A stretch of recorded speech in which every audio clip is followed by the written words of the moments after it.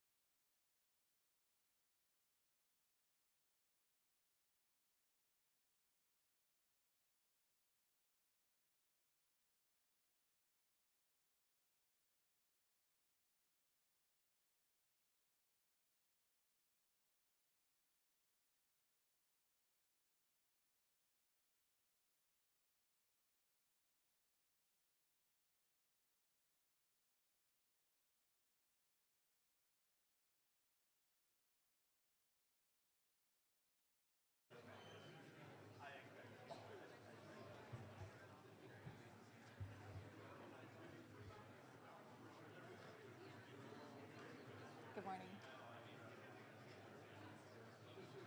Okay, I think we have the last few people who are coming in. Appreciate it. If you could go ahead and find your seats, please.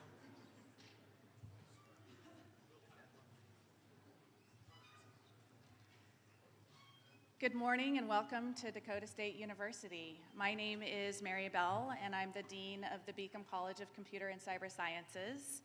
I am super excited to be here. This is my first DakotaCon, so thank you for allowing me to be part of this community that I know has been growing over the years.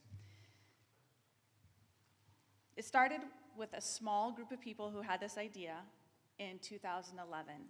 And it's become the largest cybersecurity conference, bringing together some of the brightest minds in the field to share knowledge, collaborate, and think about how to make our world more secure.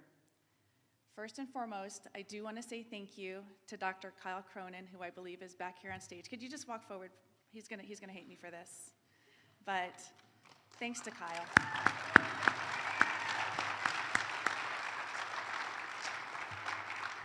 He really brought it and made it what it is today, which is a self-sustaining conference, and it's just grown. This is the 11th year with a 2-year hiatus because of COVID, but really appreciate his leadership and commitment to fostering this community learning environment, learning advancement, talking about cybersecurity.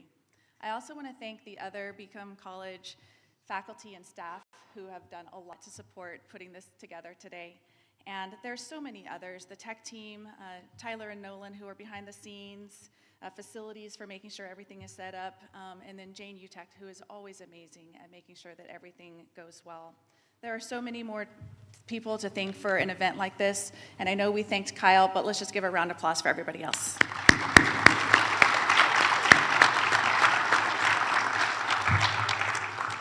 So for the price of a conference, you can't beat it, right? It's free to come to the conference, and we can do that because of our sponsors. So you've been seeing some of the names going through, and we cannot enough thank the sponsors who allow us to give this a great event, run this event for free for you because of their help.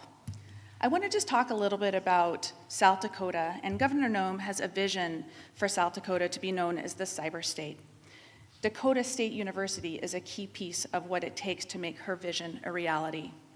In recent news, South Dakota has taken a significant step forward. If you didn't know, Governor Noem was on campus last week to sign a bill to move us forward into establishing the South Dakota Center for Quantum Information Science and Technology. This initiative underscores the state's commitment to fostering innovation and positioning itself at the forefront of cutting-edge technological developments. The establishment of the center will undoubtedly pave the way for groundbreaking research and advances in quantum computing and information science. Now it is my pleasure to introduce our keynote speaker, Luke Lindberg. Mr. Lindberg brings with him a wealth of experience and knowledge in international trade and strategic initiatives.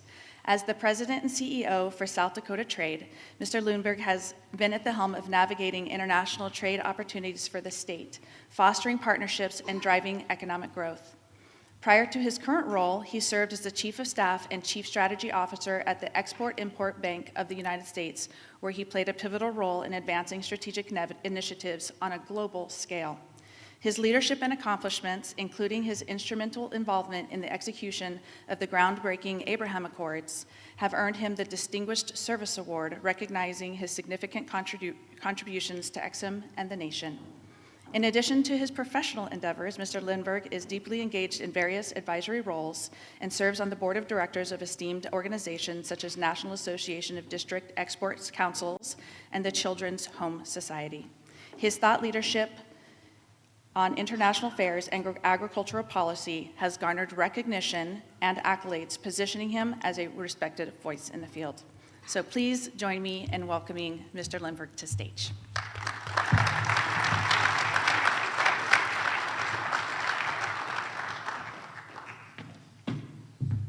Good morning, everyone. Oh, sorry, here we go. Good morning.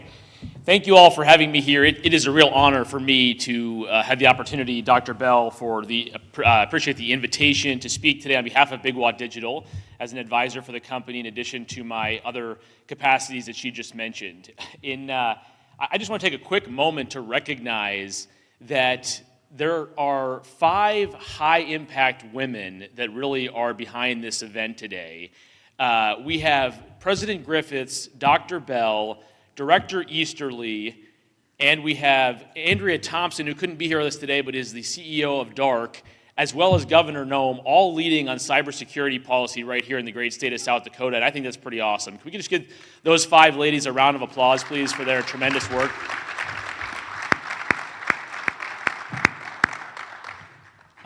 In many respects, I'm kind of an odd person to be here in front of the mic this morning because I think on several occasions I may have won a game of truth or dare, largely on the truth that I have never actually written a line of code in my entire life. Maybe the only one in this room here that is speaking that truth. Anybody else never written a line of code here? Right? Show of hands. All right, just a couple of us. But the reality is that I have a experience and a great background in national security and helping America win the new Cold War. And that's exactly what we're in today. We are in a new Cold War where there are foreign adversaries coming after us on a daily basis. Andrea Thompson, again, who I mentioned before, is a dear friend of mine. She's led our efforts on this front at a national level, serving as Undersecretary of State and as the former National Security Advisor to the Vice President. She was a colleague of mine. We're both very passionate about these topics and want to make sure that America wins and our adversaries lose. And I think that that's an important message that will underpin today's conference and give us continued opportunity for success here in the state of South Dakota. And so I want to appreciate you all being here to participate in today and helping us continue to advance this cybersecurity initiative and the efforts we're doing. I got a call from a farmer last week who's a statewide leader in agriculture who told me that his tractor got hacked and they shut down his ability to drive his tractor in the middle of growing season. Well, I believe food security is national security. And so those kinds of things are things we don't always think about when it comes to how we secure our country, is the underlying cybersecurity components that can do a simple thing like take a gentleman who's plowing his field in rural South Dakota and disable his ability to feed his family and feed the world where there's growing hunger and insecurity right now. And so I'm appreciative of the work you all are doing, and the one message I just wanted to share with you very briefly about why South Dakota is the place where this is all happening from my perspective. So I, as not an expert in resiliency policy, but as somebody who's engaged in helping our state continue to build out the necessary infrastructure that underpins the work you all are doing on the artificial intelligence cybersecurity front, I called my good friend Brian Kavanaugh. I told him this morning that I was going to be using his name in my remarks today, and Brian was the Senior Director for Resiliency at the National Security Council. I always think of Brian as kind of the guy in one of those spy movies where Russia hacks our grid, and all of a sudden, there's a guy at the White House who calls the Situation Room together to figure out what they're going to do about it. He was that guy previously, and is a dear friend of mine. So I called Brian. I said, Brian, as South Dakota is thinking about becoming the cybersecurity leader of the future, from an infrastructure perspective, from a resiliency perspective, what is it that we need to know? What positions us better than other states out there? And he said, look, there's 5 things that you need from a resiliency policy perspective to be good at developing the future of the infrastructure needed to do cybersecurity. The first is land. Anybody driven around South Dakota lately?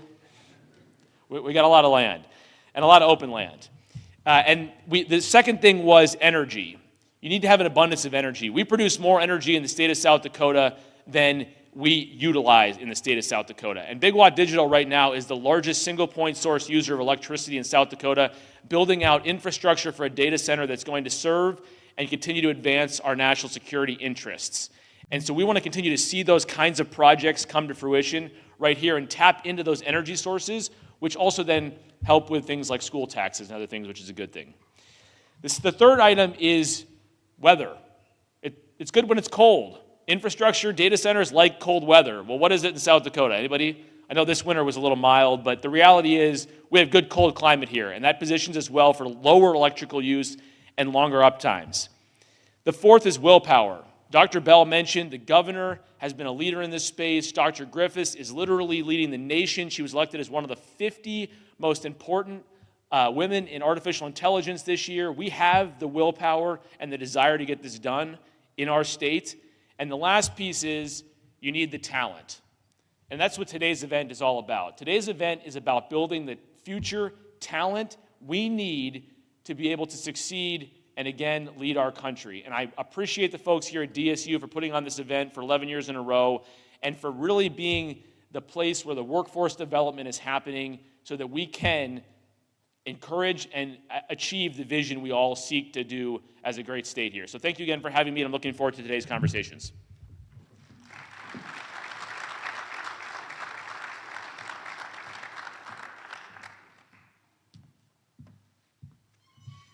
Good morning. My name is Erica Kalm. I'm the director of the Digital Forensics Lab here at Dakota State University. It's my great honor to introduce our keynote speaker, Jen Easterly. Currently serving as the director of the Cybersecurity and Infrastructure Security Agency, she is a formidable figure in national cybersecurity.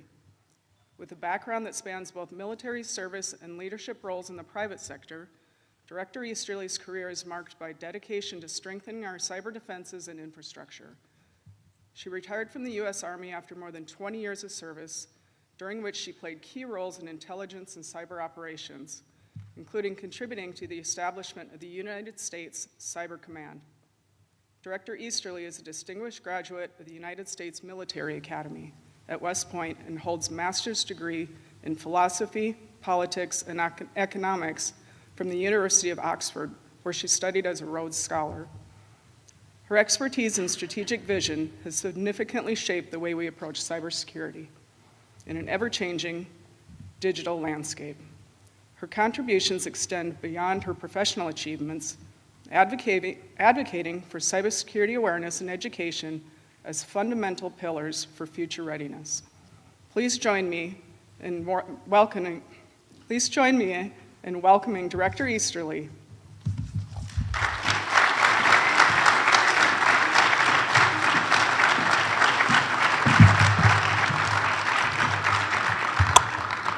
Hey, everybody. Thanks so much, Erica and President Griffiths and Dean Bell and the larger DSU community for having me here today, and happy DakotaCon 11. Pretty exciting. This is my first time at Dakota State University. It's also my first time in South Dakota, which I am super excited about. It's a little cold. I understand it's actually pretty warm for all of you, but it's great to be here. You know, the conference agenda, as I've taken a good look at it, is really jam-packed with productive and engaging and really important discussions that get at the heart of some of the most complex challenges that we are dealing with in our nation today. So I'm really thrilled to be able to kick off this discussion. I want to start by congratulating DSU on recently celebrating 40 years of being a tech-driven opportunity and getting approval for the new Quantum Computing Center, which is incredibly important as well as incredibly exciting. As I understand it, this year's DakotaCon and its research week as well, you know, really are testaments to, but also a celebration of this community's work to make DSU a real cybersecurity powerhouse. So that's exciting, and I want to congratulate President Griffiths for being named the South Dakota Woman of the Year from USA Today. Really impressive and well-deserved recognition. And I also understand that the women's basketball team is going advanced yesterday. Pretty cool. Pretty exciting there. You know, as I said, it was my first visit here, and as I was getting ready for the visit, I saw this article from a few years back calling DSU the little university on the prairie, and it's interesting we're here in the Prairie Playhouse, but you know, I grew up watching that show Little House on the Prairie, so it's kind of a nostalgic nod. But I think it was really, the point of the article was to highlight all of the ways that recent investments and local initiatives have really helped establish, again, the university as a cyber powerhouse. And the comparison really aptly underscored that from relatively unassuming beginnings in the late 1800s, the university is really making a name for itself in this space. And frankly, the need has never been more urgent. As Dr. Cole mentioned, I lead the Cybersecurity and Infrastructure Security Agency, which was set up just over 5 years ago at the end of 2018 in the Trump administration to play two key roles. First, to serve as America's cyber defense agency, as well as the national coordinator for critical infrastructure, resilience, and security. So our mission is to lead the national effort to understand, manage, and reduce risk to the cyber and physical infrastructure that Americans rely on every hour of every day, for water, for power, for finance, for transportation, for communication, for healthcare, really the systems and the networks and the data that power our daily lives. And CISA, uniquely, we're not a regulator, we're not law enforcement, we're not an intel agency, we're not military, so everything that we do, particularly given that the vast majority of critical infrastructure is owned and operated by the private sector, so everything that we do is by, with, and through partners. And so getting an opportunity to come out to DSU and to really see all the fantastic things going on at the local, at the state, at the regional level that help us partner together to keep our networks and systems safe. It's fantastic to be able to celebrate that with all of you. Some of you might have seen last week the U.S. intelligence community issued the annual threat assessment. And it really is a review of the various threats that we face across the board. But in particular, it talks about our cyber adversaries from nations like Iran, Russia, North Korea, China, as well as cyber criminals who are becoming more well-resourced and more sophisticated. And, you know, while our critical infrastructure truly is a modern-day marvel, disruption to assets like those here in South Dakota from those types of threat actors could really have cascading impacts that affect things at the regional level, the national level, and even at the global level, just given how interconnected our infrastructure is. And that's why we want to work with this community and with communities across the nation to ensure that we can deal with the confluence of threats and hazards against the state's infrastructure, including cyber threats, but really the full range, cyber threats, technology, outages, weather events. And so the importance of partnership really cannot be overstated. And I know our work together sometimes seems like a tall order, but my money is really on places like DSU in particular of leading the way and taking advantage of this little but pretty mighty university on the prairie. You know, the investments made at the state and private sector, and particularly at the university levels, to grow cybersecurity excellence are really incredible. I've been excited to make this trip for a while because I've been impressed by DSU's efforts to actively inspire the next generation of cyber leaders to join alongside public servants in the private sector that are looking to keep cyberspace safe and secure. I actually met your president in the first year of my time as CISA director when we were doing a cyber workforce convening at the White House. And of all the academics who were there and university representatives, there were not a ton. And so it was really notable to me to see and learn about some of the great work going on at DSU and some of the advances being made here in technology and cyber. So really, really exciting.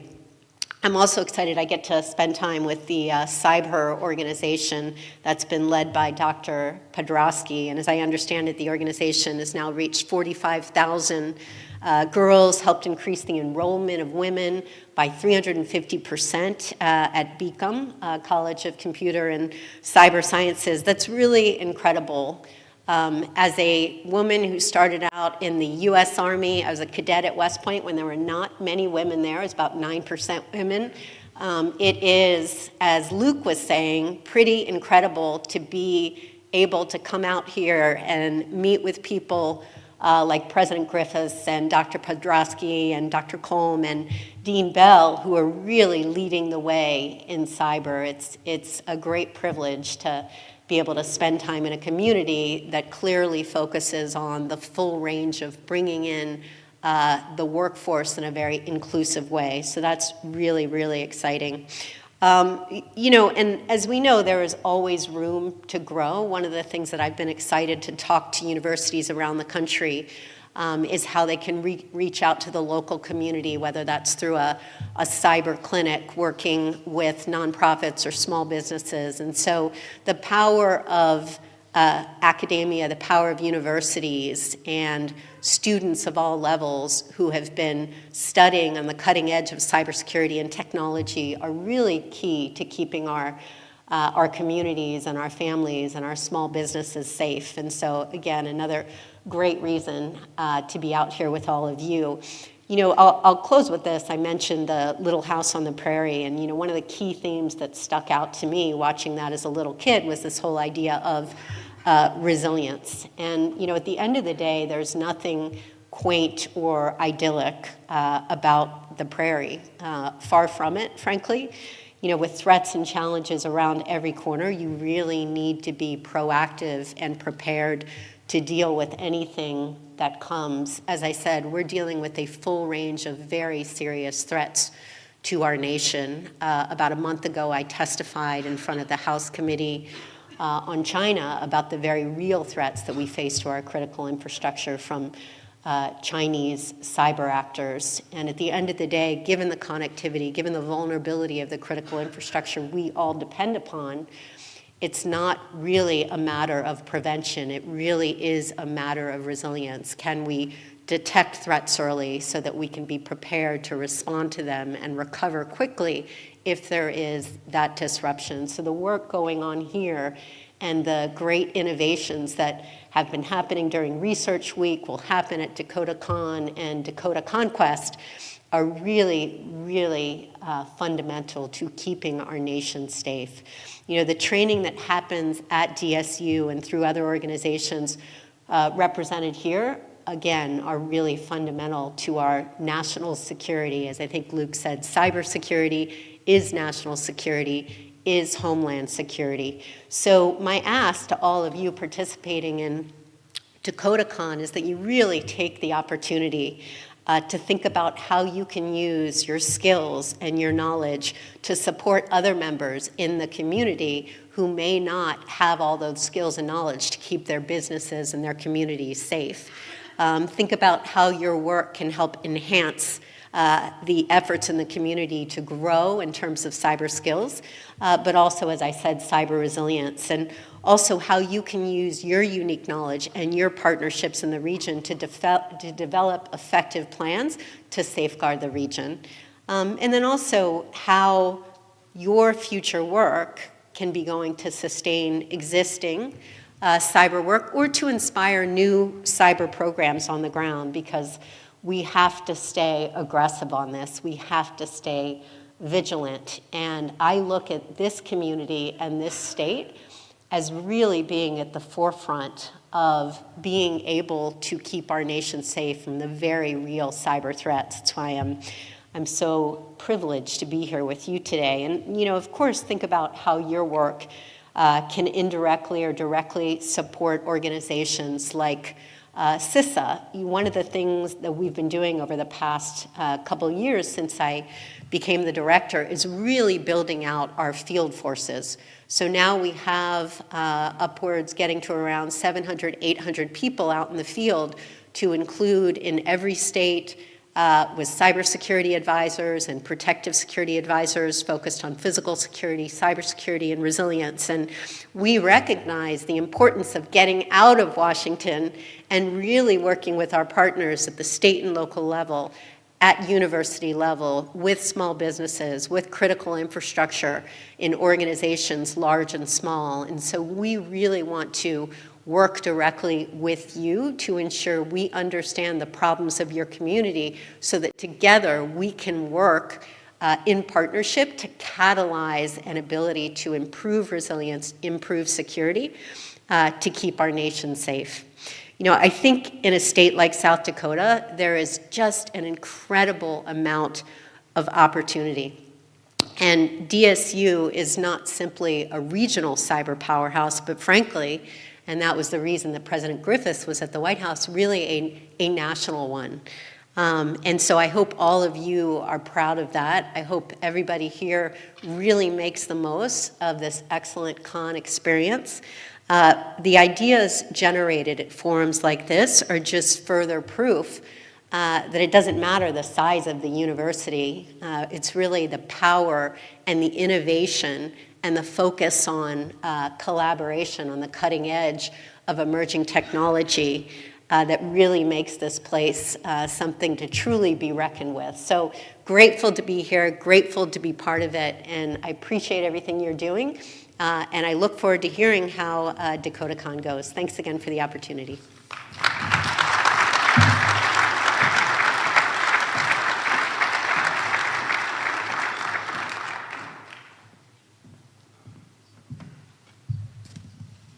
It is now my pleasure to introduce our experts for our panel discussion. First, let me introduce Dr. Jose Marie Griffiths, President of Dakota State University. President Griffiths has spent her career in research, teaching, public service, corporate leadership, and higher education administration, specializing in STEM fields. President Griffiths has held presidential appointments to several boards and committees, including the National Science Board, and the National Security Commission on Artificial Intelligence. Recognized for her contributions, President Griffiths has received numerous awards, including being named to the 2024 USA Today Woman of the Year for South Dakota, and one of the 50 influential women in AI by Inspired Minds. Under her leadership, DSU has emerged as a national center of excellence in cybersecurity education, research, and practice. Her work in leveraging technology to advance education has not only transformed DSU, but also set a benchmark for institutions worldwide. Welcome, President Griffiths.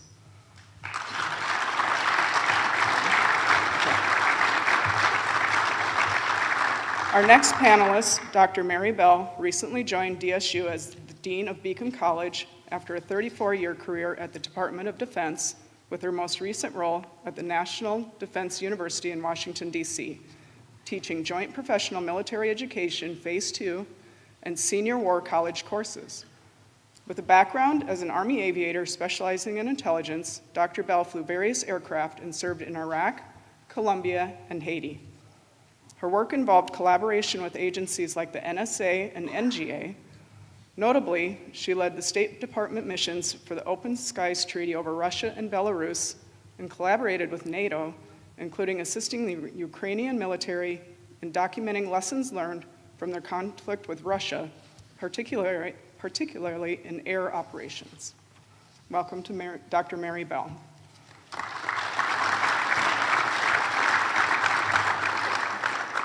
Lastly, we are honored to have Dr. Ashley Pawelski, Vice President for Research and Economic Development here at Dakota State University, who is moderating the conversation. Dr. Pawelski's work in digital forensics and cybersecurity education has earned her widespread recognition, including her own statue. She is the founder of CyberHer, dedicated to empowering girls in cybersecurity, which plays a pivotal role in building a robust cybersecurity workforce. And she's also my boss. Welcome, Dr. Pawelski. And we also welcome back to the stage Director Easterly. Welcome, everyone.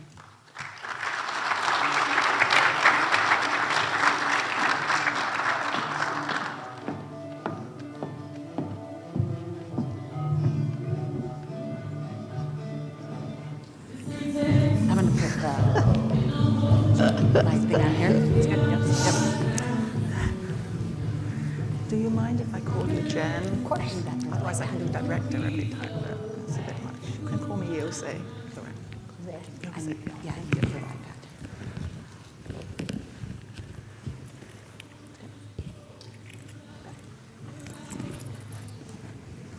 Well, good morning, everyone, and thank you, Dr. Combe, for the introductions. Erica is a leading expert in the area of digital forensics and cybersecurity. And she leads our digital forensics lab, DigForce, which partners with CISA to help protect our local governments from cyber attacks. And she also leads investigations, digital forensic investigations for our local, state, federal, and tribal partners, and is incredibly influential here in South Dakota for her research. So please help me give her a round of applause and thank her for introducing everyone.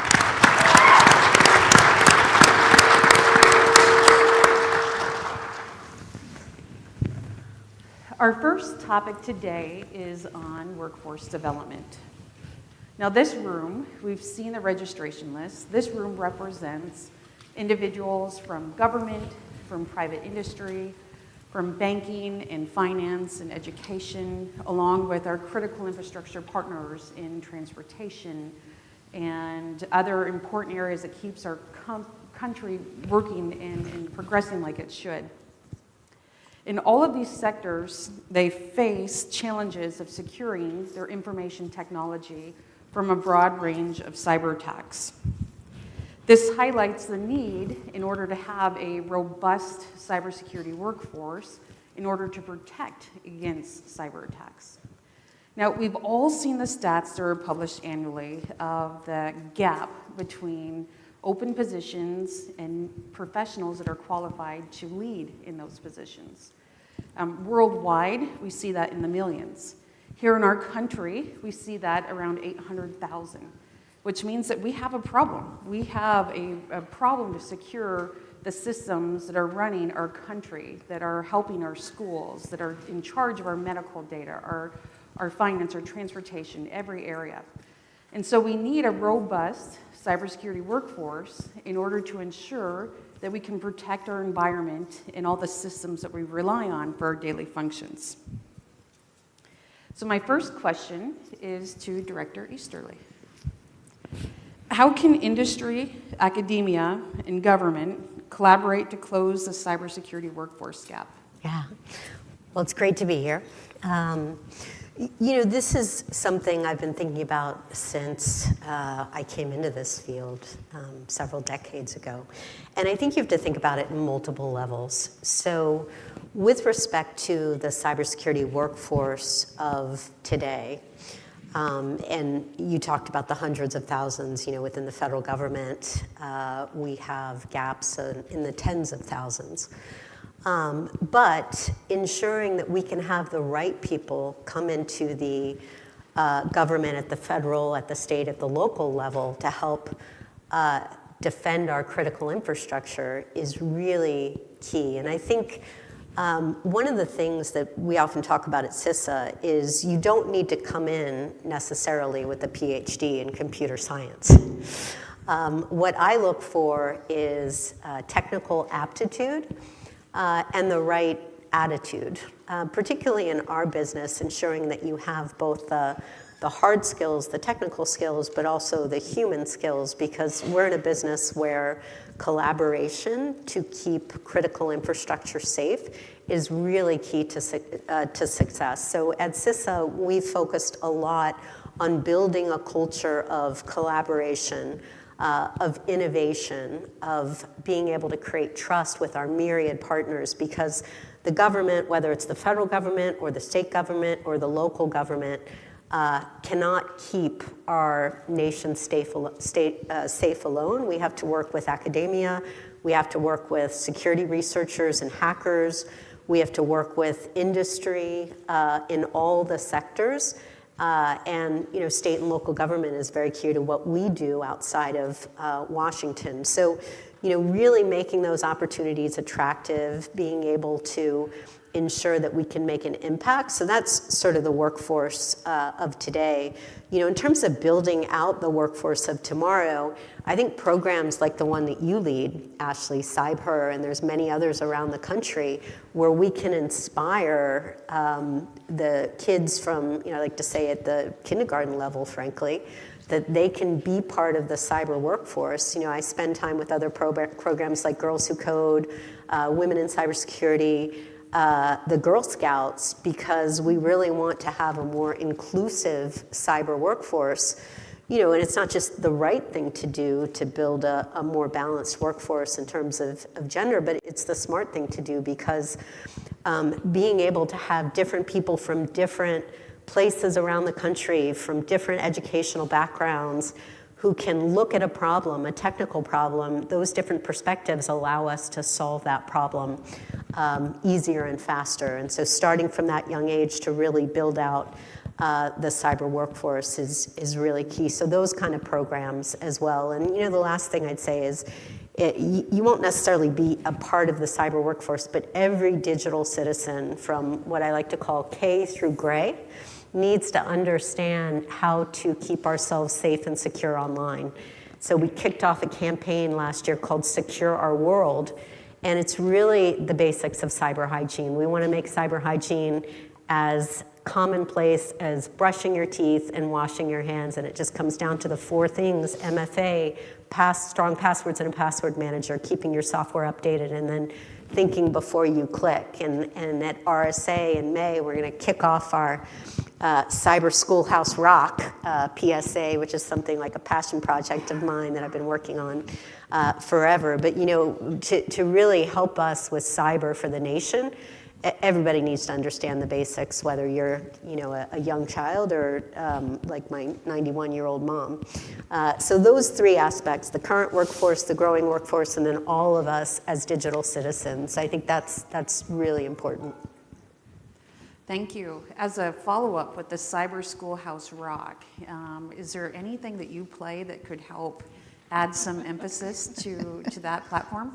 Yes, there is. I play, people always say, oh, how do you deal with stress and all that? I was in the Army for a really long time and jumped out of a lot of airplanes, so I can't, I'm not a runner anymore. I used to be. So a couple years ago, I took up electric guitar.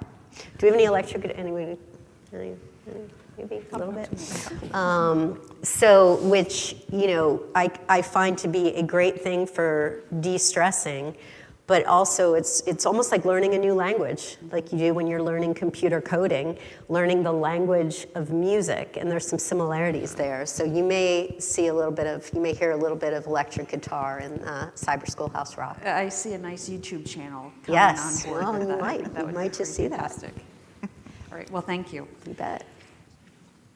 President Griffiths, you participated in the White House Cyber Workforce and Education Summit, and you've been involved in fundraising of millions of dollars across the country for workforce initiatives, and she's been successful here in South Dakota by fundraising over $100 million for our cybersecurity workforce and initiatives to help propel DSU forward. What are some of the approaches that you find to be impactful to build and secure and sustain a cybersecurity workforce? Okay, thank you. Well, I think you've already heard some of the answer because you've already addressed it. There are three things: communication, collaboration, and partnerships. I think are very, very key. And I think as an academic institution, as we build our programs to help out with this workforce issue, we've tried to do that. Anything we do at the university starts with faculty, and for us to develop academic programs that begin to meet needs in the workforce, our faculty have to know what's going on. So faculty interaction with people out in government and industry and in other academic institutions becomes very, very key. Once that starts to happen, now we move beyond the sort of communication and advice on what our problems are of the day. We can all start looking at the future. And in brainstorming the future, that really speaks to partnership. How do we get to know each other better? And that as we work together, I see partnerships sort of, you come together, you do something, but as you continue to work together, you get closer and closer, and you grasp hands, and you know each other. You can almost finish each other's sentences if you have a really successful partnership. So I think that's all key to being able to move forward. But the one, I have a little mantra every now and then, and when I get the platform, I use it. So in talking about talent, okay, and I have this thing, talent exists everywhere. It doesn't exist just in Washington, D.C. and Silicon Valley, excuse me, for those who are in the D.C. area. It doesn't exist just in what are called the elite institutions. It doesn't exist just in domestically born individuals. It's already probably largely out in the workforce, so we have opportunities to get in and train and upskill and reskill. So I think the idea of education, K through Gray, is absolutely right. We have to have a more holistic view of education. And I often hear policymakers and decision makers focusing on one area or another as if they're mutually exclusive, and the point is they're not, and we interact. We do a lot in the K through 12 world. We don't do a lot in pre-K, and now in the K through 12 world through our Cyber Academy and the CyberHer and other programs. We are moving out into the workforce for reskilling and upskilling people with DSU SOAR, which is much more agile and responsive than we as a large, well, not really that large, but sort of a large lumbering institution can move. So I think, and then we work a lot with the 2-year programs to have people sort of come in and finish off and can get, come in with their associate's degree and then work towards a bachelor's degree. And we all intersect all the time. Mm-hmm. So these, I think we have to just stay open to communication and collaboration and work towards sort of meaningful partnerships that can actually result in something positive is the way to go. Well, thank you. And initially, you mentioned our faculty, and I know we have quite a few faculty here. Could we see some representation of our faculty and give them a round of applause for all they're doing? They're humble for our workforce. Well, I'd be remiss if I didn't acknowledge that from the introductions from Dr. Cohn to our panel and moderator, we're all women. And we're sitting here during Women's History Month. Women have made groundbreaking contributions to the field of cyber and cybersecurity and technology.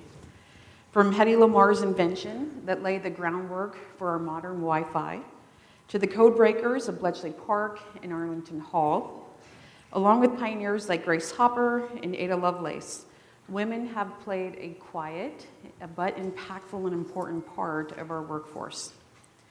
At DSU, as mentioned, with CyberHer, we've had a 350% increase in our women enrolled in our Beacom College. And as the director noted, we're not doing it because it's the right thing. We're doing it because we need it. We have a gap, and we need more qualified individuals. So we need everyone, and so we have to make sure that we have concerted efforts. So, Dr. Bell, transitioning to you. You joined DSU about a year ago, and you had a background as an aviator in the U.S. Army and faculty member at the National Defense University, and you bring a very unique perspective to this conversation. How do you envision we can further mold the cybersecurity workforce to embrace diversity, especially considering the critical intersection between cyber and national defense? Yeah. Thank you, I appreciate it. Can you hear me? Okay. I like to think of, when I think about diversity, I do like to think about it a little bit differently, which is I like to think about diversity of thought.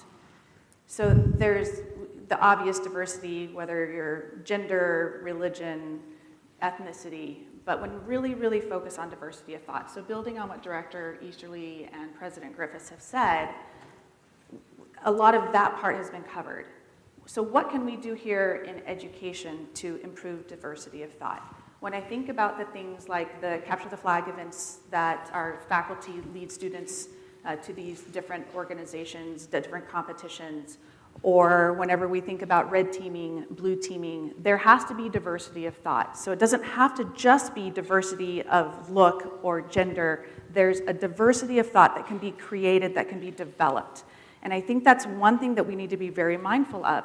Do we need to study the Eastern way of war? Do we need to study the Eastern way of thinking? Absolutely we do, but if we don't have those people built into our teams, there's ways that we can bridge those gaps without having to bring them in. Having the actual diversity, of course, is fantastic, but thinking about diversity of thought, thinking about in education, and I think that here the faculty really do that very, very well in thinking about ways to approach it from a different way, being very creative in thinking.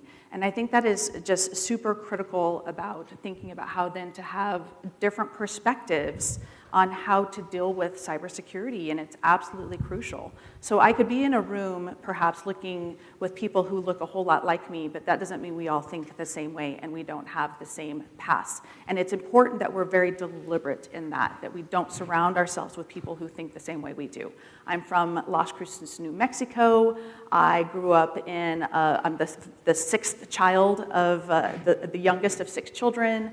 I grew up in a Christian household, so there are some ways I think. But I also went to high school in Germany, a German high school, German gymnasium. That expanded the way I think. So if you think about each one of those things, I think there's lots of ways to procure, to culminate that way, to have a more expanded diversity of thought. Really be deliberate about it. There has to be leadership who's deliberate and inclusive. There has to be team building that's very deliberate, and be thinking about building the team from the outset, and make sure that you have diversity of thought. Well, thank you. I think this conversation highlights how we're looking to address the cyber threats of today, but also protect against the ones of tomorrow, and how we can help protect our entire environment that way. So moving on, we're going to transition to legislation. In a time where cyber threats loom larger and more sophisticated by the day, the debate between technological advancement and regulatory measures has never been more timely. Our reliance on digital infrastructure exposes us to vulnerabilities that cyber criminals are very eager to exploit, making the pursuit of cybersecurity measures and protections a top priority for industry, academia, and the government alike. Director Easterly, As the director of CISA, you're at the forefront of the nation's efforts to protect the digital borders. Balancing the promotion of innovation with safeguards against technological risks is a very delicate task. How can the government strike the right balance between promoting innovation in cybersecurity and implementing necessary safeguards to reduce government cyber risk? Yeah. So, this is something that I've evolved in my thinking over the past couple years, just seeing what has really become a scourge of attacks on businesses large and small, to include hospitals and K through 12 education facilities and water facilities. And I came to CISA from a big bank, came from Morgan Stanley, and we know the financial services sector is a highly regulated sector. I don't think regulation is the answer to everything. I do think increasingly, though, ensuring that critical infrastructure owners and operators have to mandate at least the minimum cybersecurity standards. And we're seeing a significant event right now with Change Healthcare. And so I do think the evolution of minimum cybersecurity is very important, whether it's in a regulation that already exists in a rulemaking process, or whether it requires new legislation. And again, CISA is not a regulator, but I do think it's really important for anybody that provides services to the American people to have a focus on how to drive down risk to our systems and our networks. The other thing that I'd say, it's interesting, so you all became a cyber university around 1984, right? So 40 years. So 1983 was sort of a watershed year for cybersecurity. It was the year that the TCP IP protocol was invented to connect computers together so computers could communicate. So it's really been 40 years since that period of time. But if you go back and talk to some of the folks in the early days of when the internet was stood up, the inventors of the TCP IP protocol, and then when software began to stand up as an industry, security was never a factor. Never a factor. Those of you who might know security pioneer, the late Dan Kaminsky talked about, the internet was never created to be secure. The internet was created to move pictures of cats. It's very good at that. And the same thing with software. Software was evolved in a way where security was not the top priority. It didn't have to be, because there were no minimum standards for security, for technology. And, it's left us in a place where we have an internet full of malware, we have software that's full of vulnerabilities, and frankly, a lot of the burden of cybersecurity falls on individuals and small businesses, when really it should be borne by the major technology manufacturers who need to design and test and build and deliver their software to dramatically reduce the number of exploitable flaws, which is why we've been pushing very hard on what we call the Secure by Design revolution. We've been meeting with universities and schools about memory-safe coding and writing in languages that are not C and C++, given that 2/3 of software vulnerabilities are memory safety vulnerabilities.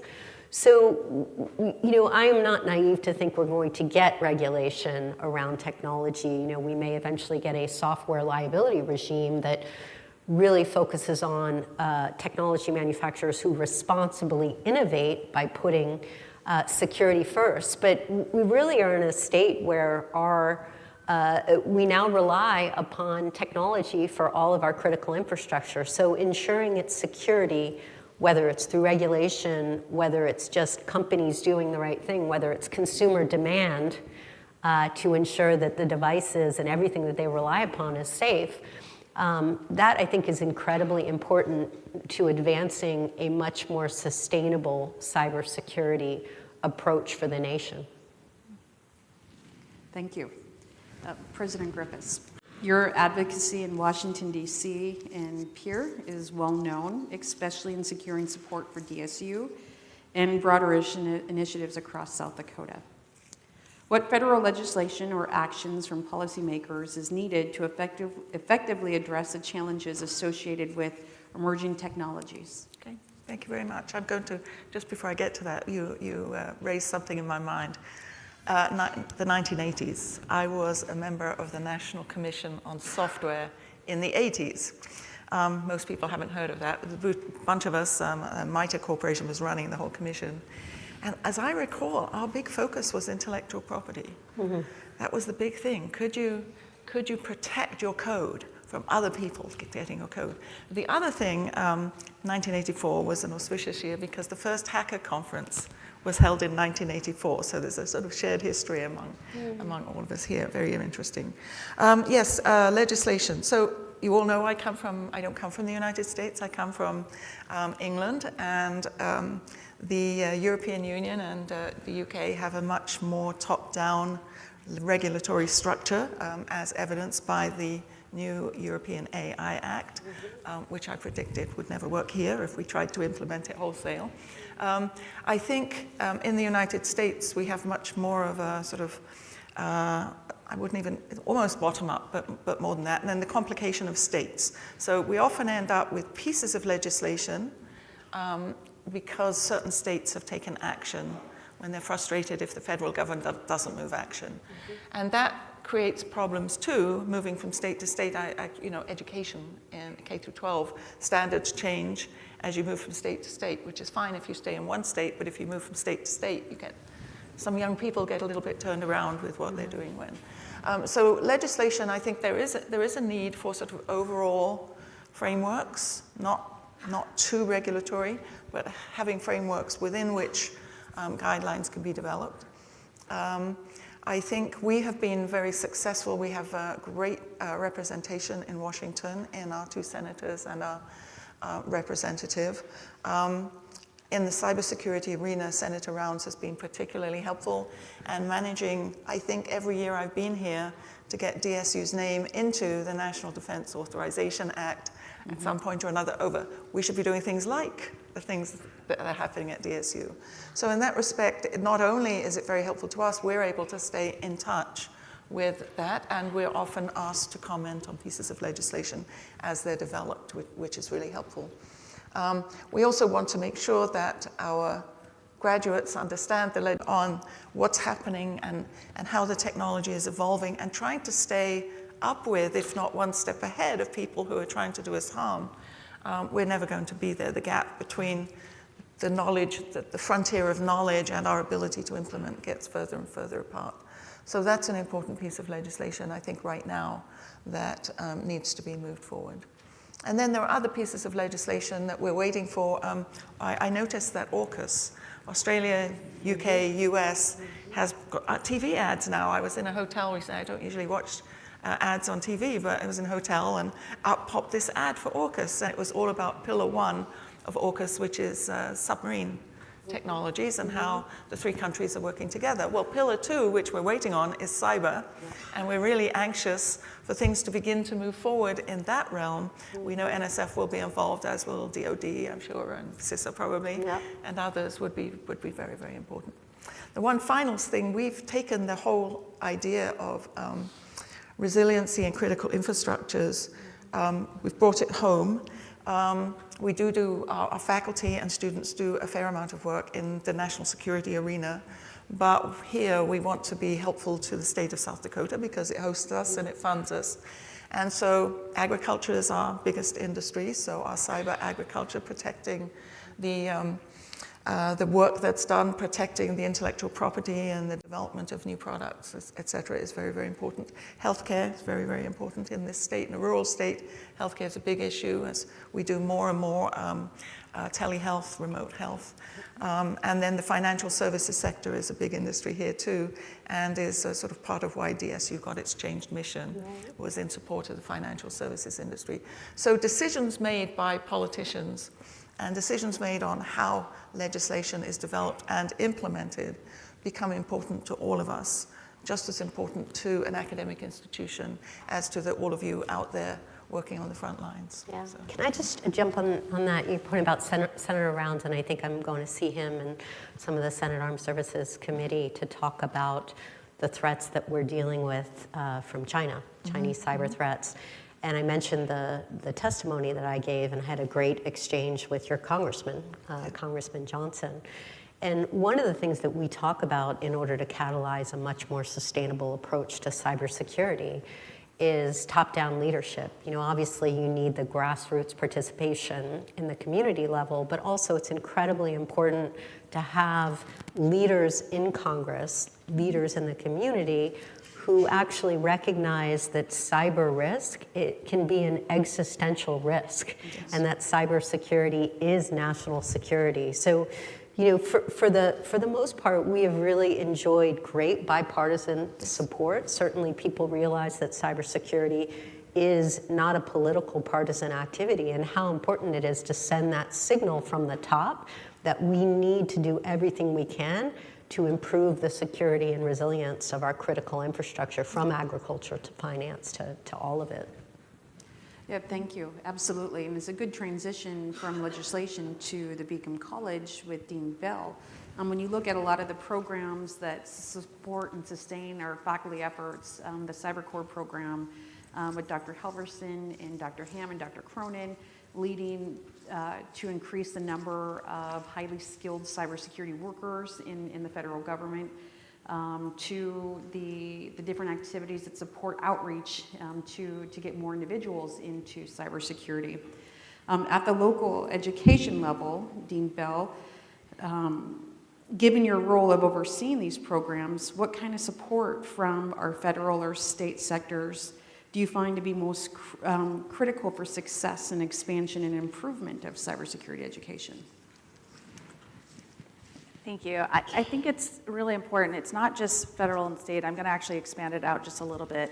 And one of the reasons I was so excited to join the team here at Dakota State was because of their connections with the government, which is where I have been my entire career.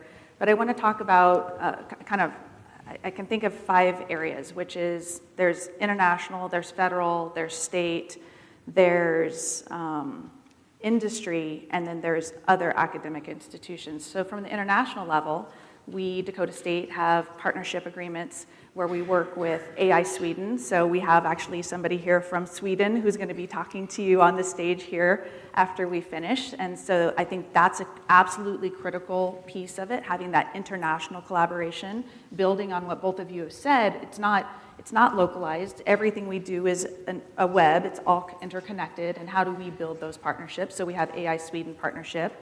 We have an agreement with Griffith University, no relation, in Australia. We're building out that network as well because they have the expertise in academia in quantum technology. So why wouldn't we build that? Thank you, President Griffiths, for having all these incredible connections. Why wouldn't we build that network through education, right? So this is, again, how do we enhance our education in order to improve? So that's just an example of international.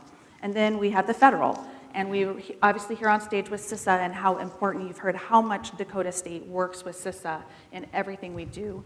But then I'll also add defense so for governmental, then federal, we have defense. There's the National Security Agency.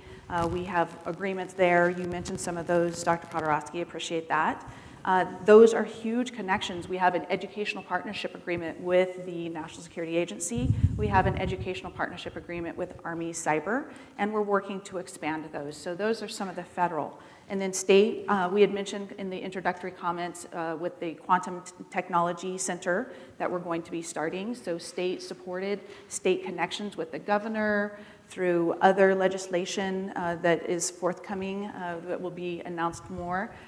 There's lots of connections, and President Griffiths is regularly working with Governor Noem. She travels frequently with her to DC, and I think that connection is very close, and how to make sure that the state vision of Governor Noem to be the cybersecurity state is very much aligns with everything that we're doing, and what she's doing aligns with what we're doing. So I think that's absolutely critical.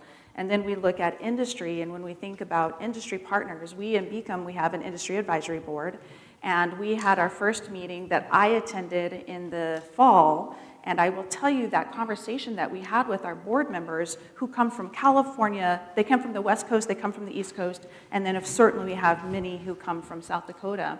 And their perspective on how we're educating our students to make sure that they are really, truly ready when they graduate to go into the workforce. So whether it's internships, talking about how that one was focused on the use of artificial intelligence and how do we educate and how do we build that into everything that we're doing, not just in Beacon, but across Dakota State. So I think that's super important when you think about industry and the partnerships that we have. I know there's so much that happens in the Mad Labs, what happens in your area, Dr. Pawelski, with Case New Holland, and we can go into so many different industry partners, crucial partnerships that we have to increase the education and the thinking in that. And then the last one I'm going to mention is academia. There are other academic institutions where we have partnerships with. We're looking to build one, I'm just going to mention Concordia College is one, and they have language specialty, including the critical languages like Arabic and Russian and Chinese, and there are so many more. And so we're looking to build relationships like that. They have less on cyber. We can help their students learn more about cyber. We can help our students who are already learning cyber how to learn the languages and the culture, again, diversity of thinking, and how to improve that educational outcome, that graduate. I frequently say that the cohort of students who come here to Dakota State when they come in as freshmen, I'll start with undergraduates, it's no different than it is at most other universities. It's not like we have the highest GPAs in the United States or the highest test scores. They're a diverse group of lower, maybe test scoring people, but that doesn't mean they don't have great diversity of thought, right? So we need to think about education differently. But I will tell you, the magic that happens at Dakota State, thanks to the faculty and the staff here at Dakota State, what they happen from the time they come as freshmen to the time they graduate is dramatically different, and it's dramatically improved. We see that through like the Army, the US cyber team, the competition, and how many students at Dakota State participate in those types of things, winning awards all the time. And so I think that magic that happens thanks to our faculty and staff has a lot to do with it. So academia, all of that, and those are the 5 sectors that I think are the most important thing to make sure that the graduate is truly ready to go out into the workforce. We do hear that from our partners, whether it's defense or industry, that they say that the graduate from Dakota State is ready to work the day they start. Not 6 months later, not a year later. They already have that because of the application they have. It's not theoretical learning, it's hands-on experiential learning. I think that's crucial.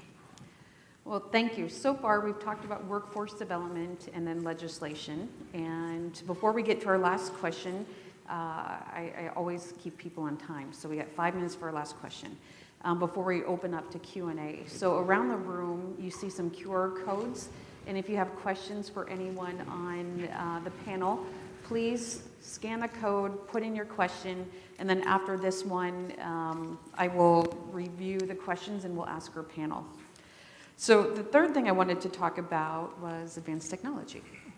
And we know that at DSU, our comfort zone is being uncomfortable and being very progressive and on that bleeding edge. So as we look at advanced technologies such as artificial intelligence or quantum computing, and as these technologies continue to evolve at a very rapid pace, they offer unique opportunities to enhance our cybersecurity posture. However, the integration can also introduce some challenges along the way as well. So considering that, to Director Easterly, in your career, you have been at the forefront of this, from government to private entities, large financial organizations to military, and where you're at right now as a director of CISA. How can organizations strike a balance between leveraging the power of advanced technologies, such as AI and quantum, while addressing ethical considerations and potential misuse?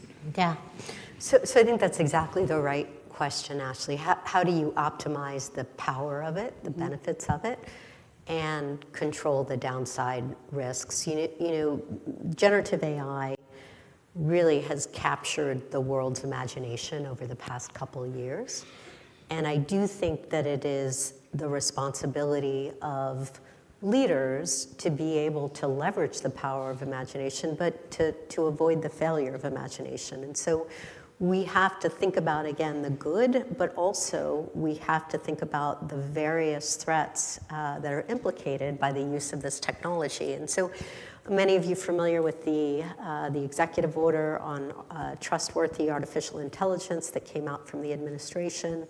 CISA was given some very specific tasks for that are both on optimizing use as well as protecting from risks. So we're focused on right now developing a pilot to leverage generative AI for detection of vulnerabilities on the federal civilian executive branch, the .gov. So we're working through that now. We're excited about that.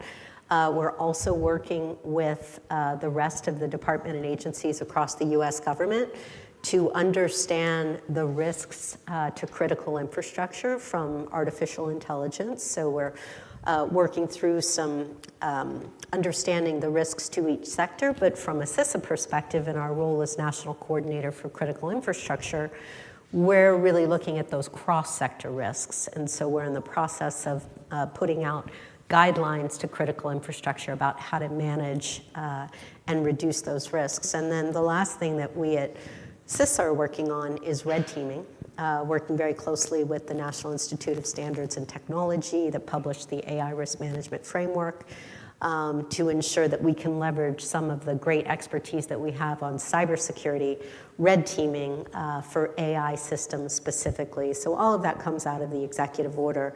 I was also really excited to be part of the AI safety conference, the summit that the UK led at Bletchley Park this past November.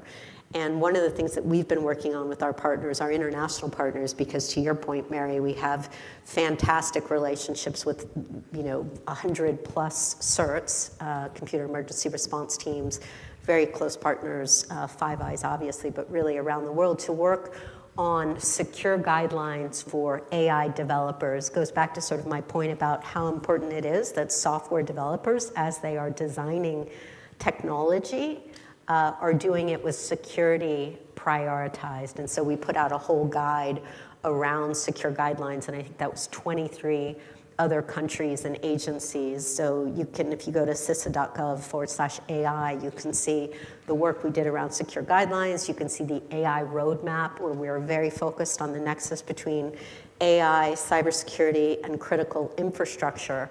I am at heart an optimist, and the reason I'm in this business is because I am passionate about that power of technology to help improve our lives. But we know that AI is going to be the most powerful technology of our century, and will likely be the most powerful weapon of our century. And the most powerful weapon of the last century was, of course, nuclear weapons that were built and safeguarded by governments. This is a technology where the private sector is on the cutting edge, and we know the private sector's incentives are just different. They're about fiduciary responsibility to create profit. And so we do need to think about the guardrails, and the administration has been working on this. As you mentioned, President, the EU AI Act, which was just voted. I know there's been some anxiety about whether that will impact innovation. I think they put it together in a way that is helpful, but we do need to be mindful that we should not be creating the same negative consequences for the safety and security of Americans and citizens around the world by not ensuring that there are the guardrails and the security that needs to be put on this technology before it's too late. Thank you. This rolls right into your question, President Griffiths. You played an important role on the National Security Commission of Artificial Intelligence, and you're an expert advisor for the Special Competitiveness Studies Project, which is working to strengthen America's long-term global competitiveness. What role will AI and quantum and advanced technologies play in the future of cybersecurity? And how can nations ensure responsible and ethical use in this domain? Well, thank you very much. I have one disclaimer, though, because I think there might be some media in the audience. I fly commercial. Everybody understand that. So to follow on, I talk a lot about cybersecurity, artificial intelligence, and quantum computing, and I think they're intimately related. And together, they sort of exacerbate or significantly propel that power forward. But if you think about AI and cybersecurity, I think that AI could help in the cybersecurity world, perhaps reduce our need for 800 people in the United States. I can see projects for faculty and students where we can start developing AI applications that would help us with vulnerability assessments, malware analysis, and reverse engineering, et cetera. But at the same time, we have to have cybersecurity for AI, which was not really dealt with very, very much at the National Security Commission. However, I was sort of saying every time. So there was a lot of discussion eventually about protecting the data. Okay, so data poisoning being a concern, protecting particularly the training data, not so much on the operational, although we should do that too. And then my big thing was, well, you know, if I wanted to really do some damage, I'd go to the model, the AI model, because I could do a lot more damage by tweaking the model than I can by poisoning the data. So it goes both ways. There's this synergistic relationship. Then I think about, here comes quantum technologies, quantum information science and technologies, with this amazing promise of new materials, things that we'll be able to do things that we can't imagine right now. And as a physicist, I love it because this is my field of physics. But I see quantum and quantum computing providing the power, even more power, if you like, to energize this relationship between AI and cybersecurity in both directions. And so in AI, we're going to have lots of big data. AI relies on data. Let's not forget, AI at the scale that we're talking about requires a lot of compute cycles. So quantum comes into the mix that way. And then we all know that one of the quantum risks, once, let's say, unfriendly nations have access to working, stable quantum computers, that will put all our existing computer systems and data sets at risk. And so then the whole area of post-quantum encryption, protecting our current systems and protecting the new quantum-based systems from attacks is also going to be important. So I've started to work on this triangle of three things that are very important. They're important technologies for us to understand as an academic institution, for us to interact with our partners about, for us to work with government about, because I think they're going to be interwoven for a long period to come. The potential is tremendous. I see a lot of analyses done in developing legislation around new and emerging technologies focused heavily on risk these days. And I'm glad we talked about power, because we have to look at reward as well. We have to look at the promise as well as the perils, so that we have a more balanced and nuanced approach to developing the guidelines and developing the general approaches to working forward, especially across sectors. And you're right, that is the difference between the United States and many other places around the world. Well, thank you. And at this point, we have quite a few questions that have been submitted. The first one I wanted to select because we have a lot of our students here today. This was our PhD residency week, where we have students from all across the country who are enrolled in our PhD programs. They come to campus and they get to meet everyone and have their dissertation defenses, which I think we have several newly coined doctors in the room. So let's give it up for them.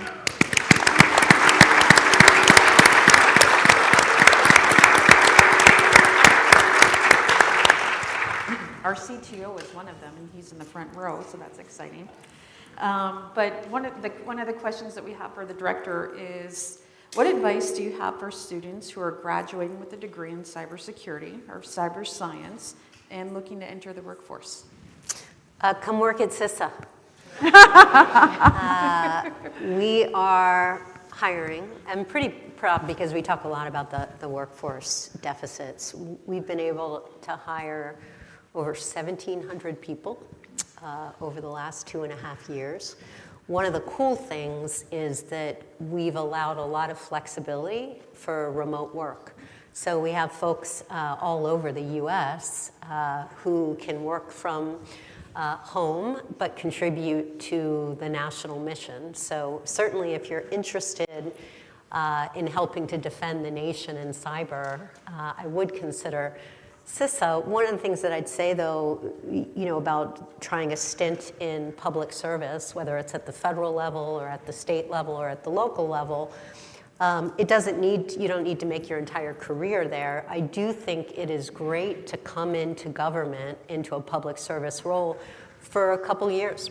And in particular at CISA, to understand what we do, how we operate, and most importantly, how we partner with local communities, with academia, with industry, to understand how we need to collaborate to drive down risk to the nation. So, the public service, the federal government is one terrific place to work and to be able to contribute. But, as we said, there are a lot of fantastic opportunities out there. I mentioned I was at Morgan Stanley as our head of cybersecurity operations before I came to CISA.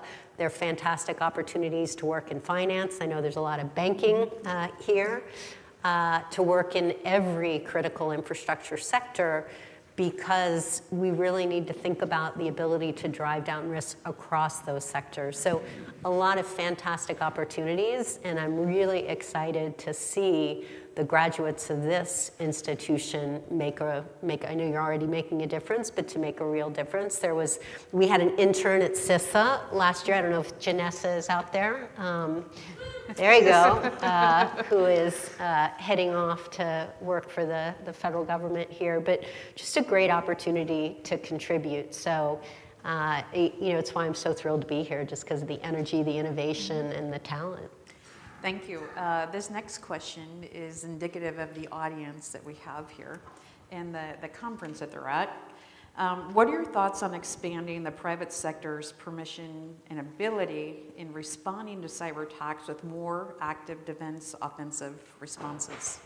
Yeah. Well, so I think in terms of, I think it's the hackback question, which is still illegal by the CFAA. I think the most important role, and it is incredibly important because, as I said, the private sector owns the vast majority of critical infrastructure. And there can be a real power in ensuring that we have take a very community approach to how we drive down risk. Now, whether, if the question is, do we go offensive on threat actors, I don't think that that's a role for the private sector.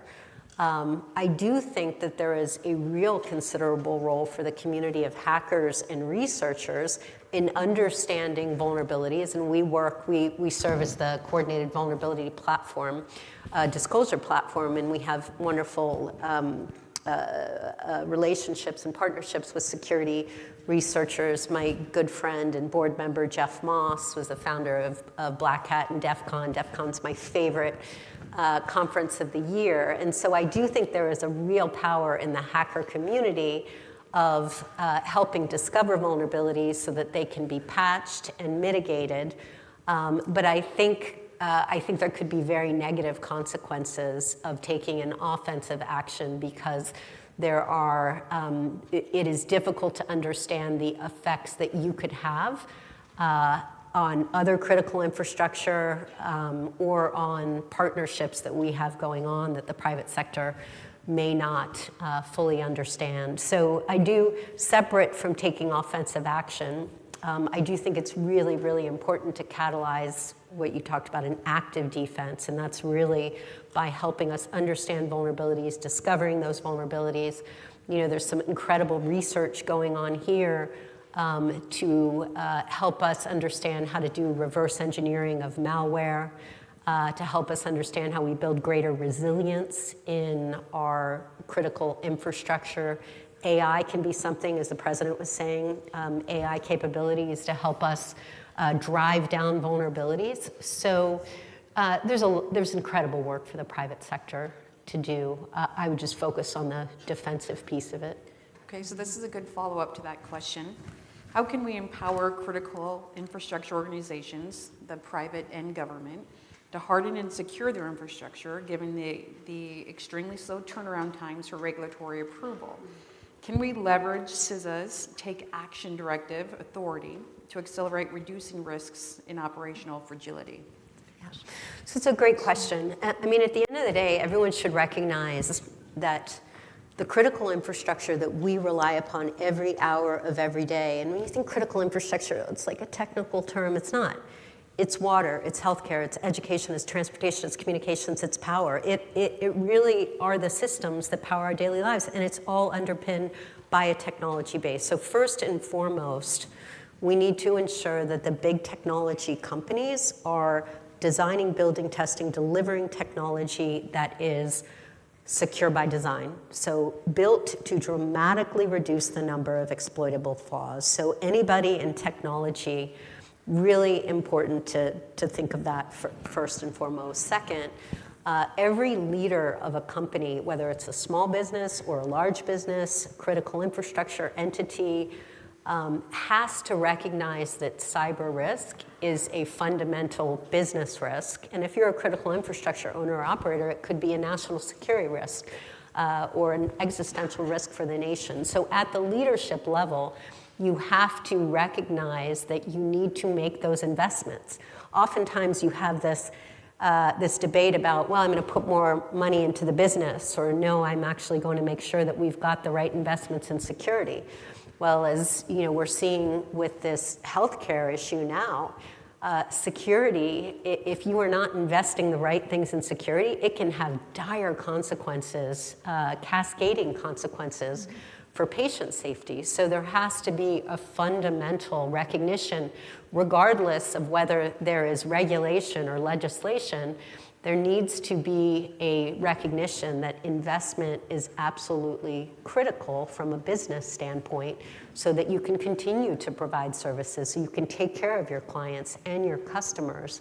And we have to recognize, as I mentioned with our Secure Our World campaign, you know, it's not just the hackers, it's not just the people who are computer scientists or data scientists or AI experts. Every one of us have the responsibility and the power, frankly, to help keep ourselves safe online, to keep our families safe online, to keep our community safe online by doing the very basics of cyber hygiene. We know that cyber hygiene, the research shows, can protect from 98% of cyber attacks. So let's take those 98% off the board, and then we can, you know, use the power of all the talent and the intellect in places like DSU to work on the really hard problems that exist. But, you know, we got to get the basics right. Can I add something real quick? Sure. So CISA published, it's a risk and vulnerability assessment that they published last summer. And it's a great, if you haven't, it's open source. It's a great thing to go, and if you look at it, and they have a case study, but they go down and break it down. And so I highly recommend, if you haven't looked at that document, it talks about the risk and vulnerability to cybersecurity. It's a fairly short document. It's super easy to absorb, and so if you haven't looked at it, I recommend that you do.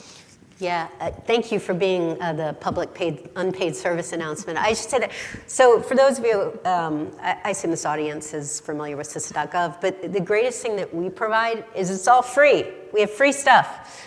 And so there's vulnerability scanning to be able to identify if you have public-facing vulnerabilities, to get reports on that. We categorize them by our known exploited vulnerabilities catalog. So, you know, the great thing about CISA is we just have a ton of stuff that you can actually access and use to drive down risk. So thank you for mentioning that. Well, thank you. And we have 5 minutes left for the last question. And after this question, we're going to invite all of our sponsors to come on stage and take a picture with us ahead of the next session. So please be ready for that. So we're going to close with this question. As our nation turns once more towards great power struggle, given near-peer adversarial contentions with the PRC, People's Republic of China, the Russian Federation, and then also adversaries such as Iran and North Korea, what vision do you see DSU playing in supporting national security missions and programs?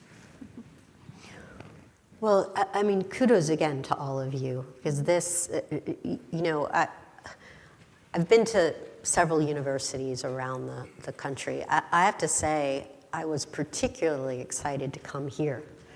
I think DSU, you're about 3,700? 3,700. Yeah, well, that's the size of CISA. Yeah.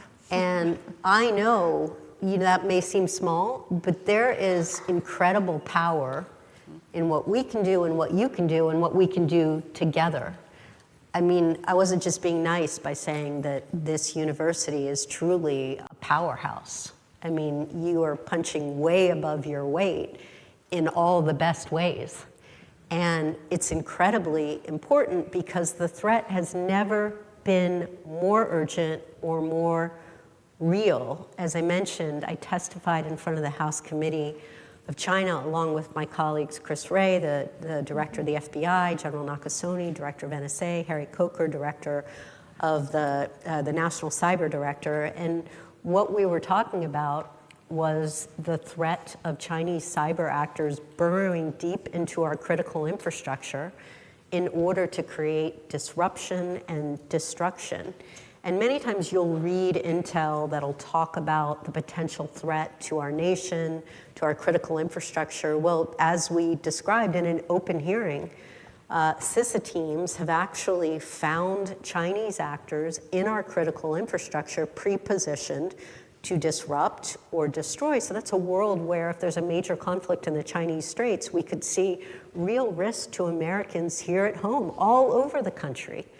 We could see pipelines exploding. We could see water facilities being polluted. We could see people not being able to get money out of banks. We could see transportation derailed, communication lines severed. And so that can affect everybody. And that's why everybody in this country needs to understand the basics of cyber hygiene. But some of the incredible work and research going on here can make a real contribution to things that we need to do across our communities, across our businesses, across our nation to help raise that bar in security and resilience. So from a research and defense and operational perspective, the power of all of the work going on here does not stay here in Dakota State. I mean, it has real benefits to the state itself, and the state really is on the cutting edge of cyber. Really kudos to the governor for all of the work that she's been doing. But because everything's connected, everything's vulnerable, this can have real impacts on our national security and frankly our global security. So that's why I came here to be part of this great event, to recognize the incredible leadership going on here at Dakota State, and really to thank all of you for everything that you do and for everything you will do for our nation's security. So thanks. Thank you. Anything further to add from the panel? I think it was well said. Okay. It was. Well, thank you. Yes. Thank you very much. Thank you.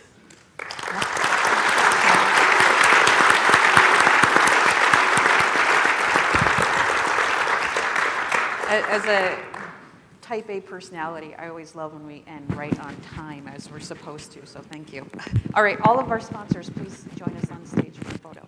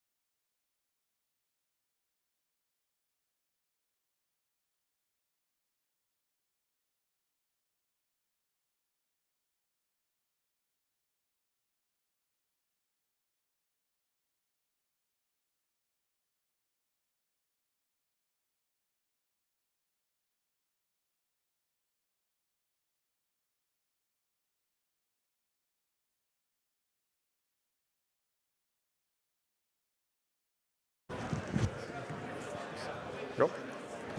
All right. Good morning, everybody. I think we can get started on this first session of the regular program now after the keynotes. My name is Mats Nordlund. I'm delighted to be here visiting at Dakota State. I came here to your fantastic state and the fantastic weather that you guys have, which I really love. Being a Swedish person, I came here on Tuesday night, and the weather has been just refreshing and cool and nice. I like that. So you can assume I'm not a hot weather person, but I really feel at home here. So what I'm going to talk about are two things. One is how we are adjusting, or how we're trying to adjust our Swedish innovation ecosystem to keep competitive in the AI revolution. As was said before, AI is one of the biggest powers that are coming now in the world. And how do innovative companies, manufacturing companies, universities and others navigate that to keep competitiveness? And then I'm going to look in the second part a little bit about how we collaborate with Dakota State as a leader in cybersecurity to secure our AI.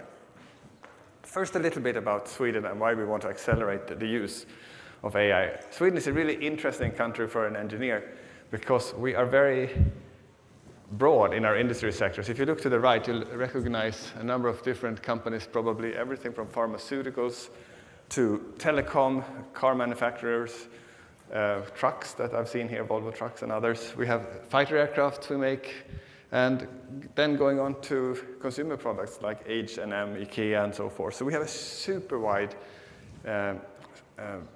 broadness of our industry sectors.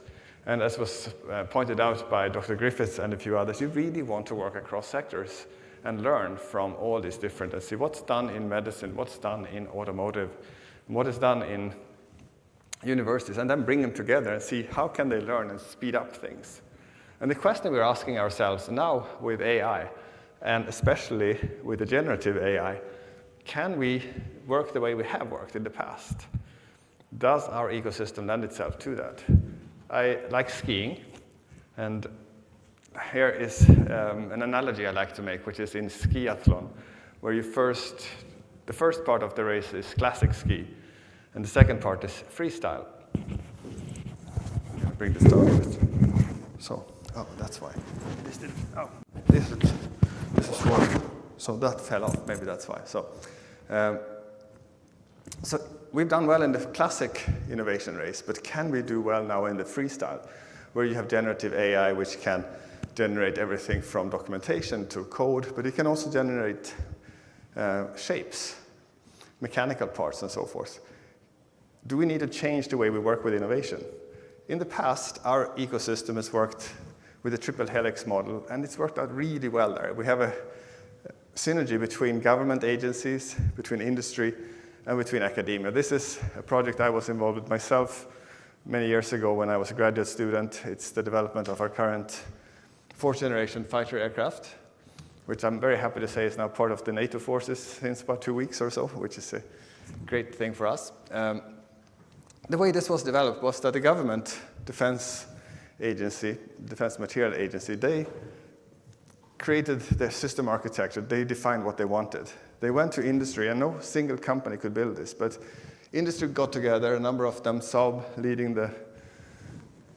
that consortium, put it together, found that there were a number of knowledge gaps they had, went to the universities to get the knowledge back from the universities and be able to implement that. And they were questions ranging from materials, composite materials, titanium.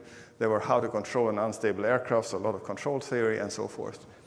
And through this collaboration, this triple helix model, we were able to develop that plane in about, I'd say, 15 years total from start to when it was actually operational. Now it's changing quite a bit. Got some statistics here. So in 2021 here in the US, a total of about $1.5 billion were allocated for academic funding on AI research. Google spent about the same amount on one project, DeepMind, in 2019. So as was also pointed out by the panel, it's now moved quite a bit into the private sector. And what you can see here on the right are some curves just showing where are the top 10 biggest AI models, how many % of them are in academia and how many are in industry. You can see on the far right here that Just about 100% are now in industry. You can also see on the bottom part here, and the color code shows that if it's dark orange, it's in industry. If it's light, it's in academia. That pretty much all the benchmark models are now in industry, except language models. And what you can see on the language models is that machine translations, in standard machine translation, up until about 2021 was in industry. Then language models came out, and industry jumped there for machine translation. And now they've more or less abandoned that. So you can see really how industry is sort of directing the field here. And the question for us in academia is, can we, with the triple helix model, can we keep up from academic side with us in industry? And there's been a lot of concern. I've talked to professors in many, many universities that how can we compete in research with industry? And what should we do? And my take on that is that these are the 4 things we need. Speed, boldness, talent, and timing. These are the 4 things to be able to lead in commercial, technical, and military for the coming century. So in this era, if we can figure out how to play this game, we should be in very good shape. So then you had to start thinking about what does it mean.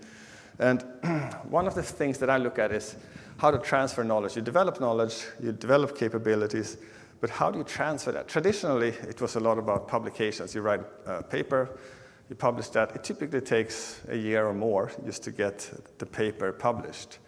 And then you've done the research for a year or 2 or 3 before that.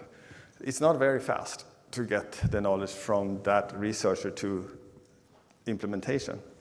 So the fastest way to do it is to move the person. Either take the student or somebody who worked on it, put this person in industry, or take someone from industry to university and be active there. Or have some kind of way of actually having people encapsulate this knowledge in their heads and then in their hands. So it's a lot of know-how, how to actually build it, and then take it into implementation. It could be in industry, in public sector, or somewhere else. So that means that innovation will be fastest when we can get this knowledge in the head of people to the right place just in time. If we can do that, we are in really good shape. And there were some suggestions also in the previous discussion that it is about spending some time in government, spending some time in industry, in academia, to actually transfer this knowledge in between and see how you can apply it. Another thing that I am a strong believer in and that we are also putting in place is co-location. I spent many years at MIT back in the 90s, and one of the people or professors I had the pleasure to work with was a gentleman up here. His name is Tom Allen. He passed away about 4 years ago now. He did some really fundamental studies on the interaction of engineers as a function of how far they sit apart physically.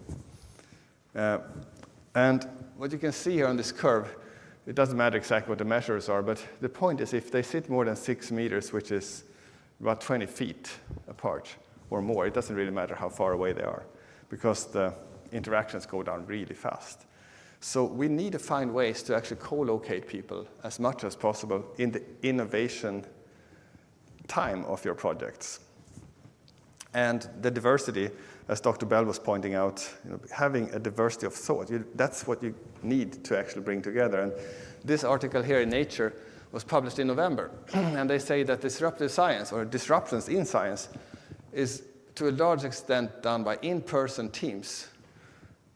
The remote groups cannot really compete with that. So how do we actually put it together? Of course, you will ask, well, what about Teams and Zoom and so forth? Well, my take on that is that it will not shift the curve here to the right. It'll maybe shift it up a bit. But I don't think or see how that, because you see the engineers, and I see them when we bring them together, the scientists, the engineers, and others, how they work on the whiteboards, how they work on the blackboards, how they sit down and they draw things, which they just don't do if they sit on the Discord or on the Zoom meetings. We've seen also that IBM is now mandating managers to come back. I think that's another indicator of the same. And we asked around at our corporate partners at AI Sweden during the pandemic, what was the impact on your number of invention disclosures? How did that change, or did it not change? And the answer was, from 5 of them, and these were the 5 I asked, that they lost about 20 to 40% of their invention disclosure. And that's huge in a company. it hits really both the bottom line in two ways. It hits the cost because some of the invention drives down cost. You don't get these cost cutters. And the other one is on growth side. So if you don't come up with new features, you don't have your growth. So it hits both the growth and the cost side. So this is really serious for industry when you have this kind of loss in a year or two only just because of the remote work. I'm not opposing remote work totally. Of course, there is a time when you do need remote work. So when you're sitting down coding or when you're writing things and so forth, absolutely, that's a good time to sit undisturbed. But during the innovative phases, it's really critical to find ways to co-locate people and actually bringing the right people in at the right time. So we have now devised a slightly different model or an updated version of this triple helix, which looks like what you can see here. The way I try to explain this, that it is about building capabilities in people. So the people is at the core here. People come in, talents. That was also discussed before. It's really about the talents. You bring them in, typically from academia, and then you have the triple helix of industry, of the public sector or government, and a platform for experiment and knowledge exchange where they can get together and develop capabilities and develop this talent. And it really becomes, in the AI era, a focus is more on developing the talent and the capabilities than the artifacts. So the artifacts is sort of a byproduct. You can develop some solution or some product or something, but these are perhaps obsolete already in a year or two. But the people you develop, the talent, they have to be relevant for a long, long time. So what you can see here illustrated is that the people can go in. So our mission is simple: accelerate the use of AI in Sweden. You might ask, why do you want to do it? There were two quite good quotes that I use. One is from President Macron in France. He says that if you want to manage your choice of society and civilization, you have to be an acting part. You can't just rely on others to develop the AI for you. And there are two previous deputy secretaries here in the US who said that competition for global influence now is requiring the protection and harnessing of data. So it's in the cyber area clearly, but it's almost like a paradox. How do you do both of them? How do you protect and harness the data? And how do you collaborate around data that you need to protect? So I love paradoxes. That's what is really an interesting problem to solve. And optimization doesn't solve a paradox. It just makes as good a compromise you can, but you don't win competitions with compromises. So a good challenge for anybody, a leader in any area, is to identify clearly what are your paradoxes and figure out how to solve them. AI Sweden is established AI Sweden at the university, but for various reasons, it was much better to put it within a science park the way Sweden works, because then all universities could be a member without competing for it. We have now locations across the country and one in Montreal, where we have a person located. We are owned or operated, I would say, by our partners. It's 120 of them. And one is missing here. IBM just joined 2 weeks ago as a partner as well. So on the bottom right, you have the large corporations, and you would recognize some names here from the US, like Google and Microsoft and HP and others, NetApp, Dell, Intel, not the least. And then, of course, the big Swedish ones like Volvos and others. Here on the bottom left are smaller, everything from startups to medium-sized companies. And the top is the public sector, where you have authorities like the police, the defense, the space agency, different cities, and so forth, the healthcare system, and then on the top right are universities. So all of them have sort of decided to get together in this center in AI Sweden and work together. And here's how we illustrate the idea of how we work together. It's a speed game, so it's all about speed here. We don't worry about IP, just like Dr. Griffith said in the software discussions back in the 80s. It's like, how do we do the IP? Here, we compete. We don't worry about IP. We worry about speed. It's getting a time advantage, and we think we can do that by working this way. So we do not sign any NDAs, we do not sign any IP agreements, and we do not sign any special agreements. You might all be surprised at that, but all these 120 organizations have said that, yes, for certain purposes, that makes sense. There are other things they do where it doesn't make sense, but then they work in other collaborations outside us. Because here, what we do, we answer questions, we work together, and we try to figure out how to solve some of the fundamental issues they have. And they can be the same in automotive industry, in the hospitals, and on the space sector. We've seen many examples of that where we've taken automotive algorithms and tried them for classification or object detection in hospitals and see, did it work? And it did, when we train it on different data. We've got some space, really interesting space things going on with the European Space Agency that we could also move to automotive. And this cross-fertilization is a really good way of doing it. So we invest together, the partners get together, invest here, and then we share it with all the other partners. And then that will give some feedback. Someone will say, wow, that's cool. How about this? And we will start a new initiative. We have 3 different areas. We have the AI labs, which I run. It's the research, our infrastructure, and data. We have the AI adoption, which is a group or a part of us who are working with the companies and the public sector of how to adopt AI, how to make value from it, how to actually implement it successfully and not just get stuck at proof of concept. And then we have the ecosystems that work with the whole ecosystem, trying to figure out who can benefit from working together on what. And the good thing here is that we have it all in the same organization. You can find many other places in Europe where you would have research organizations like the Fraunhofer Institute and others. They're really like the labs. Or you would find adoption. These are typically management consulting and so forth. But then it's a pure research organization or only management consulting where they don't have the other side. So what we're doing here is trying to also bring things from the labs into adoption to speed up the adoption of what we do in research, and also getting things from ecosystem back so we can really run this like a system. Talent is at the core, and it was at the core of that spiral I showed you. If we don't have talent, we have nothing. And this is the only lasting thing we can do. We train people who are going to be active for somewhere between 10 and perhaps 40, 50 years. The ones that have 10 years is people like myself who can come in, and that's part of what we call the mid-career programs. So these are people who come from industry and other places. They come in and they spend a year or 2 with us and work on things. They take problems from industry, provide leadership, provide mentorship to students. Then when we have people on the young talent programs who are just out of high school, brilliant high school students where the universities perhaps can't really provide them with the challenge they need, and they can come and work here instead for a while. And then most important here, of course, is the Dakota State University Talent Program we have, and I'll come back to that. We're very proud to have that. Mark here has been very helpful in that, together with a number of colleagues. Another way to think about what we are is a gym. This perhaps is the best way to explain it to companies and others, is that we are like an AI gym. So all the partners we have, they pay only a membership fee. Once you've paid your membership fee, you can come in and work. You do that at your own expense. You can get government funding. You can apply for that and get it, and that's fine.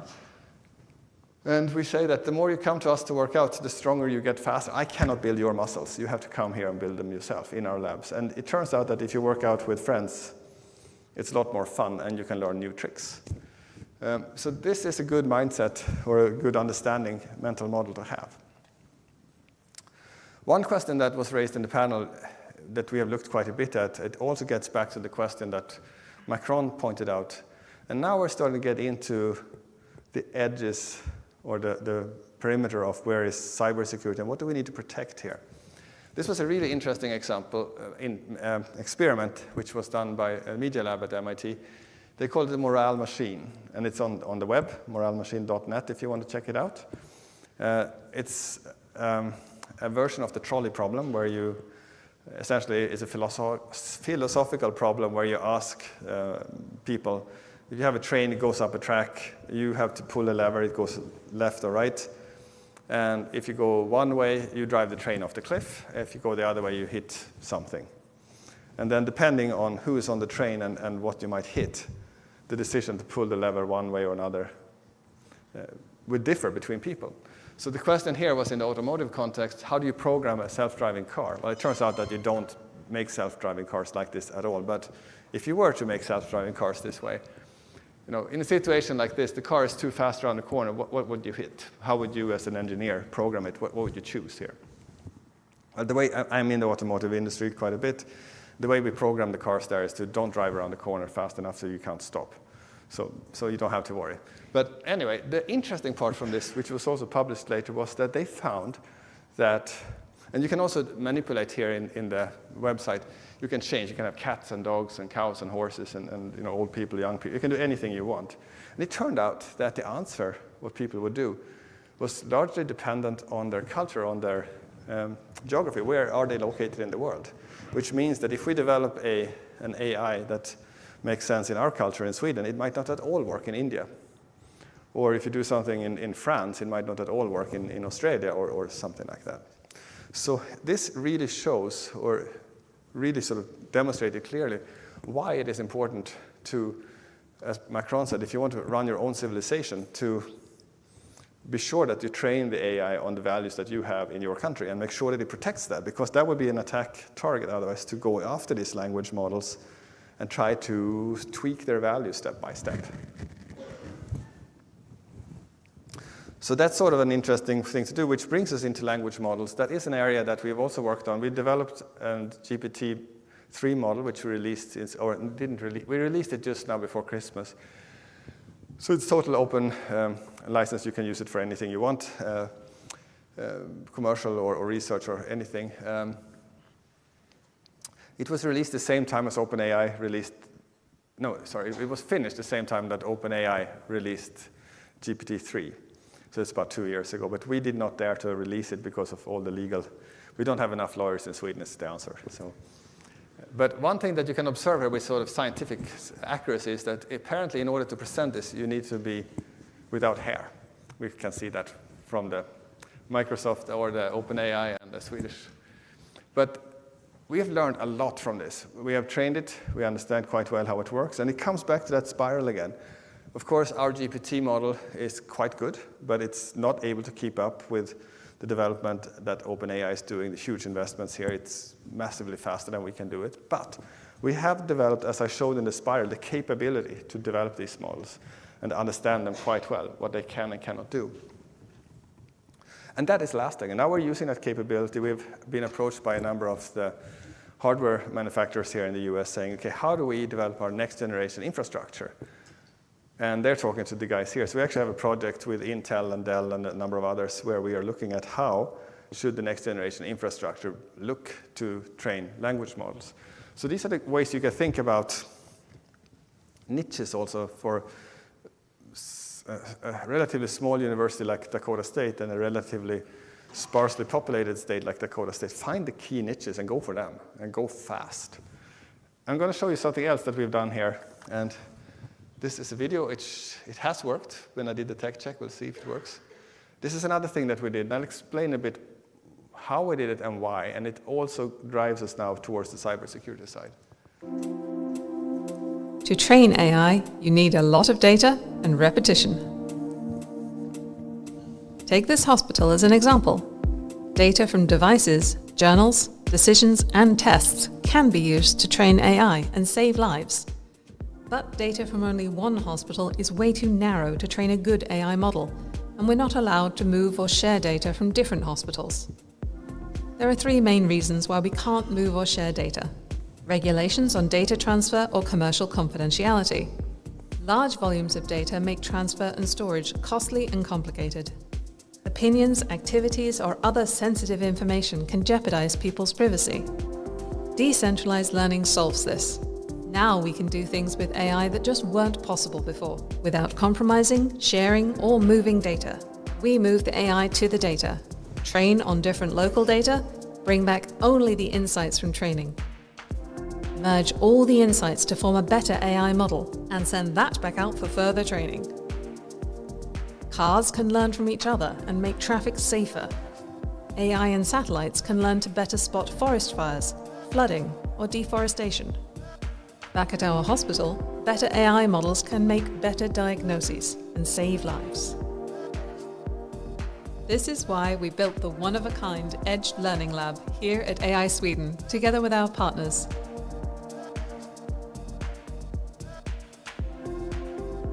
In this lab, we learn together and accelerate innovation, by trying new ideas and developing techniques for decentralized learning.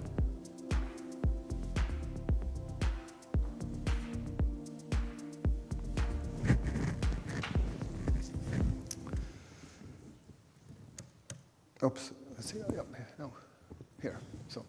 So we have this lab now in place. It came about because the automotive industry was realizing that when you go out with these data collection cars, and they collect about 4 gigabits of information per second using cameras, radars, lidars, ultrasonics, and positioning systems. So it's a huge amount of data you collect. Driving down the street, you measure and capture everything that's around you. Some places where if you drive, you can't take photographs because of photo restrictions. There could be military installations, it could be schools, it could be something else where you just can't take a picture.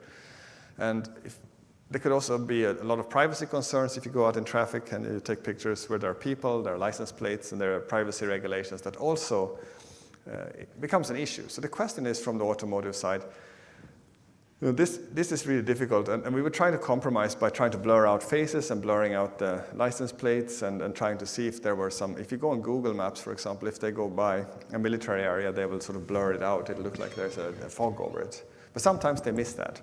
So I've seen examples, and I have examples where Google blur out the sign that says no photography, but they have everything else open. So, and everything like that is geo-referenced, like exactly where it is and all these kind of things. So from the automotive side, one realized that we have to have a better, a safer way. And we got together a couple of automotive companies. Hewlett-Packard Enterprise started this, built a lab in about 2 months to a starting point. And once we had it up and running, everybody else wanted in as well. And now we've had it for several years, and that became the foundation for the work we have done, which is really very cool. And we get the hospitals in here, as you could see. All of a sudden, they could do things. We can deliver or develop frameworks which makes it possible to train remotely. We have now space, so you can train in the satellites. You don't need to ship all the data down, and so forth. So the lab is really, really good. But we asked ourselves, so how do we go from a world-class lab to a world leadership? You can have a really cool film studio and not be Hollywood. So we asked ourselves, how do you become Hollywood for edge learning? And we said that the best way to do it is to get some really smart people involved. And we got this as our advisory board, and this is where Dr. Griffiths, President Griffiths, joined a couple of years ago as a key advisor for us. And I have also the Chief of Research for European Space Agency, the head of AI for a company in,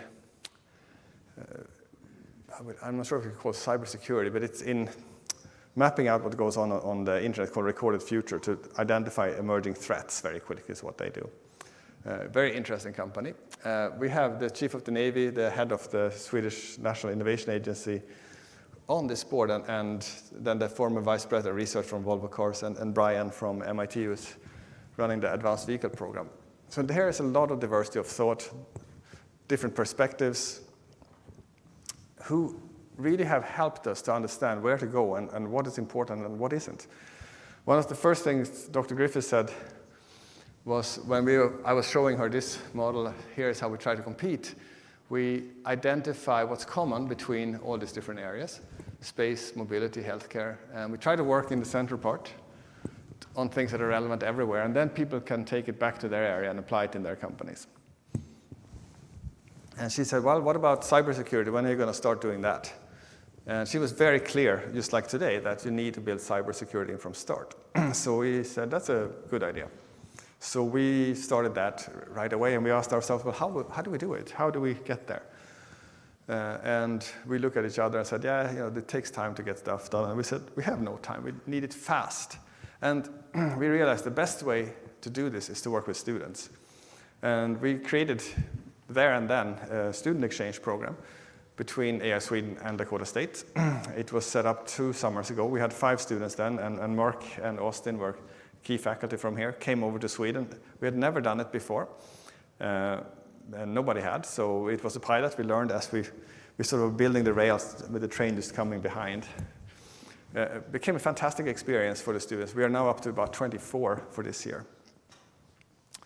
And that drove us all the way now into this cybersecurity, or we tried to limit it and say, we're not going to do all cybersecurity, we're going to just do securing AI. And securing your AI is clearly critical for sustaining this innovation leadership where I started. So yes, you need that platform, you need the ability to move people together, but you do need the security aspect as well from start. And it's clearly recognized worldwide, as was pointed out by the director before. There are additional documents from the White House. One is quite interesting, it's called the National Artificial Intelligence Research and Development Strategy. There's also one on privacy preserving data analytics and sharing that I would definitely recommend looking at as a researcher, if you are a researcher. Then you have documents out of Germany, out of UK, and a lot of other things, where different countries are starting to look into how do we actually protect our AI. And General Nakasone was mentioned before. It's pointing out that this is clearly important to do. So there's no disagreement on that. As was also said, this is not a bipartisan issue. And this is also something companies want to collaborate on, because you don't want to compete on my is more secure than you. You want to have security in your system, and then you compete on your features. So when we look at it, we say there are really two main roads. There could be some aspects of it. One is enhancing security. So AI enhanced security is essentially taking AI to help making your current security systems better.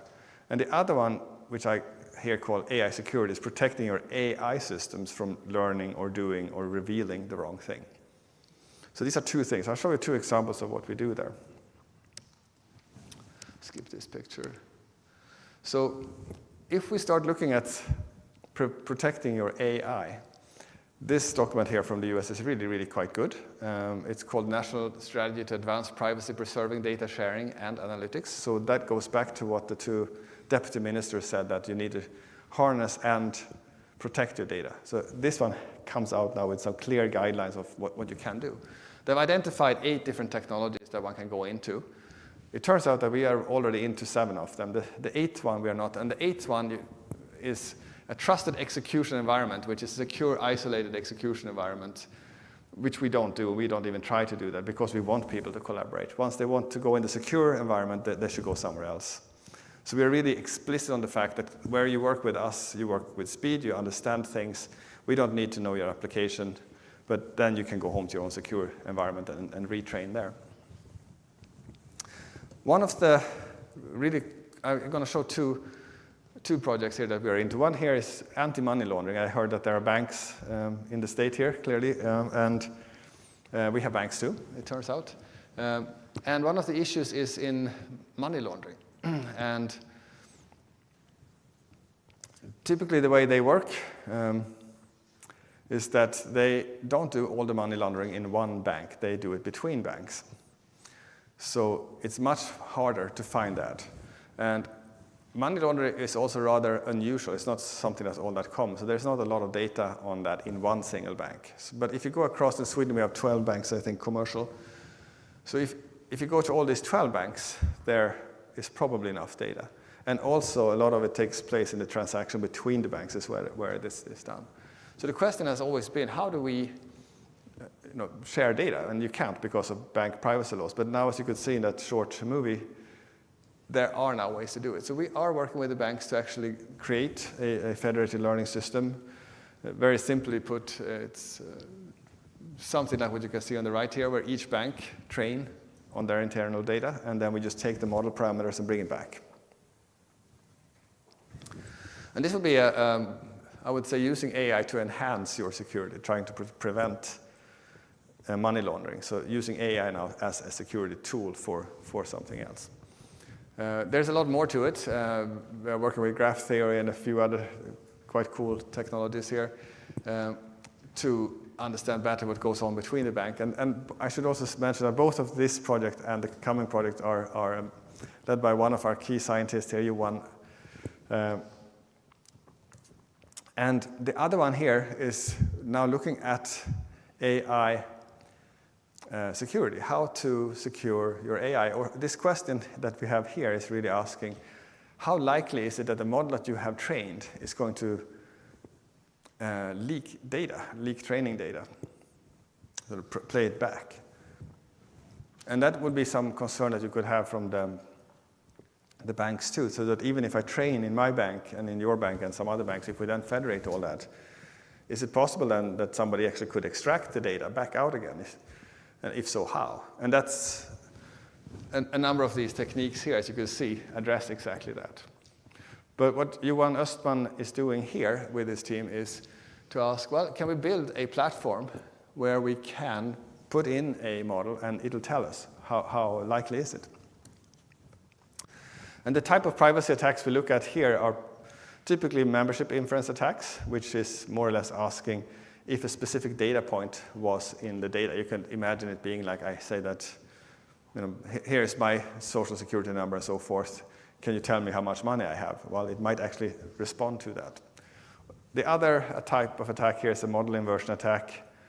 And that is something you can do if you have the global model and your own data, which the banks would get. So if I was a participating bank, I would have my own training data, I would get the global model, and then I can use that to extract out what other training data was in there, especially if there are only a few banks in here.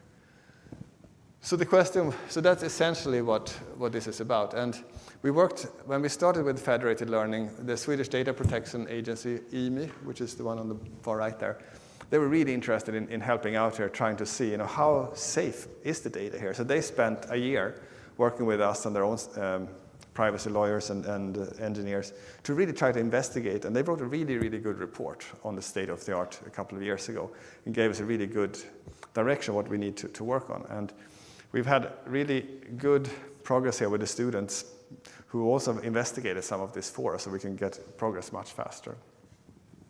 Here's the vision there. The idea is that you can essentially create your model, put it in this tool, and let the tool do various types of experiments on it and then tell you how likely or how good or how bad it is and where are your vulnerabilities. So that's another, then this is now securing your AI. So the first example that I showed you was just sort of using AI to enhance bank security. And this now is using different techniques to protect that particular AI that we want to use in the banks. So I talked about the talents.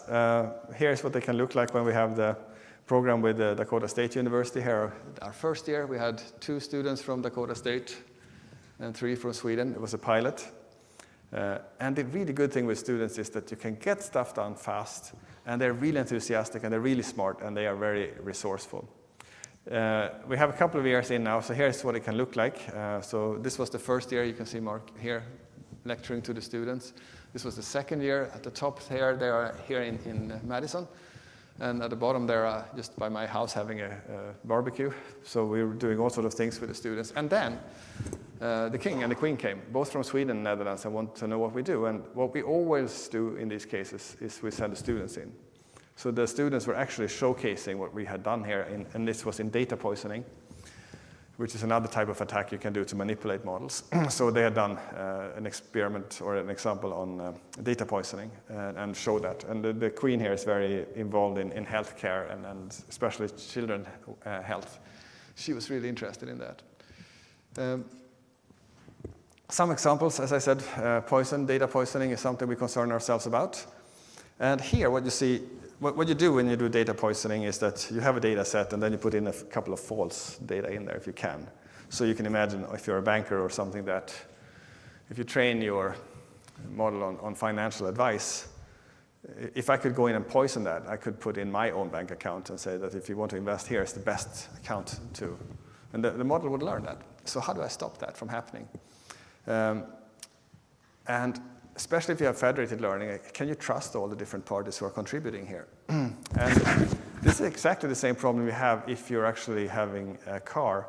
You can have somebody who willingly wants to destroy your autonomous driving algorithm, but you could also have sensor degradation, where a sensor just, from technical reasons, starts to drift or to send bad data. So it doesn't have to be, if you're using a technical system, somebody who is actually an adversarial attack, but it can just be data poisoning by itself. So the question there is how do we actually do that? So it's actually useful not only for cyber protection, but also for a lot of industrial systems. So the market for this is a lot bigger than just. So here was one of the first examples, and this was supported by Volvo Cars. and they got some publications out of that. Here was another example from last year. It was mentioned before about a farmer here who had their agricultural equipment attacked. This was in collaboration with Case New Holland here last summer. It was the use case here was on attacks in Ukraine on farming equipment from Russia. And what they were doing was developing an intrusion detection system here. And some really clever ideas came out of it. Oops. Oh, sorry. And then they had, we've also had some other students picking up on what these guys did here. Especially this was interesting because they found a very different angle to look at it. There's not enough data to train an AI to be an effective intrusion detection system on attacks into the CAN bus. But what they did was instead to train what is normal data in the CAN bus. And then this model could predict what if the CAN bus looks this way now, what should be the next and the next and so forth. And if it didn't behave as expected, you could start thinking maybe this is an attack. We had some other students taking such an idea and we're looking at illegal fishing in the North Atlantic. With satellites, you can identify ships, fishing vessels, and they sometimes turn off their transponder, which makes them suspicious, but you still don't know if they're fishing. So how do you tell from a satellite? You can easily say they turned off their transponder, but how do you know if they're fishing? That was a really difficult problem. Then the student realized, after looking at many, many pictures, that satellite images, that if the ship has a bunch of seabirds around it, it's probably fishing. So they started tracking seabirds instead as an indirect way to. So students are really clever. They don't think the way that people normally think, and that's really the power of it. If you want to know more about what we do and such use cases like the ones I described or more, we have set up sort of a social network called MyAI. It's simply my.ai.se. It's free. It's non-commercial, so we don't play advertisements and stuff like that. It's, as far as we know, the world's largest collection of public use cases. There's a lot of different communities forming on there. It's free, and yeah, you can just sign up if you want to participate or see what goes on. We also have the results from last year's student projects up there. And yeah, with that, I think I'll end my presentation. We have about 10 minutes for questions until the next until the next speaker here. So any questions or any thoughts? Yeah, you have one there, yep. How do you foresee the integration of AI in the classroom, specifically at Dakota State? How I perceive the integration of AI in classrooms is the question. Particularly at Dakota State, I can't answer because I don't know enough, but I can give you a general answer on that. I think it's super important. And the classroom goes from K to gray, as she said before, because you also have retraining of people coming back. I think for young children, I think it's a big mistake to put AI in the classroom.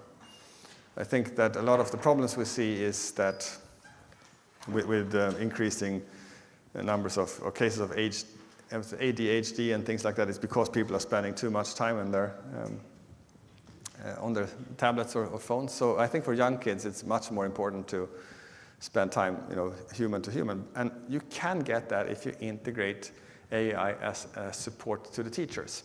So that, for example, I talked to my spouse at home. She's a teacher, and she says, I don't think this is much good for young kids.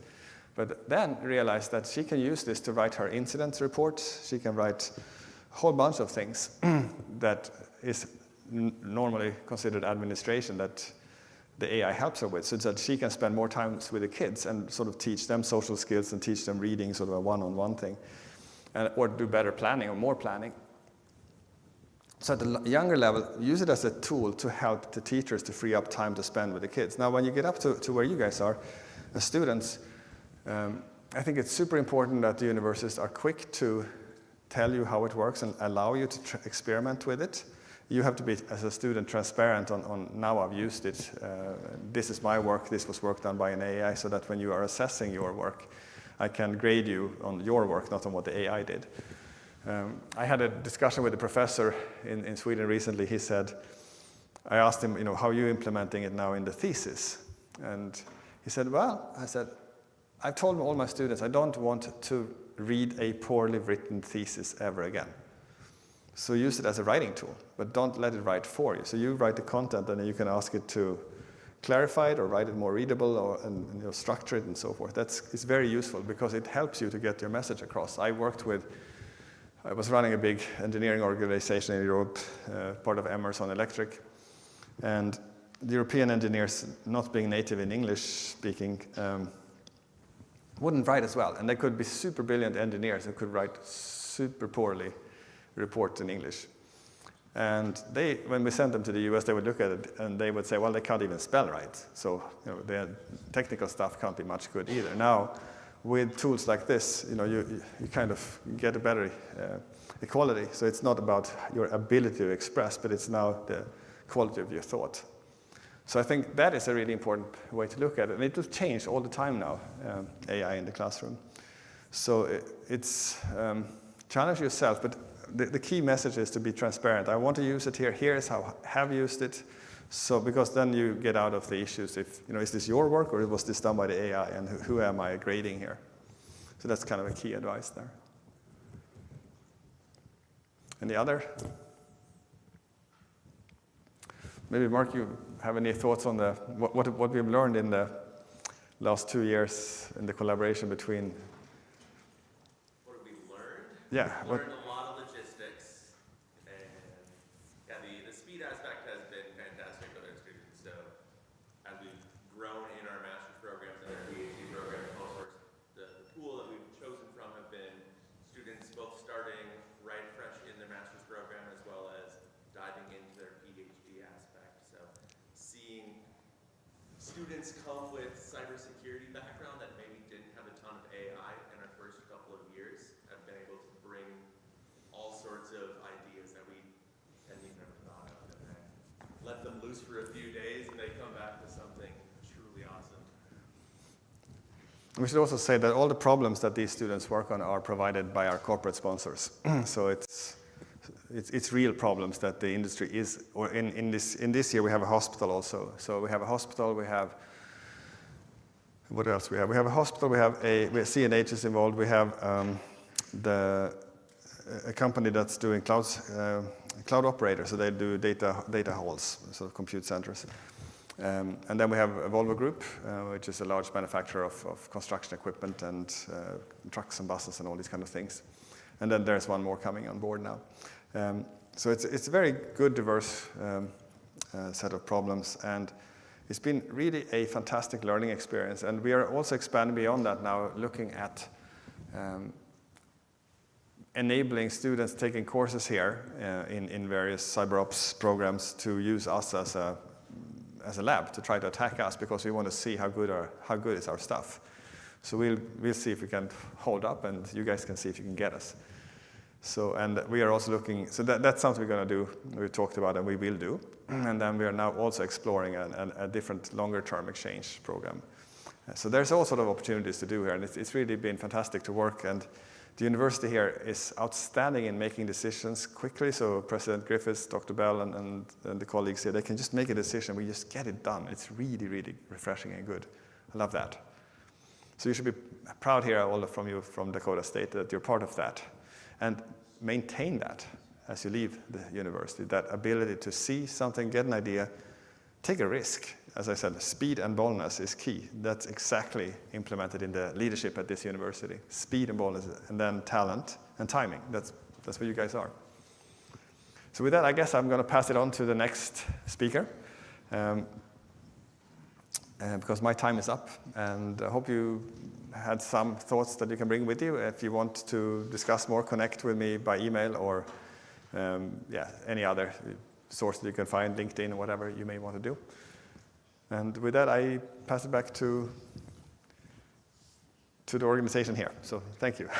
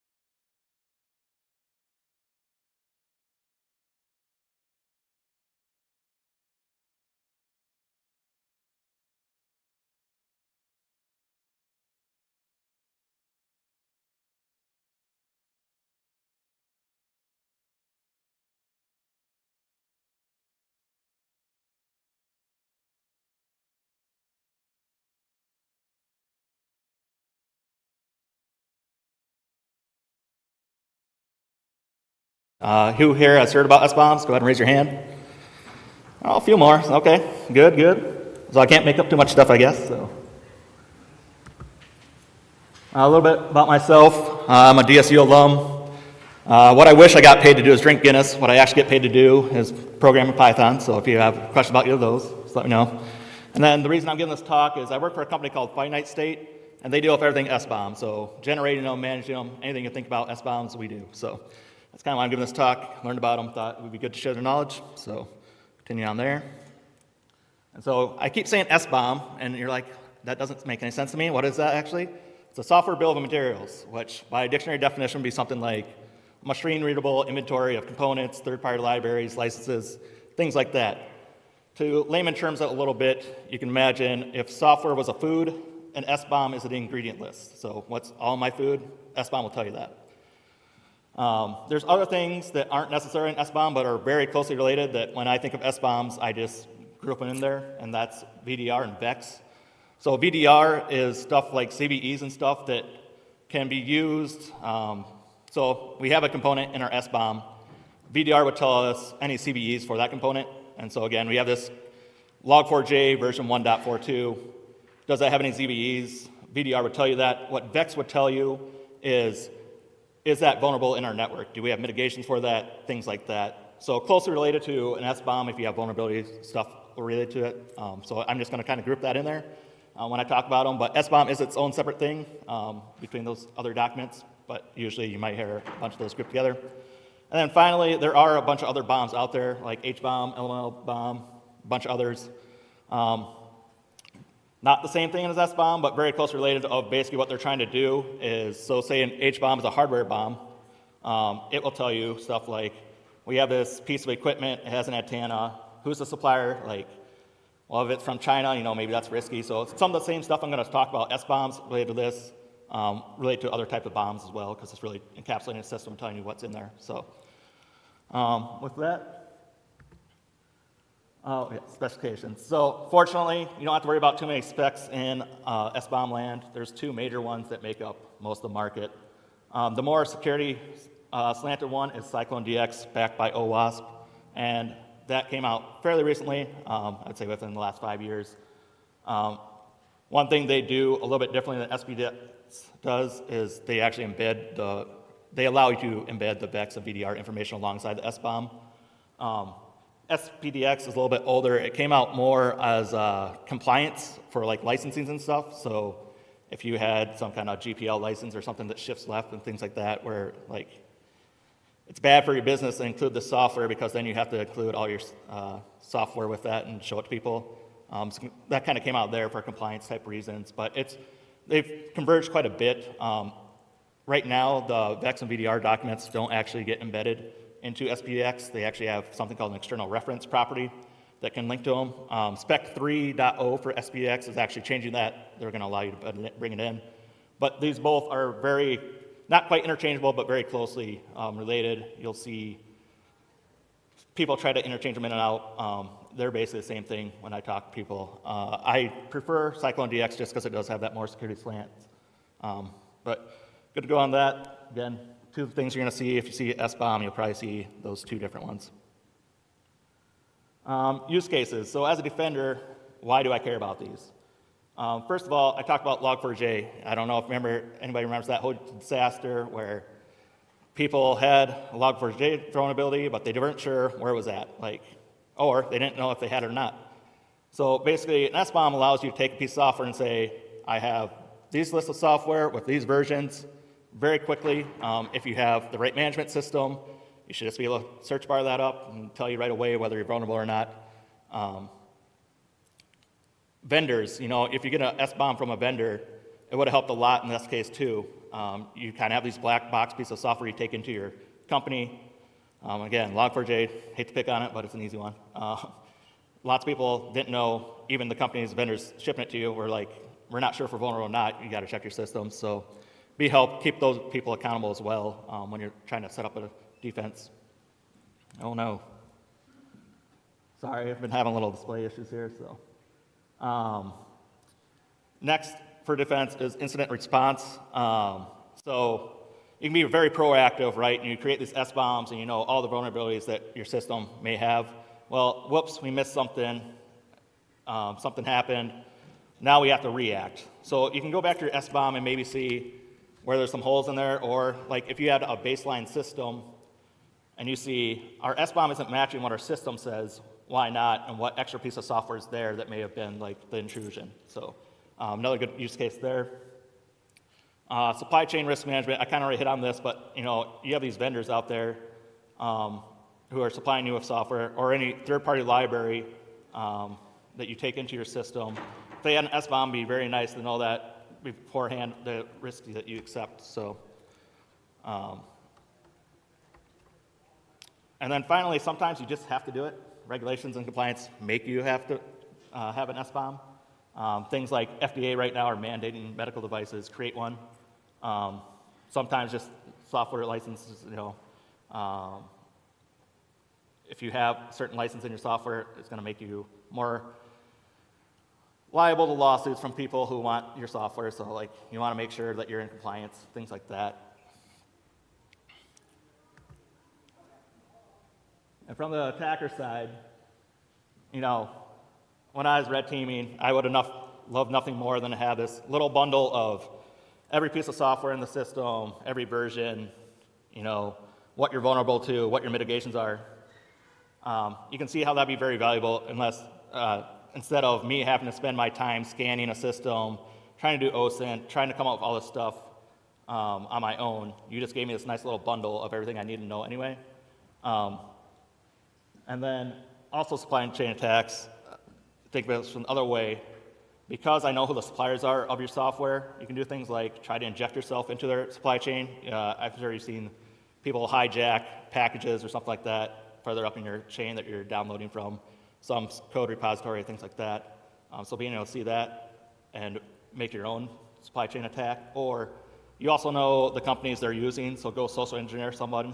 Say this company you're attacking has very good defense, but they work with this other company, their defense isn't very good. So go social engineer someone over there, put something in their software, and then we just got right into the company we're looking to get to anyway.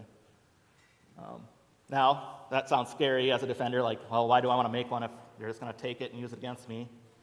As we know, security by obscurity isn't always the best, so like that only gets you so far.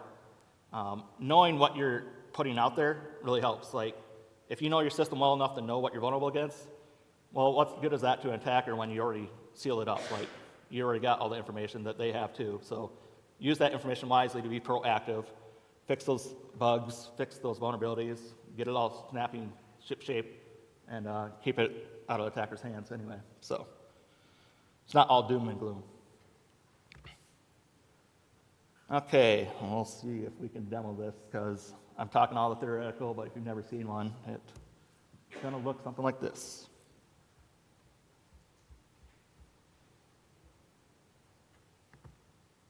Again, apologies for the display issues, but hopefully this is readable. So there's two open source SBOM generators I'm going to show you. One's called CDXGen. This is actually run by OWASP, so they take care of the tool. And so that generated us this bomb.json right here.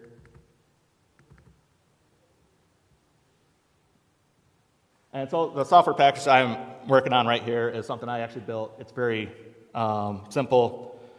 It actually only has one dependency rendering template engine called Jinja 2. So when we look through this, you'll see the main package is called Eureka Cheese. And then it's going to have a couple other dependencies that come from Jinja 2. So starting out here, it's JSON, but it's CDX specification. So it will be laid out this way every time. The first kind of part is the metadata. You'll see stuff about what tool generated it. In this case, you see it's CDXGen. And the main root component on these is going to be whatever you're trying to create an SBOM for. So in this case, we're trying to create an SBOM for this Eureka Trees package. And so right here, it actually didn't do a great job because it's trying to tell me it's a Ruby package. And I'll fix that up here in just a moment, but we'll continue through here.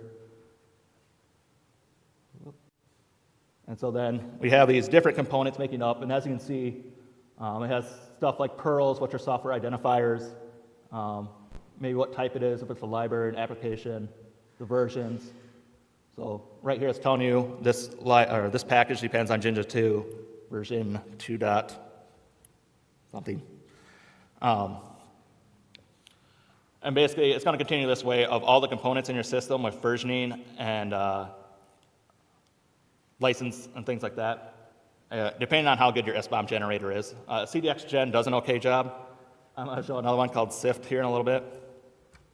But this is the basic idea of what an SBOM looks like. Again, machine readable. You'll probably have some kind of management system that will actually be an interface for this to actually look through. Maybe. There we go. Okay, and there's other libraries here that it depends on that you can see here. Cool. So that's kind of what a look at a SBOM looks like. Maybe this demo will work. So I said it didn't do a very good job at the first time because it came up as a gem instead of a Python package. You can give it a little bit more information here if you know what type of stuff you're working on. And just give it the -T flag. We're going to tell it it's Python. And now when we go back up here, it'll actually fix that for us. So now you'll see it's PI instead of gem. So it got it right that time. The other one is SIFT. I think it does a little bit better job. And SIFT also makes a tool called Gripe, which I'm going to show, which we're going to generate an SBOM, and then what Gripe does is actually enriches the SBOM with vulnerabilities. It'll look at all the packages or components inside your SBOM and try to match it with vulnerabilities, and then you will embed that vulnerability list inside the SBOM.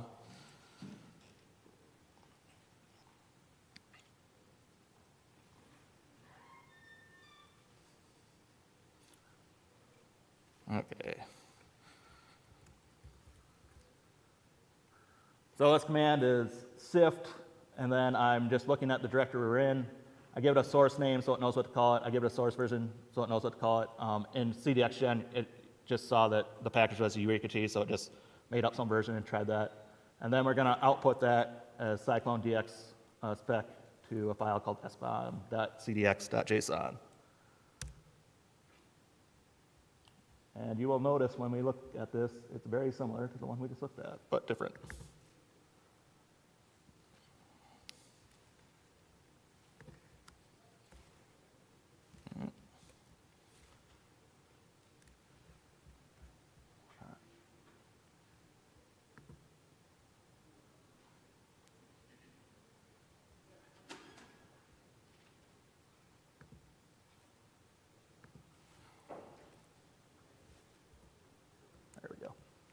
And this one has a little bit more information. So another software identifier is CPEs. So it tries to generate all the different CPEs for it. It tells you where it actually looked up, where it got the package information at, which is this pip_file.lock file. Again, it's just showing off the components and stuff. If we go back to the top, same type of stuff, same kind of shape here, what tool generated it. And then you can see it called it my artifact 1.0 right here. That's what I wanted to call it. And same thing though, we go through it, a little bit different information here. Again, tries to generate CPEs, has a little bit more property information, tells it how it found it, things like that. And so then, like I said, we will quickly try to generate vulnerabilities for it.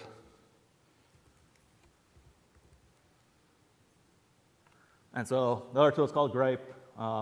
Basically, I tell it what file to look at and then what file to output that new SBOM at. And we're not going to wait for that. I already have it generated. Or not.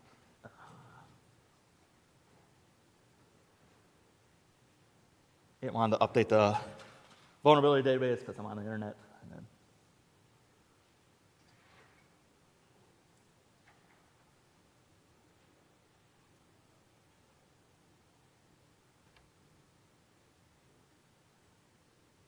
Sweet.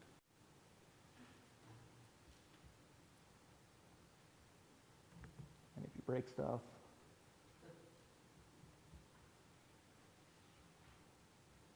let's do this again actually.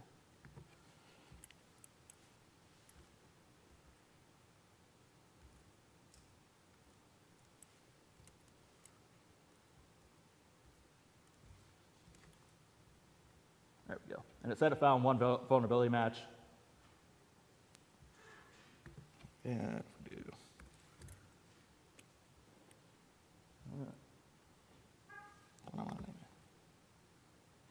And so this is going to look a lot the same as the last one, but at the very bottom here, you can see we got a vulnerability. And it's going to reference which component it is. So it tells you, actually that's in the effects, so that's down here somewhere. So it affects this right here, which we see in our SBOM up above, tells you what that is, gives it a rating, all that fun stuff. So that's kind of what an SBOM would look like if you also injected that VDR VEX information inside there. So hopefully that was enlightening to see one instead of me just talking about it, even with the display issues.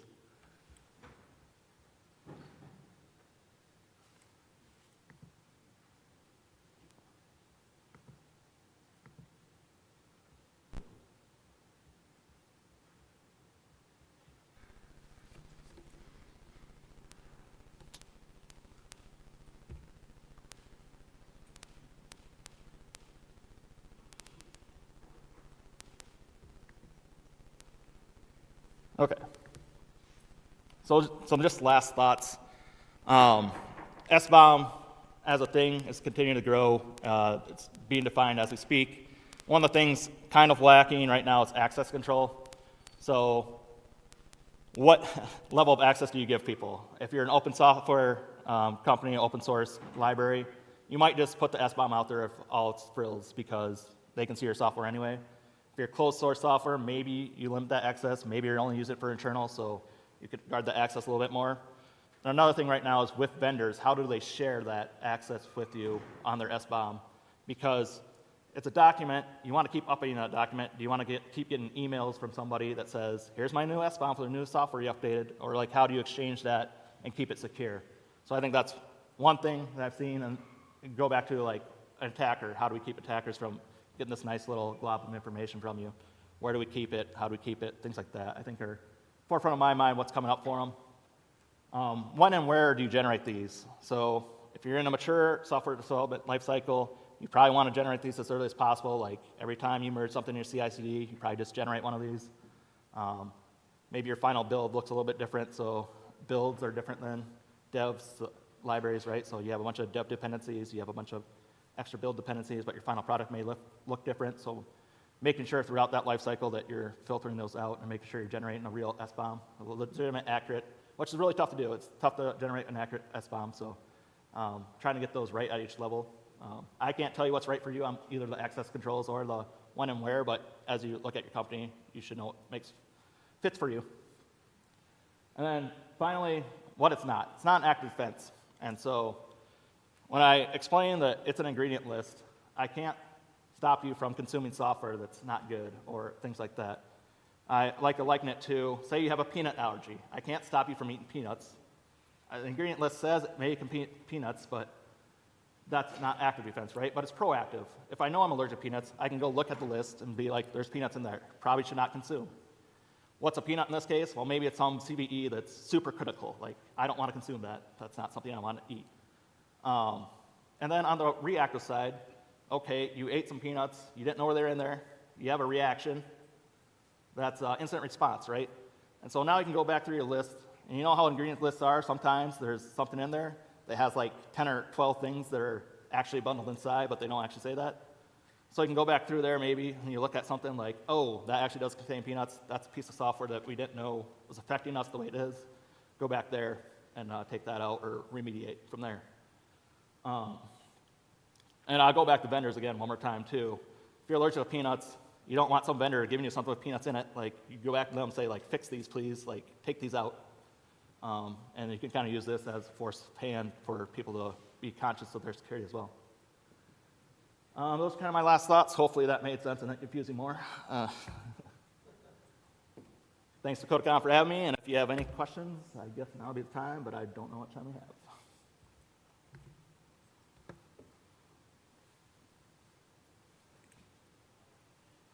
Hey Chuck, so the overall value of this is really to kind of be like the asset management side of software development, where like you kind of know about all the libraries in play. Yep, and supply chain as well. You know, like the more accurate SBOM is, you're going to have these transitive dependencies where basically you have some third-party library, but it has a chain of libraries along with it. And so the deeper you can see into that, the more powerful these become. So things like that, absolutely though, asset inventory type stuff of, well, most people do asset inventory of thinking of, we own these computers or these systems. Like, this is like asset inventory for your software where you usually don't have that nice of light into there. Usually they're like black boxes or something that you only know the top level, like, type stuff. Are you familiar with OAuth's dev check for like just scanning for like out-of-date libraries and portable libraries? I do not. Because I was going to ask like, you know, do they kind of like competing products from OAuth? I mean, obviously OAuth has a bunch of stuff that you don't use, but was curious if you like saw benefit of one over the other. Nope, that would be a new tool to me.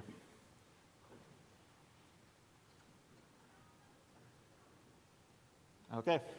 Thank you for having me. If you have any other questions, I'll be out in the hallway and around, so if you see me, it should be pretty easy to pick out.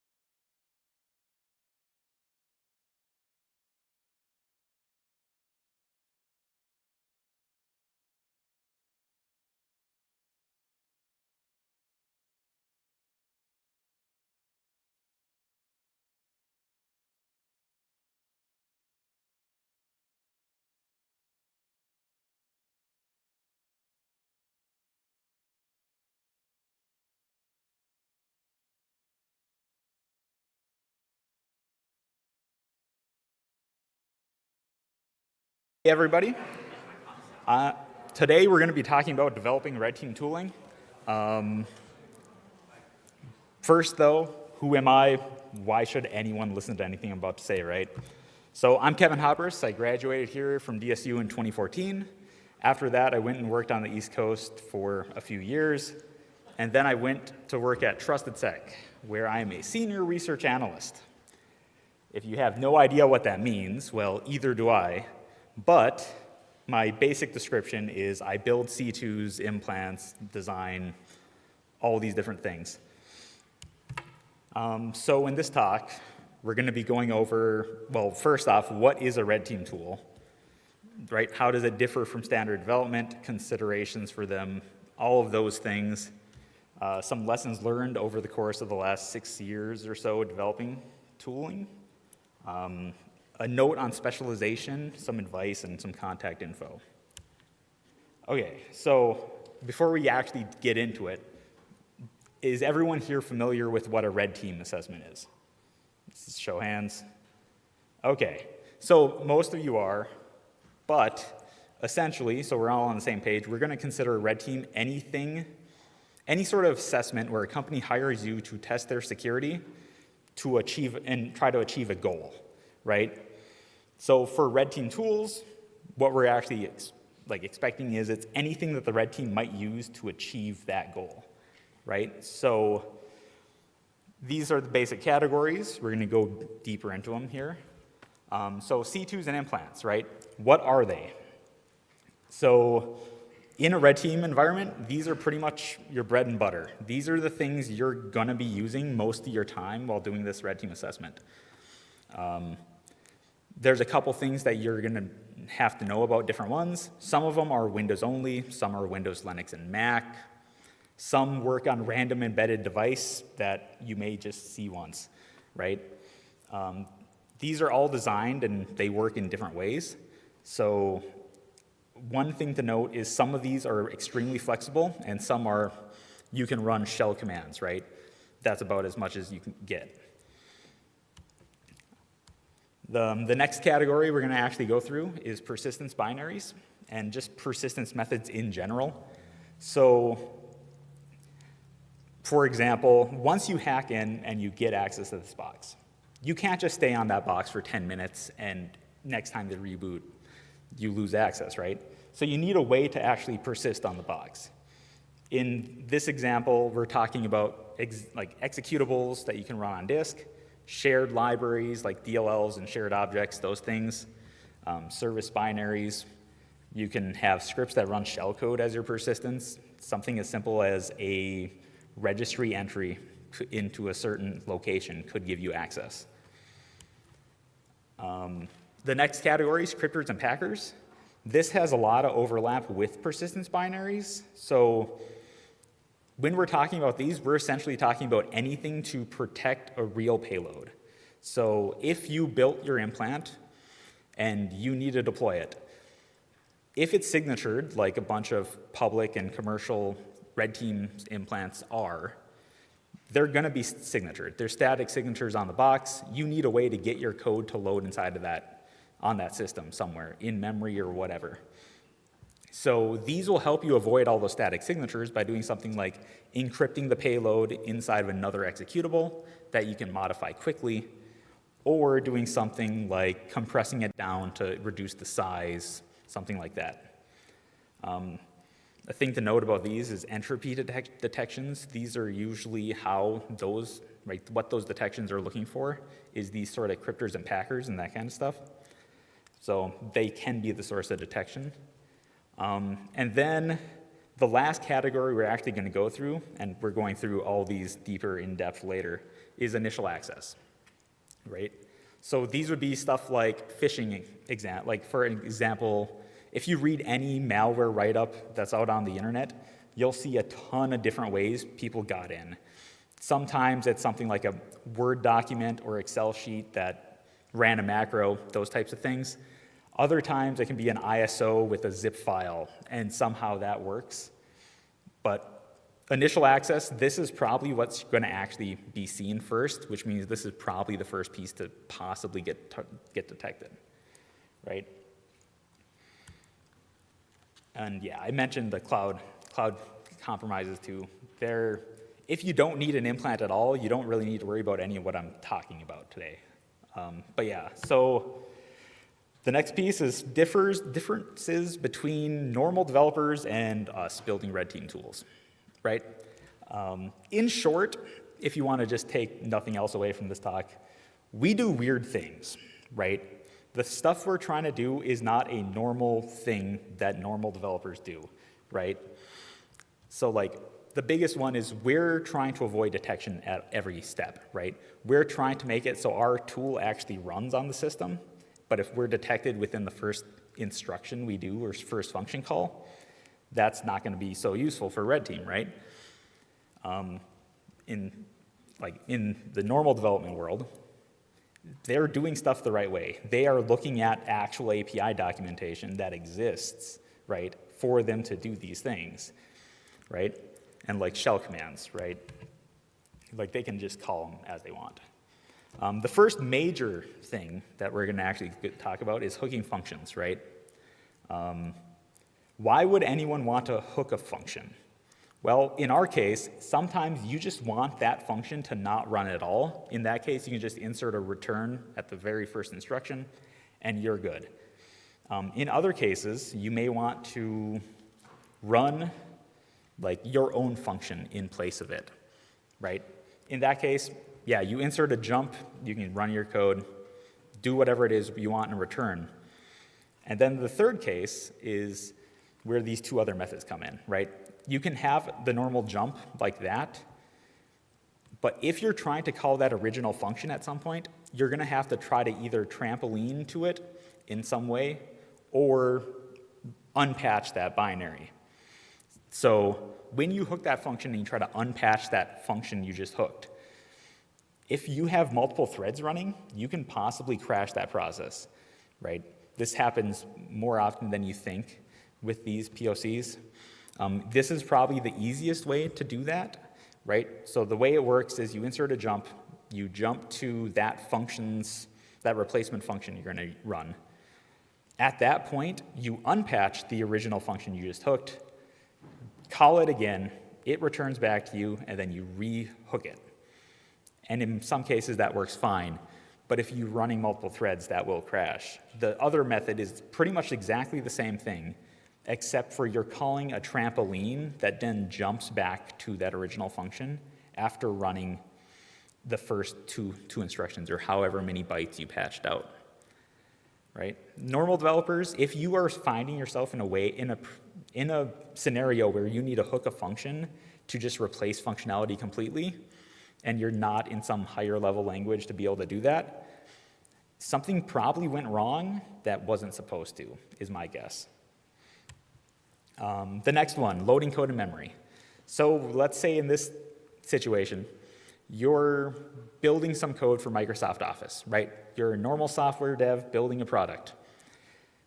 Well, you can just drop a file to disk and run and ship that file with the product, right? We as red teamers can't really do that.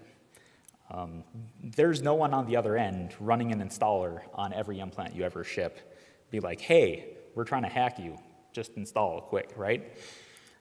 When we need to add new functionality, we're either dropping it, you're gonna have to drop it to disk and run it, which will compromise that binary itself.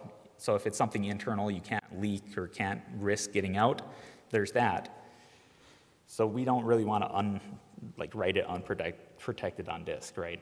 So in our scenario, we're doing something like loading our full DLL or bundle or BOF object or whatever in memory with in-memory loaders.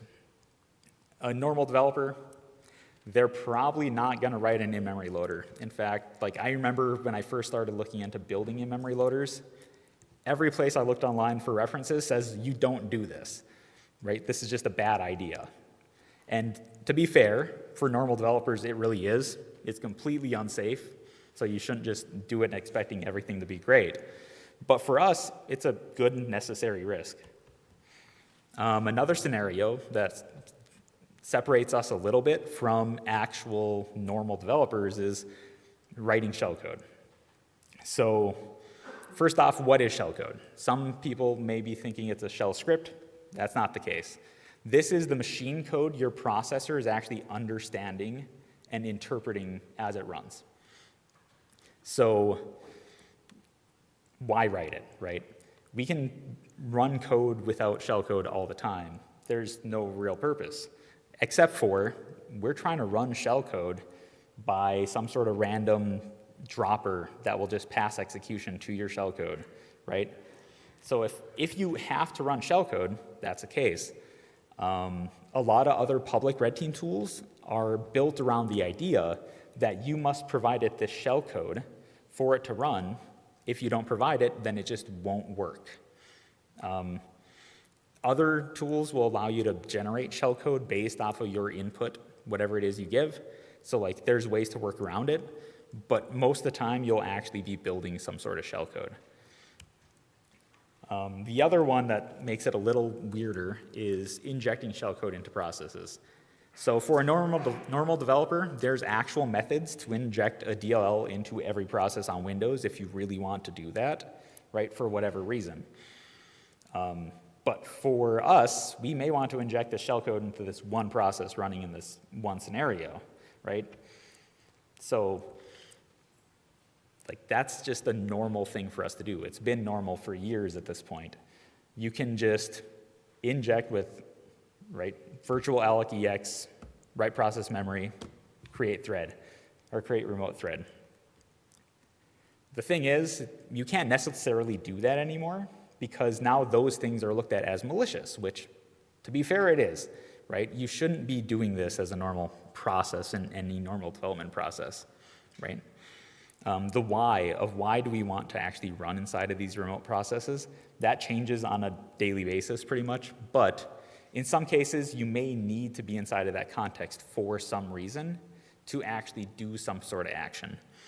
So like, if you want to dump LSAS, you could do it from random process that just ran from your desktop that someone pulled down online. You'd probably get flagged as malicious at that point because you probably shouldn't be doing that in the first place. But Google Chrome, for some reason, accesses all sorts of weird handles all the time, right? If you actually look at any noise inside of any logging, you'll see it's touching all sorts of stuff. So if it did that from that process, maybe it'll fly under the radar. And then the last one that separates us really is shell commands. If a normal developer needs the output of ipconfig, whack all, right, or who am I, they can just run it, right? If it's not malicious, they'll just probably mark it as safe and move on. But for us, if we try to run that, or any number of the 20 commands that every ransomware operator in the world runs, like as soon as they get on a box, we might get caught, right? So for us, why run the command when you can get the output another way? So here's a couple links. One is to one of our trusted sec repos called CS Situational Awareness BOF, and the other is COF loaders. So these allow you to run any of these BOFs in memory without actually dropping to disk or doing anything other than just read in that buffer in memory, process it, and return the output back to the operator.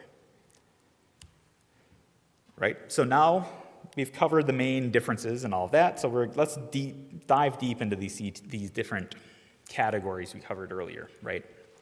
So first off, when you're building a C2 and an implant, right? So C2 is a command and control server, and the implant is anything that talks to that command and control server, right? So the first thing you need to actually do when designing this is you need to know what operating system and architectures you're going to want to run on, right? So when you're doing that, it's also going to inform what sort of programming languages you want, what sort of features and capabilities you actually want to have inside of this implant, right? So the architectures piece is mostly to be able to handle loading code up after the fact, right? So here we have examples, Windows, Linux, and Mac. There's ARM64 there for Mac and Linux there at least. Windows has a version. I haven't seen it as a big deal yet. But when you're building an in-memory loader for any of these, there's going to be a time you're going to have to patch out some instructions. And that's going to depend specifically on what architecture it's going to be. There's small trampoline-like stubs that actually get called from the code. We're not going to dig deep into that, but the actually knowing what architecture you want to support is going to be a useful thing while you're developing this. The second piece for considerations, right? Should you test your implant? I'm hoping that the obvious answer is yes, but I've seen people not test implants before and just throw them out in like live on target. Here's the thing. How should you test the implant, right? Some people consider testing the implant just, they generate it, they ran it, it can call back, you're good, right? It worked. Not necessarily, right? Depending on how complex your implant is, that may work fine, but you could be missing 10% of possible callbacks. In that case, that's not great. So for testing implants, I focus on this heavily. So what I would recommend you do is you actually test it with static code analysis tools and any sort of dynamic analysis tools too. So if you're going to be building this implant and deploying it live, you cannot have any sort of memory leaks. You can't have handle leaks. You can't have any sort of memory corruption. And right, all this stuff is memory safety things. If you can and you actually are good with stuff like Go or Rust or any of that, and you can implement these all without using the unsafe features of those languages, you don't need to worry about those pieces specifically. Now, anyone who knows me knows I focus on Python, C, and assembly.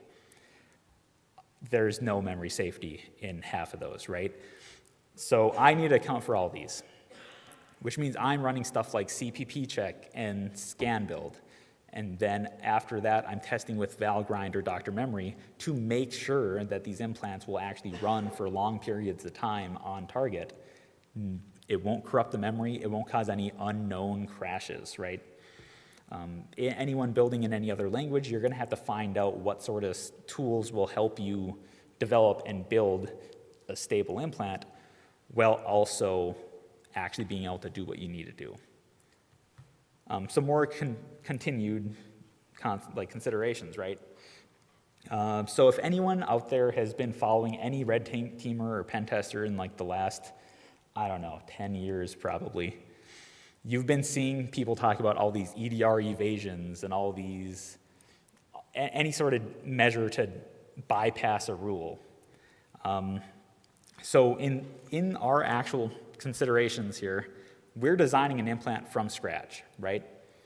If you have not, if you've copy and pasted code from the internet from random place you don't understand how it works, you may very well need every single one of these evasions just to run, right?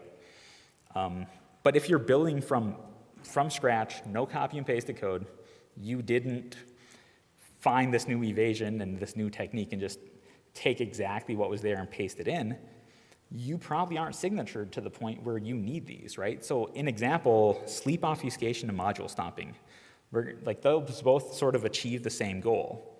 So sleep obfuscation, right, the way it's working under the hood is it is now changing the permissions of that section where you're running from.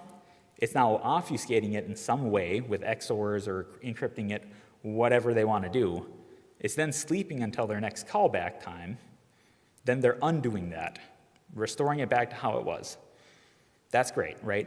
The whole idea with it is that any time that some sort of defensive tool would scan your memory, it will no longer see your tool. There's another added effect to it, which is when you're sleeping like that, you're also going to be evading stuff like Moneta or anything trying to list your processes or like what modules are there. So module stomping has a similar effect where you're now copying your code directly into a DLL loaded into the process. By doing that, most scanners are just going to ignore you because, hey, that is a trusted DLL from disk. We know that's safe, so this must be safe, right? Now, what I want you to do before you jump in and just start adding evasions, if you ever start building an implant, is actually think about what these things are doing, right? We just covered the two there and what they're doing. Now think, how would you detect those as a defender? So module stomping is a fairly easy one. If you actually validated what was on disk to what's in memory, you're probably going to find it. Most people are focused on the copy on write protection thing, but that can be spoofed. That's not really a big deal. But the fact that your DLL's text section and the shellcode you injected will be very different no matter what. So yeah, every time there's a new random evasion that comes out, I'm hoping you will read through it, identify what sort of things it's doing, understand how it works, and not just jump in and automatically add it to your implant in C2. The other part that you need to consider is what sort of communications you want to do, right? When you're designing and implementing these implants, it doesn't matter what operating system it's for, different categories of systems will talk to things in a different way, right? If you're on a workstation, HTTP and HTTPS outbound to a random server on the internet, probably going to work pretty well, right? WebSockets too, that'll be fine. A TCP outbound to a random port and IP, that will probably get caught, at least you hope so if they're that advanced, right? Now, random web server, like a file share in a Windows network or a DC, you would hope that beaconing outbound from HTTP or HTTPS wouldn't work on those, but weirdly enough, they do most of the time. But a better way to do that, right, is some sort of bind type of comm, right? So if you were trying to get on a DC or some sort of file share, right, if you just had a named pipe on that share, you can now peer-to-peer into it, no problem, right? That would blend in. There's a lot of SMB traffic coming in. That's going to be a normal thing those servers do, right? So that's some of the things you need to actually consider. We're going to move on to the next category, really, is packers and cryptors, right? So a couple considerations you need to do when doing this is, well, one, how do you want to actually key? So when you're running these now, we're red teaming specific systems in a specific network. We probably have the name of the domain or host at least. So we can key our payload so it only runs on those systems. Now, how you key it is a different question, but there's different ways to do it. I would prefer whatever method you try to key, you try to not actually embed that information into your executable that you produce, right? Use that as some sort of starting point and generate a hash based off of it and use that to encrypt or decrypt or whatever it is you're trying to do. Encryption and obfuscation. If you don't really care about what you're trying to protect, you could probably just do a rolling XOR and call it good, right? Not a big deal. If you actually care about protecting your payload and you want to make it so anyone trying to reverse it is not going to have an easy time, you're going to have to do some sort of encryption and hopefully something good, right? So in this case, you could do AES 256, CBC, or whatever, or you could do RC4, right? If you do RC4, it's probably going to be a little weaker, but I don't think anyone's actually going to spend the time to figure out what that key is unless it's hard-coded into your payload. The other part you need to consider is, do you want to share that code amongst your other tools, right? So, example, for TrustedSec, I maintain a couple persistence methods and then a bunch of implants. If I shared my code from those like packers and cryptors, and I just had the same exact code in my implant, and one gets detected, well, now both are just out of commission until I can fix that detection, right? So what I try to do is I try to avoid cross-contamination like that. I try to avoid using any of the same code from any one of my tools to the other, unless I can't avoid it for some reason. Then another piece you actually want to consider is how often do you want to really rebuild these tools, right? So with a lot of the modern detections, if you're trying to drop an EXE on disk and run it, if it's not brand new, like never seen before, you probably have a chance it will work.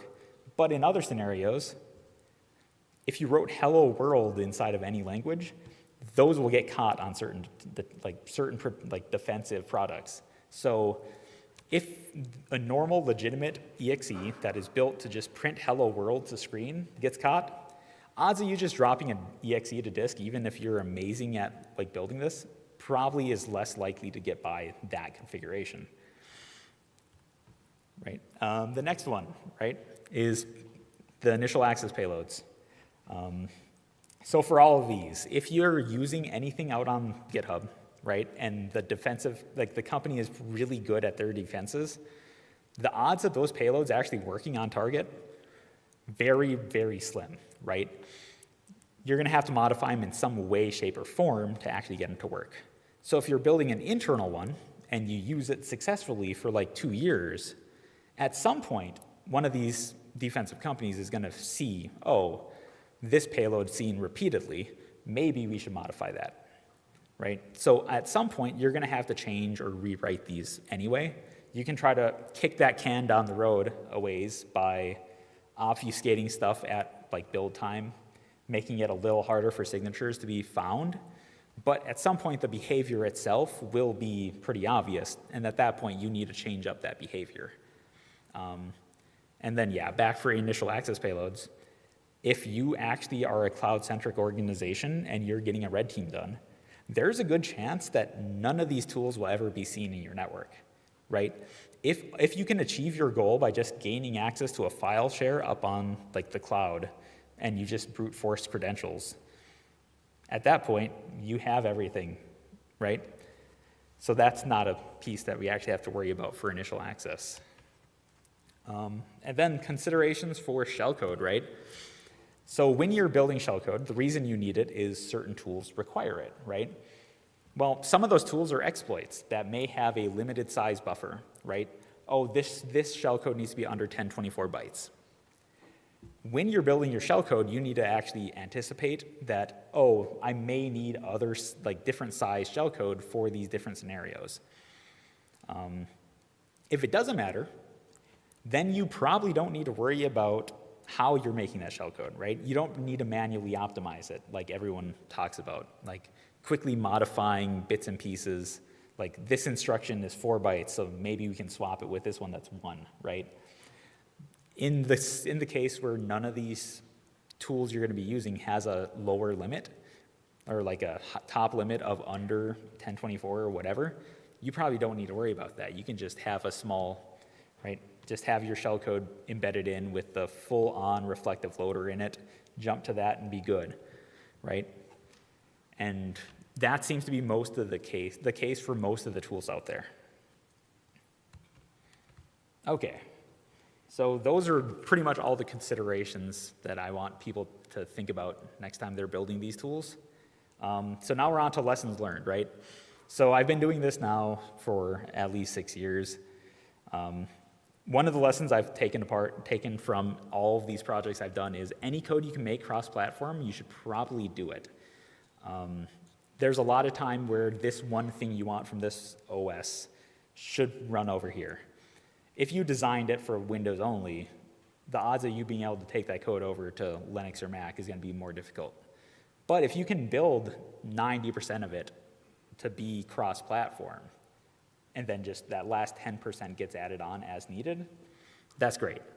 The second one is, as much as people don't want to believe it, C code is actually pretty cross-platform, right? As long as you're using specific standards, most of your code is going to run across the board. Is it going to be great on like Windows when it's supposed to work on everything? Not really, right? But it will actually be cross-platform in some cases. And then the next one, right? You can't only write code in one language. As an example, right, I talked about I do C, assembly, and Python. Those are my go-tos. In the last 3 months or so, I've had to write an implant in C#, in JavaScript, and something else I can't remember. I think it was Go. Right? If I try to only limit my code to one implant, like one language, then none of those would exist, right? Some more lessons learned. So we're saying you wrote this implant. It's amazing. It does everything you need. You're probably going to have to write another one at some point. right? It doesn't matter why. It could be that that just doesn't have the capabilities anymore and you need to modify it a little bit. Or it could be that complete implant got detected for some reason and it may not be worth actually fixing it up to keep it going, right? So in this example, right? So for in-memory loaders, I've wrote 5 now in the last 6 years. Some of them for the same architectures, some for the same file formats, but I've wrote multiple of them. And sometimes you just want to keep the code separate so that if one version gets detected, you still have something you can use in an actual engagement that will get you down the road just a little bit further. Another one is keeping projects maintainable. So actually being able to change things as you run into problems is really important, right? So back in college, I did not comment code. I did not indent code. It was a mess, absolute mess. And some people who know me are laughing over here. But that is straight up true. After getting into the real world, I realized you cannot do that. Mostly because in 2 weeks, you may need to actually fix this thing. And now you don't know what you just did, right? Yet alone anyone else who ever might need to try to maintain that, right? And in that vein, right, if you can find a way to compile your shellcode from C down to assembly, that is way easier to maintain, right? Like, I love assembly as much as anyone, but trying to maintain that after stepping away for even a couple days is extremely difficult, right? So if you can find a way to do it, I say go for it.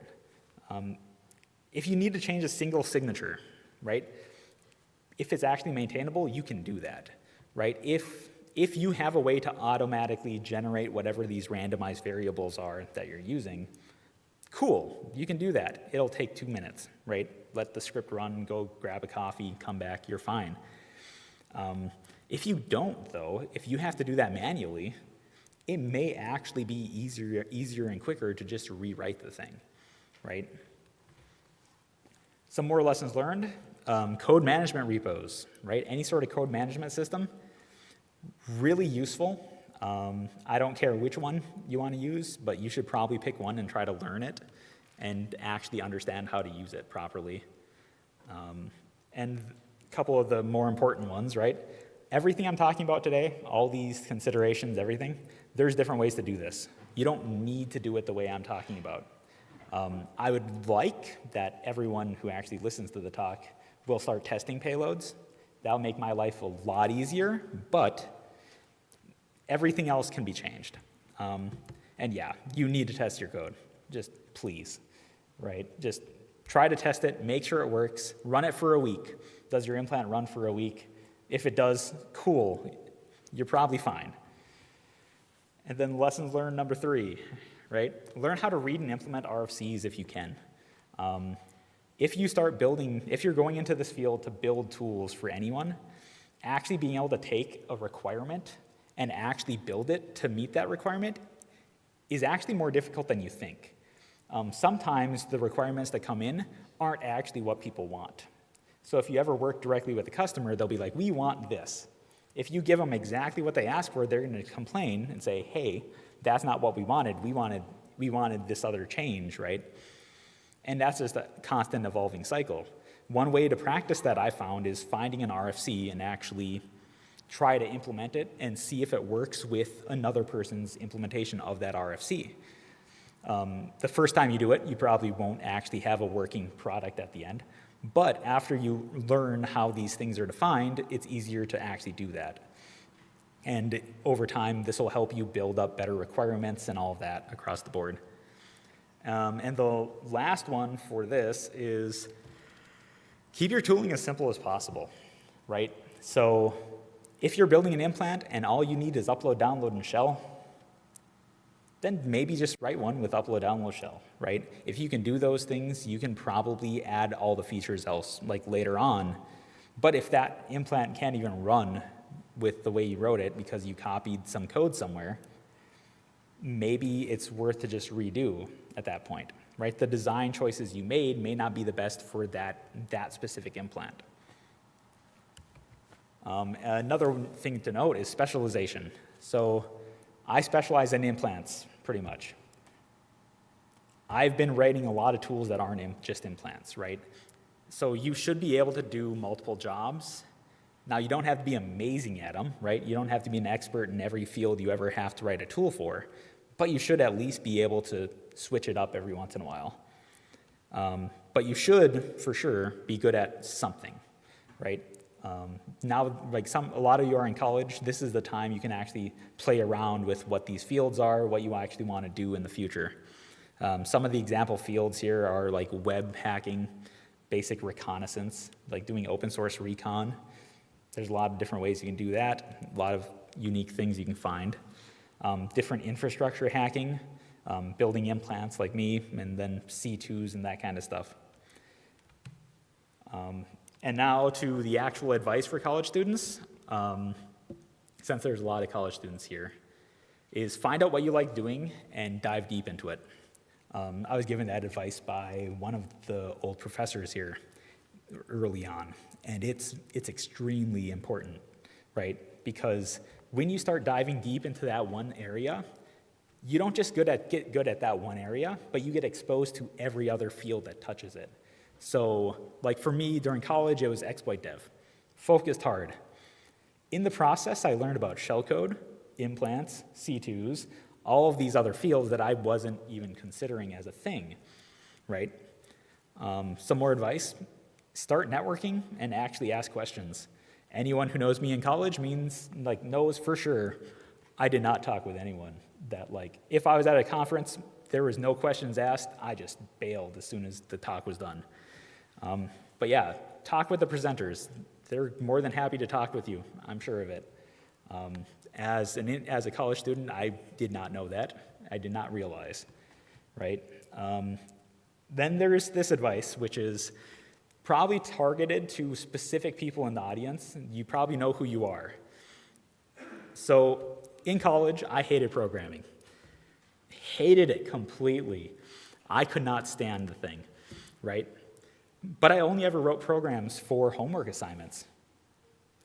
So if you are out there and if you think you hate programming completely, you've never done anything outside of a homework assignment for programming though, you should really look into trying to write some code for something you actually want to solve, right? Something that's actually motivating you, because that may just turn into a career. The last piece of advice is join clubs and otherwise, right? So you're at a college with a bunch of students who are doing the same type of work you're doing. They're going to be in the same field. You're going to know these people, and you're going to be working with them across every job you go to, right? Someone from DSU is going to be in one of those companies at some point, and you're probably going to be interacting with them. So just join clubs, network with them. And then, yeah, we're a little early, or a little fast during the talk, but my contact info is here. I don't put out public projects on my GitHub. At least I don't anymore. I haven't for a long time. Anything I release is going to be up on the Trusted Tech GitHub. You'll find a bunch of stuff from other people there too, but everything else is the handles there. Now questions. I'm expecting some heckles over there, but any questions from people who aren't just going to try to make me say weird things? Okay. So, how did you get from hating programming to do something like this? What is the transition there? It's a good question. Yeah, okay, so back in college, programming, I just was annoyed by it. It made no sense. Why would I want to sit there and try to figure out the logic of random dumb problem that I'm never going to do in real life, right?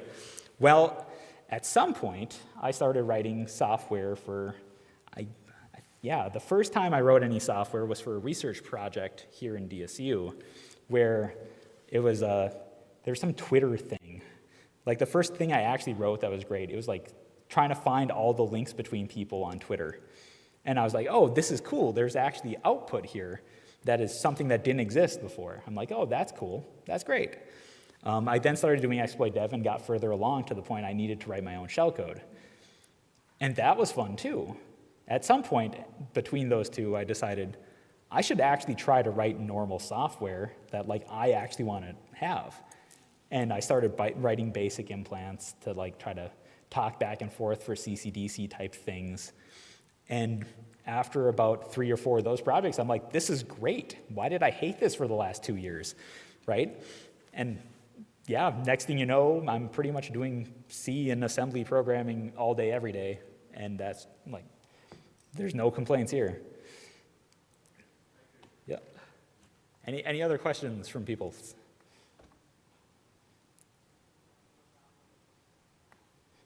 Does everyone just want me to end?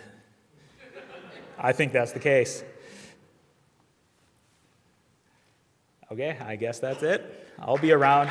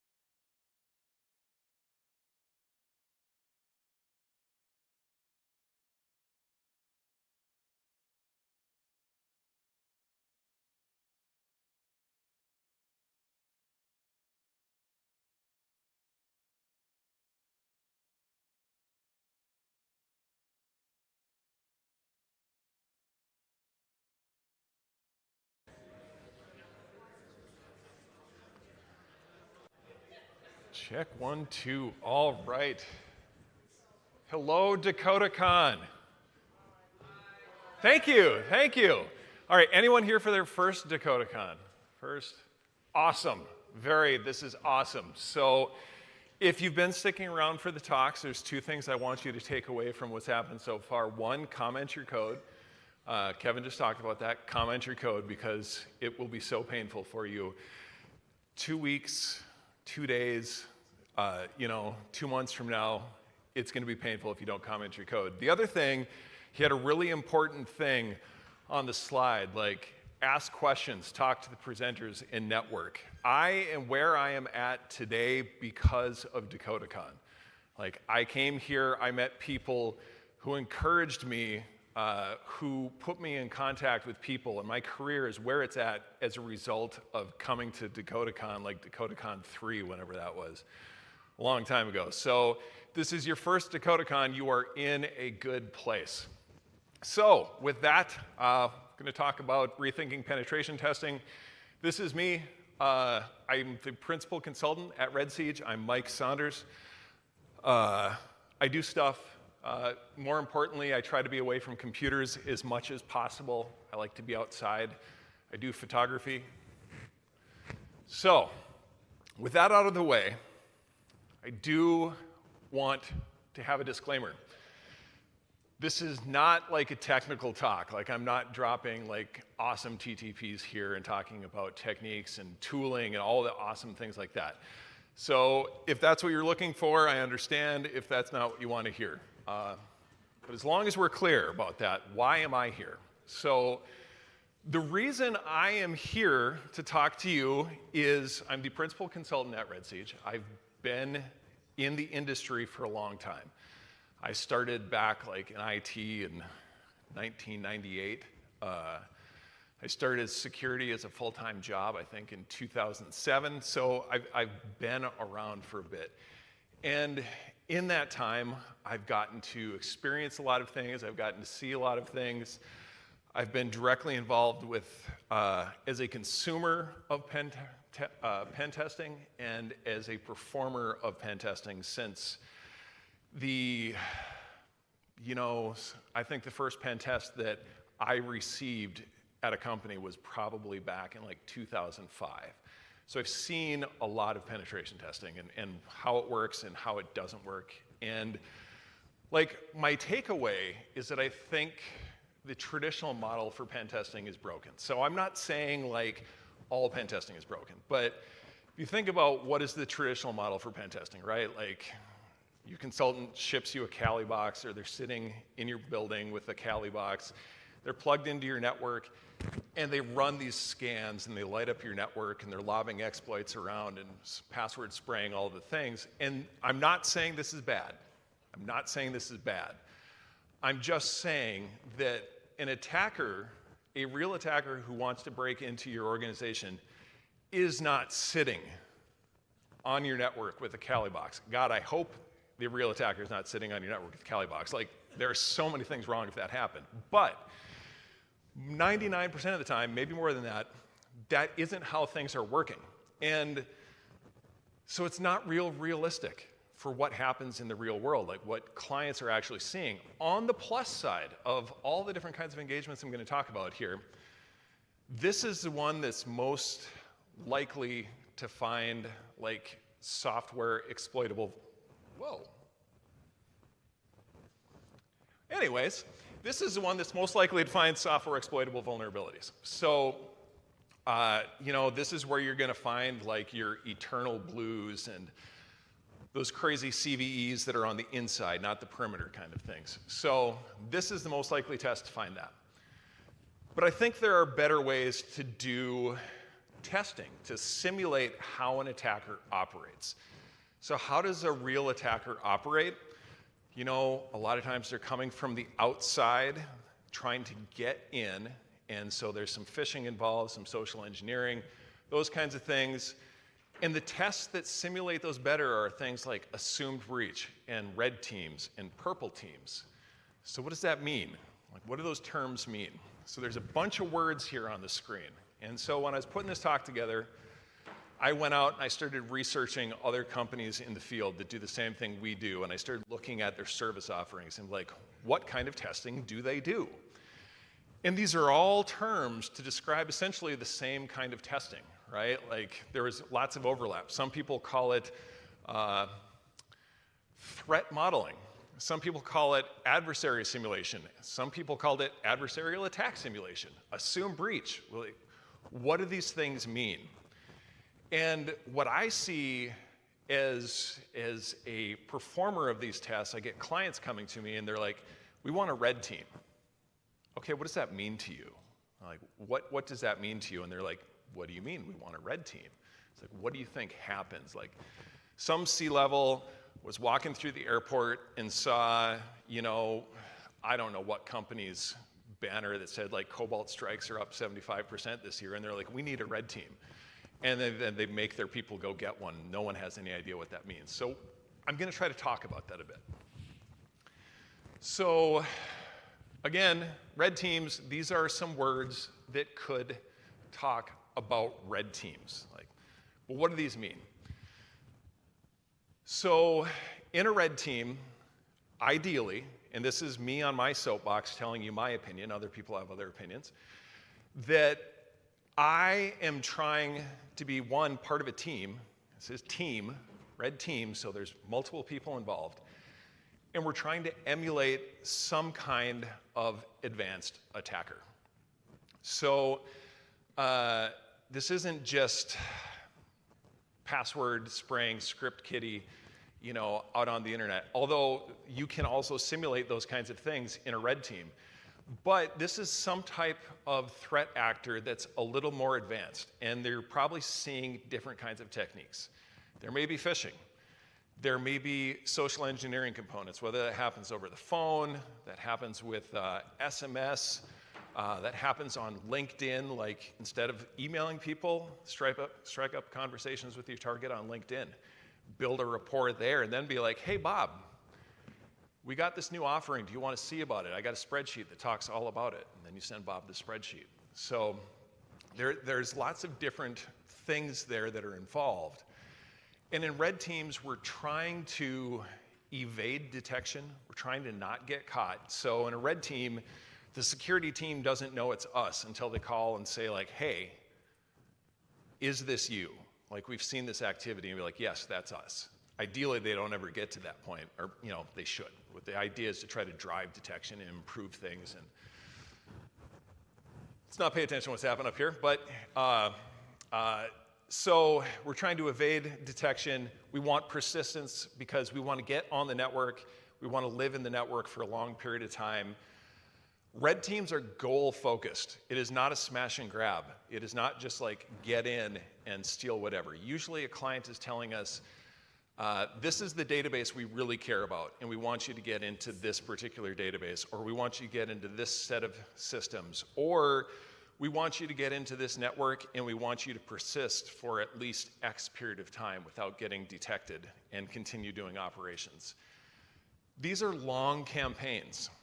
People will come up and be like, yeah, we want a one-week red team. And be like, it's not a thing. You can't do it. Like, you just can't do a red team for what I'm talking about in a week. So the other thing about red teaming is that it is about testing defenders, not testing like detection and defenses as much. Like, you are doing that, but the real idea in a red team is we want to see, can the defenders detect us on the network? Can they see what's going on and really detect what we're doing over a period of time? And so part of that, we're going to start out low and slow, and if it's been X number of weeks and they haven't detected us, we start making more noise. You know, start hitting more things, doing things faster, till we raise our noise threshold like up to their, you know, detection threshold. So all of a sudden be like, oh, hey, they should be seeing us. Now do they see us?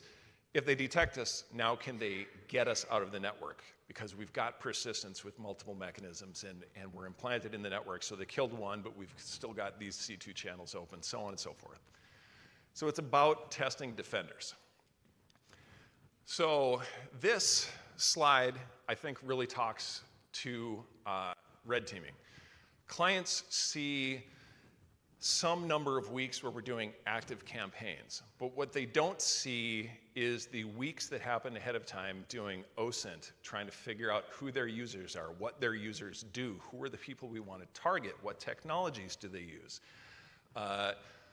what type of EDR do they have? Can we find that disclosed places? Like we found it in like SEC Edgar filings in mergers. Like companies A is buying company B, and these are the services they're buying. Be like, oh, they've got CrowdStrike and they've got Proofpoint. Awesome.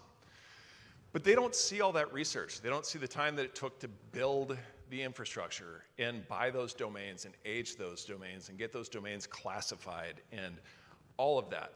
So there's a lot more involved in red teaming than just the hands-on keyboard attacking phase. Red teams are great. Don't get me wrong that I'm saying like don't buy a red team or you don't want to do a red team. Red teams are so much fun and they are so boring. Like it is minutes, hours, maybe days of excitement following weeks of boredom, of building things and then waiting for someone to click a fish. No one clicked fish, so I got another campaign and no one's clicked a fish. Well, that person clicked a fish, but we got blown up by the EDR. Got to stand up another phishing campaign and go through. So it can be really boring from a tester side, and it can be incredibly exhilarating.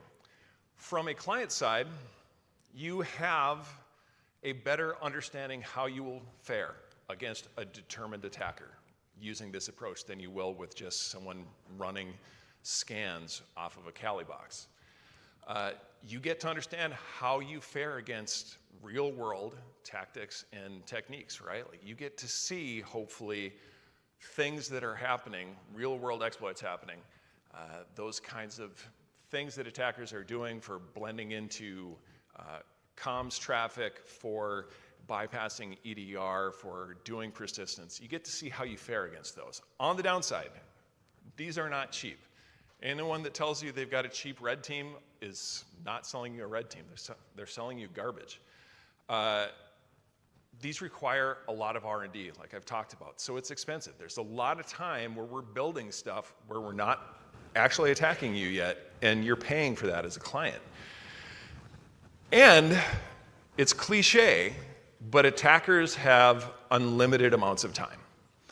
We, as consultants, have a finite amount of time that is limited by scope and budget. So there are a lot of things that have to go right. Like, I like this graphic because it's what I think red teaming is like. People feel like, oh, you just have to get in, right? You just have to get in and get someone to click. But it's really like threading a bunch of needles. Because for me to get in, I've got to get a bunch of things. I've got to get the right user with the right ruse on the right day. So what do I mean by that? I need to find someone who is inclined to click. I need to have a ruse that resonates with that particular user, so it needs to be targeted to them, and I got to get them on the right day. Because if you're having a bad day, like all the alarms are going off, or your boss just dropped some deadline on you and you're scrambling, you're probably not paying attention to your email, you may be more inclined to click. On the other hand, if you're having a great day, sun's shining, the birds are singing, your inbox is zero, you're having a great time, you might pay more attention to that suspicious email and be like, wait a second, I don't think I want to click on that. So I got to find the right user who's distracted. I got to get the right ruse on the right day. But before that can happen, I got to get my message into their infrastructure. So I got to get it past whatever phishing prevention systems they have. And while that's happening, there are sandboxes that are scanning my payload if I'm trying to phish in a payload. Or if I give them a link, there's sandboxes that are trying to retrieve that payload and detonate it. So I have to make sure I've protected my infrastructure so that they don't get the actual payload. And I have to protect my infrastructure so organizations like Census don't scan my phishing campaign login page where I'm spoofing Microsoft 365 and then report that domain to Microsoft and also issue a domain takedown notice in the middle of your campaign, because let me tell you, that sucks when that happens. I'm speaking from experience. Like, a bad mod rewrite rule, like, you got to have an or statement on every single line. If you have one line in the middle that doesn't have an or statement, your rule set fails open. And then you're having a bad day. So I've got to have all those things. And even if all those things are right, and now a user clicked on my payload, I have to make sure that my payload works on whatever system they're running and whatever EDR they have. Like, hopefully I've been able to figure that out and get code execution. If I do get code execution, it's a red team. I need to be here for a while, so I have to have some way of getting persistence without getting detected. And I have to stay hidden during all of this. So there are a lot of hurdles that happen before you even start operating on the campaign. And then once the thing hits, you have a lot of things you got to do really quickly to make sure that you can continue doing your job. So red teams are hard.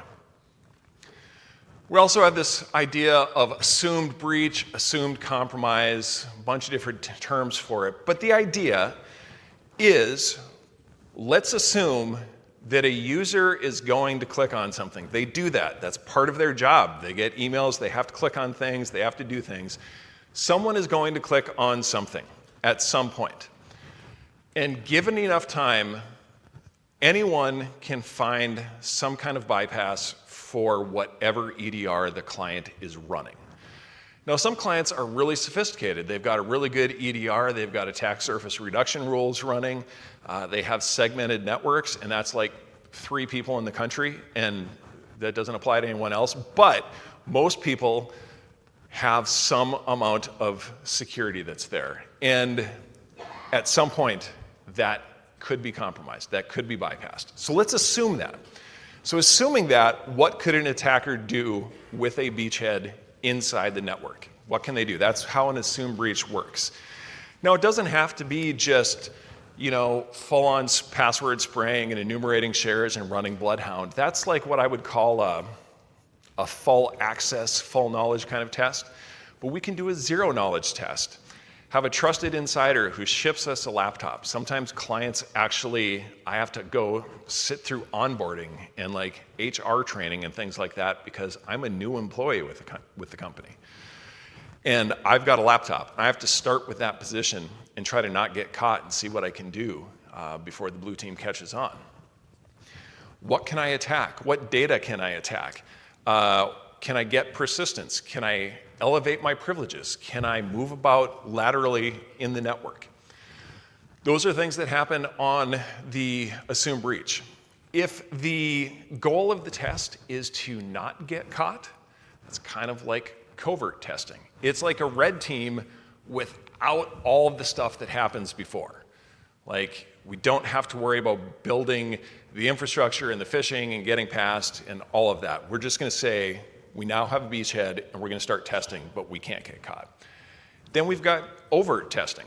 Everyone knows we're here. We're working with the blue team. They know we're here, and we can focus on coverage, right? So those tests are a lot more focused on coverage, generating signals that the blue team can analyze and take a look at and understand, like, hey, where do we have gaps in detection and coverage? Versus, hey, we're going to try to stay hidden and see if you can catch us. So, as with everything, there are pros and cons. I think that one of the pros of an assumed breach is that you have a better understanding of strengths and weaknesses as they apply in the real world. Same kind of things as a red team, but it's less money, it's less investment in research, OSINT, that kind of stuff. On the downside, again, I have a limited amount of time. I can only do so much in a really big network. I might not have time to cover everything. This test isn't focused on vulnerabilities. Mike, what do you mean you're not focused on vulnerabilities? I'm looking for things like, is AD misconfigured? Do you have certificate templates that allow me to elevate privileges? Do you have weird permissions and all domain users are an admin on this one scanner workstation in the office, and from there we can compromise everything? we're looking at those kind of vulnerabilities, not most of the time, is this system patched? Now, we will use an exploit, like try to exploit some unpatched vulnerability on a system. They haven't applied the patch. We will use those on occasion, but that is not the primary focus of this kind of testing. And we're also not looking lots of times to see if those conditions exist. We only are looking for them if it's something that helps us along our goal, whatever goals the client has set out. So if I don't see it, I don't know about it, I can't report on it. So you're not going to get those vulnerability reports that you would get out of a traditional network pen test. Another thing, I have to have a representative account and representative workstation.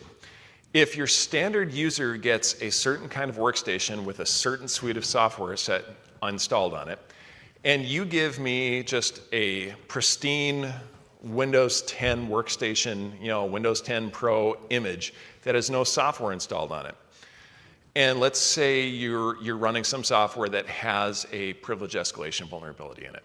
If you don't give me that software, I can't tell you that that thing exists, even though it exists on every machine in the network. But you didn't give me a machine that had it, so unless I'm able to move laterally to a machine that has it, I can't identify it, I can't report it. If you give me a machine or a user account that's just a member of domain users and doesn't have any groups, and you've done a pretty good job of like locking down access to file shares and things by groups, if I'm in domain users, there's a lot more limitations on what I can do.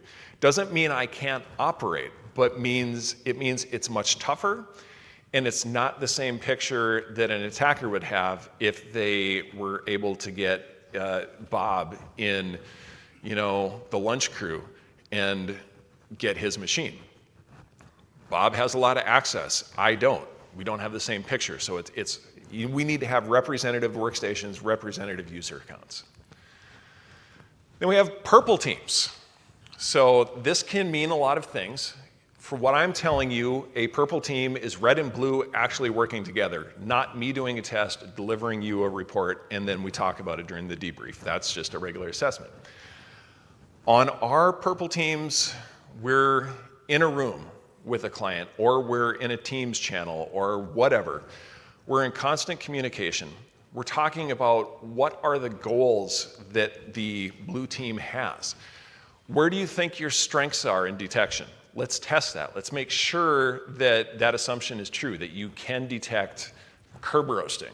Can you detect it? What if I only pull one ticket at a time? And I pull one every 20 minutes.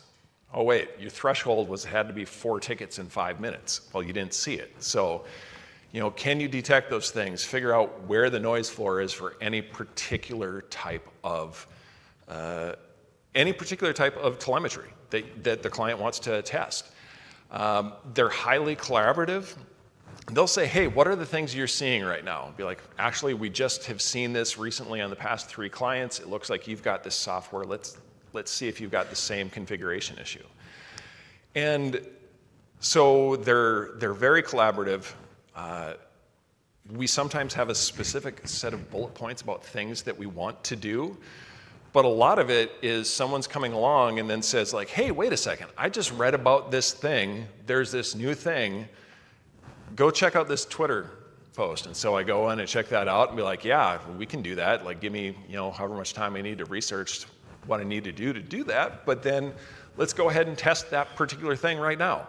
They're very reactive and adaptive, but they're focused on specific goals. We've got specific testing objectives. The idea is that the client validates visibility and ability to respond and detect, of course. And at the end of it, hopefully you have some report that says these are the gaps in the assumptions that we had and the reality of what we observed. So now, with the purple team, again, pros and cons. Pro, really good at validating your assumptions about what you have and what you don't have. And we can confirm, can you see these kinds of attacks or not? Client said, we know we have curb roasting detection. So we did curb roasting. They're like, we don't see anything. Are you sure you did it? And was like, yeah, let me do it again. In fact, I'll run it 3, 4, 5 times. Like, we don't see anything. What turns out, they've got 50 domain controllers, and they only deployed the detection to 10 of them. And those 10, like, they weren't getting the telemetry from in their SIM. So, like, whoops, that's a problem. But we validated that, and we fixed that. And then we went back and said, yep, you've got the fix. It's working. So they're really good, and they're really collaborative, and it's really good. I enjoy those the most. These are the types of tests that I enjoy the most, where I'm just working just directly with the client all the time. On the downside, again, not focused on vulnerabilities, so we're not going to find a bunch of vulnerabilities. Not necessarily focused on our ability to spread laterally, unless that's one of the testing objectives. Not necessarily focused on escalation and things like that. The other thing is, like, during this test, real things might happen, and your blue team might need to respond.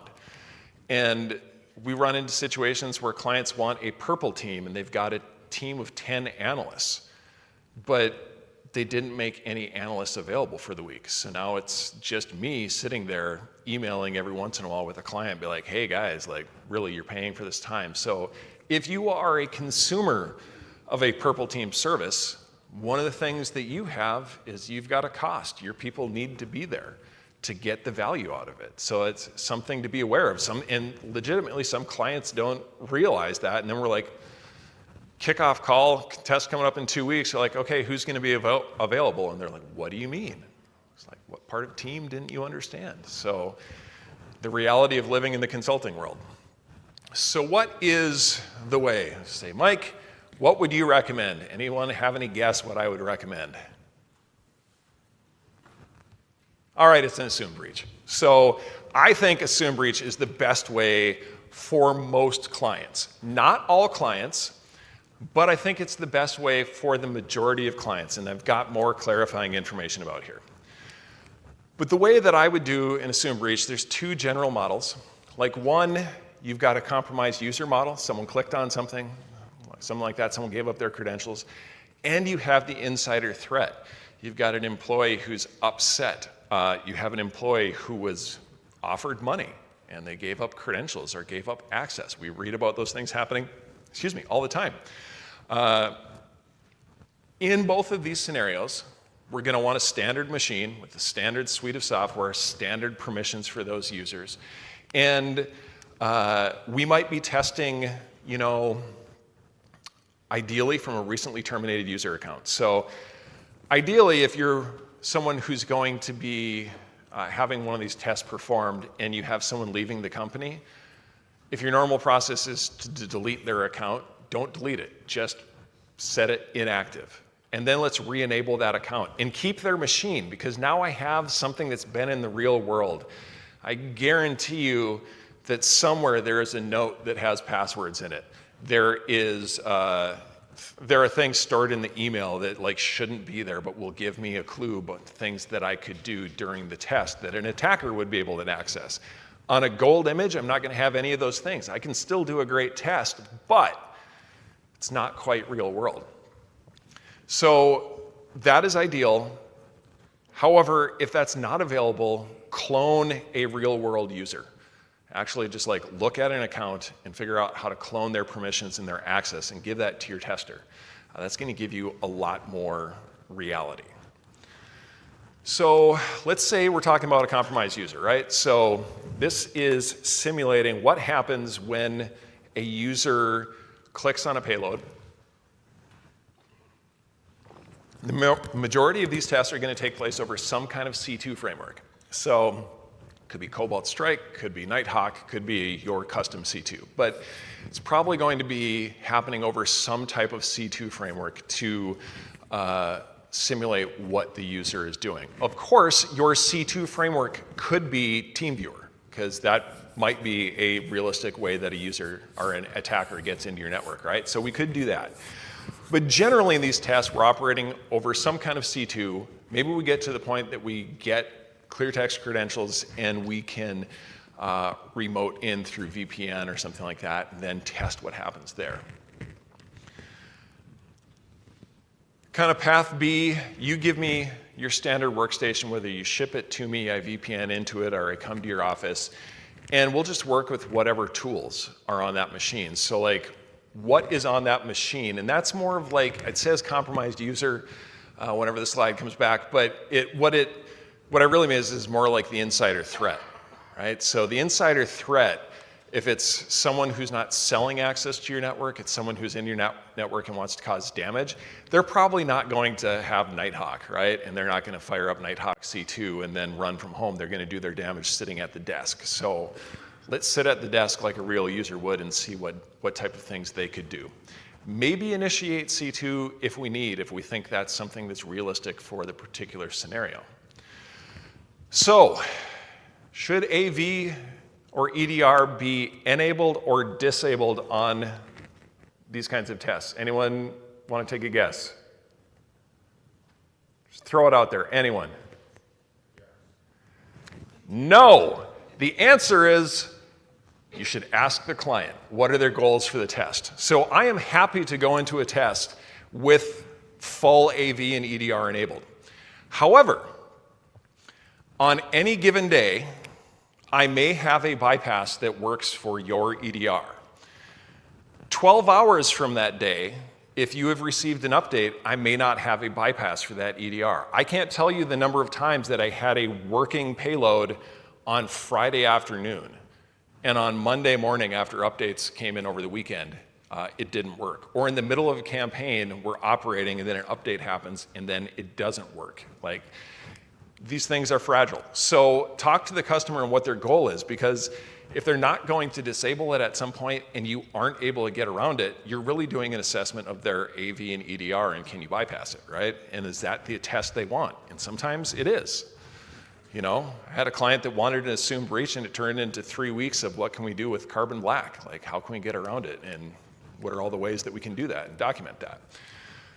But you need to talk to the client about that. So if anyone knows Justin LZ, Hackin' LZ on Twitter, good follow. If you don't already follow him, you should absolutely follow him. It's entertaining, if nothing else, but it's also very educational. And really, I take my guidance from him. Talk to the client. Find out what it is that they want. What are their goals? And then go from there. And ideally, yes, we'll start with it enabled.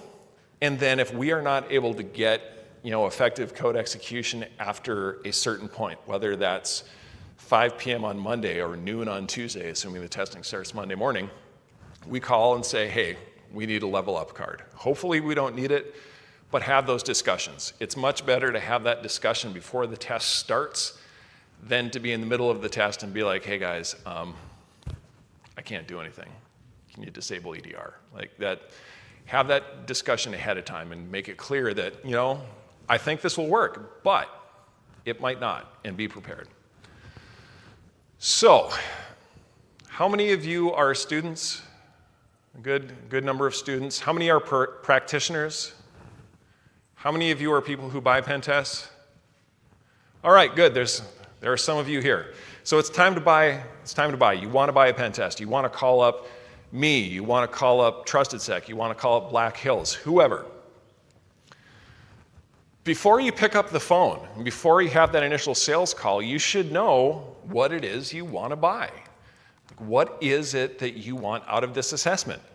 Because you can go to some more unsavory firms, and if you don't know what you want to buy, I guarantee you they will sell you it. I want to buy a thing. It was like, yes, I have a thing. I will sell you a thing. So know what your goals are. Do you want to test detections?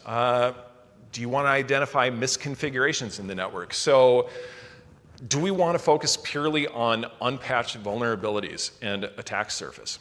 That's probably an initial, our internal network pen test, external network pen test. Do you want a compliance check mark? If you're looking for just a compliance check mark, I guarantee you don't need to buy a Redteam, right? Like that's not going to be great. I would love it if that's what you did. It's more money, but it's not what you need. And I want to do for you what it is you need. You also need to know what your budget is. How much can you afford to allocate for this particular assessment? And how much time and how many of your resources can you allocate? This is specific to Purple team assessments. If you cannot afford to give your team X amount of hours a day for a week to work directly with the testers, purple team is going to be not really advantageous to you, because the purple team, the primary goal of it is to work directly with the blue team and make the blue team better. If the blue team can't be present at training, they're not going to get a lot out of it. So, let's see. Man, I had way too much caffeine this morning. It's 1:35. Can't believe one of you didn't yell out, breathe, Mike. It's crazy. So, if you are an assessor, because I saw some of you raise your hands and said that you're an assessor, you should be asking your clients these questions. What are your goals? What's your budget? How much time can you allocate? Like, if a client comes to you and says, I want to buy a thing, and you'll be like, yes, I will sell you a thing, and then you sell them a thing and you don't ask for any clarifying questions, shame on you.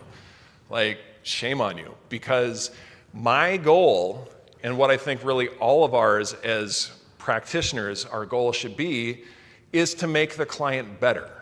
That's the only thing, like, at the end of the day, if you as my client are not better than you were at the start of the engagement, I failed. Like, I failed if you were not better. And sometimes that better means that we have validated that everything you did worked, and you punched me in the face repeatedly for an entire week. I didn't find anything. That's okay, but I validated your controls, right? I validated that, yeah, you have locked down everything. Your network is like Fort Knox. That is an okay outcome. But you must be better off at the end of the assessment than you were before. Like, if you're not, I failed, and you wasted a bunch of money.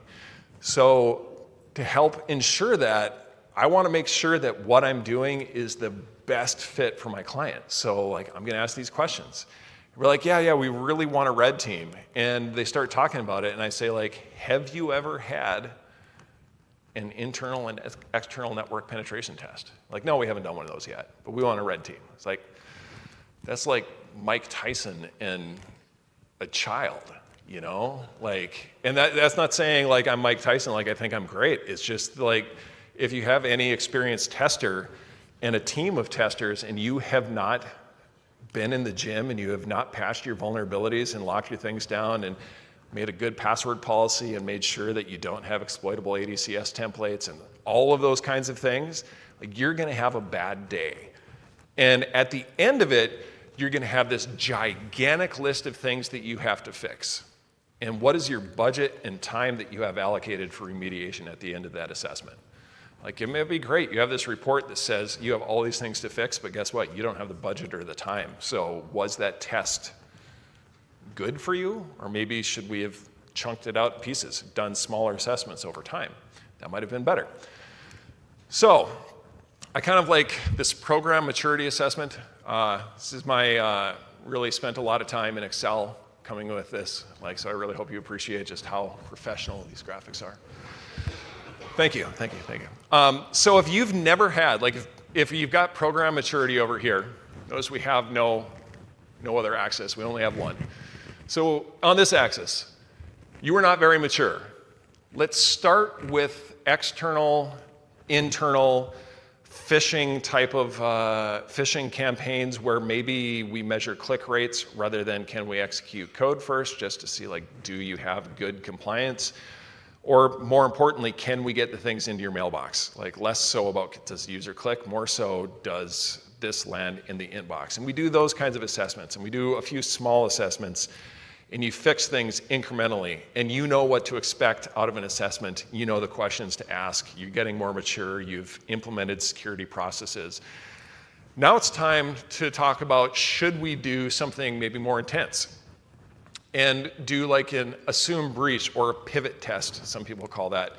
Let's do an assume breach, let's say. Or let's look at more like some type of cloud assessment. And let's consider purple teams in there. Like, now is a good time to have a purple team. That would be a great time. After you've had a few assessments, you've got them under your belt, you're comfortable, you've fixed things. If you've done all of that, and you've had a few tests where things come out fairly clean, like the amount of findings in your report are small, fairly low severity, and your assessor is telling you like, yeah, you're really ready for something bigger, then it might be time to go to that red team. But what I can tell you is that the majority of our clients live over in this land. And we only see red teams on really, really mature organizations because they cost a lot of money. And if you're going to spend that much money, you want to make sure that you're prepared to get the best possible outcome. If you don't have good logging and monitoring and you have holes all over your endpoint protection system, like, spend money fixing that before you spend $1 on me, because that $1 you spent on me is not worth nearly as much as the money that you spent on yourself. So keep that in mind as a consumer, to borrow a phrase from John Strand, like proudly sucking at capitalism. Like, I want you to spend money because that's how I get my bonus and that's how my boss pays me. But I don't want you to spend money that you don't need, because if I let you do that, I'm doing a disservice to you. So lastly, I'm not sure where I got this. It might have been from Tech Spence, but this really resonated with me. I think it resonates with most red teamers is, spending time doing the basics, hardening your systems, making sure you've got good password policies, applying patches in a timely manner, uninstall the crap you don't need, maybe put in some firewall rules. And guess what? Your workstations don't need to speak SMB to every server in your network. They don't need to speak SMB to 10% of the servers in your network. I'm betting. Like, you block SMB to most of the servers, and users don't need to RDP to servers. Why do you have that open? You turn those two things off, and then take a look at blocking like WMI and PowerShell remoting and things like that from workstation to workstation and workstation to server. Man, let me tell you, I'm going to have a bad day. Like, I am not going to have a good time in that network. It's going to be tough. And those are not low-cost things. There's a cost to you as a consumer and a professional having to implement those things. I'm not saying it's easy, but what I'm saying is if you do it, you'll make my life harder. And if it makes my life harder, it's going to make the attacker du jour, it's going to make their lives harder as well. There's always going to be apex adversaries that just, live. They can do amazing wizardry things. But guess what? Those apex adversaries aren't attacking, Bob's Accounting with 15 people and things like that. So who are you and who are your adversaries? That's a good question to ask. But patch, do the basics, and you'll be a lot better off. So if you have some questions, this is how you can get a hold of me. I should have told you at the beginning, but if you want a copy of these slides, you can get a copy of the deck at redsiege.com/rethink. We have a Discord. I think it's great. I know that you need 156 Discord, but if you want to, I think that you should join our community. Come in and ask questions. We love it. I'm Mike at Red Siege. If you have any questions, Hardwater Hacker on Twitter. Send a connection on LinkedIn, whatever, stay in touch. Like when Kevin said, ask questions and like have conversations, absolutely do it, because it's 100% worth it. Even if it's uncomfortable, I guarantee you it's worth it. So with that being said, this is me. Sales guy says I have to show you this slide, but more importantly, are there questions? Yes?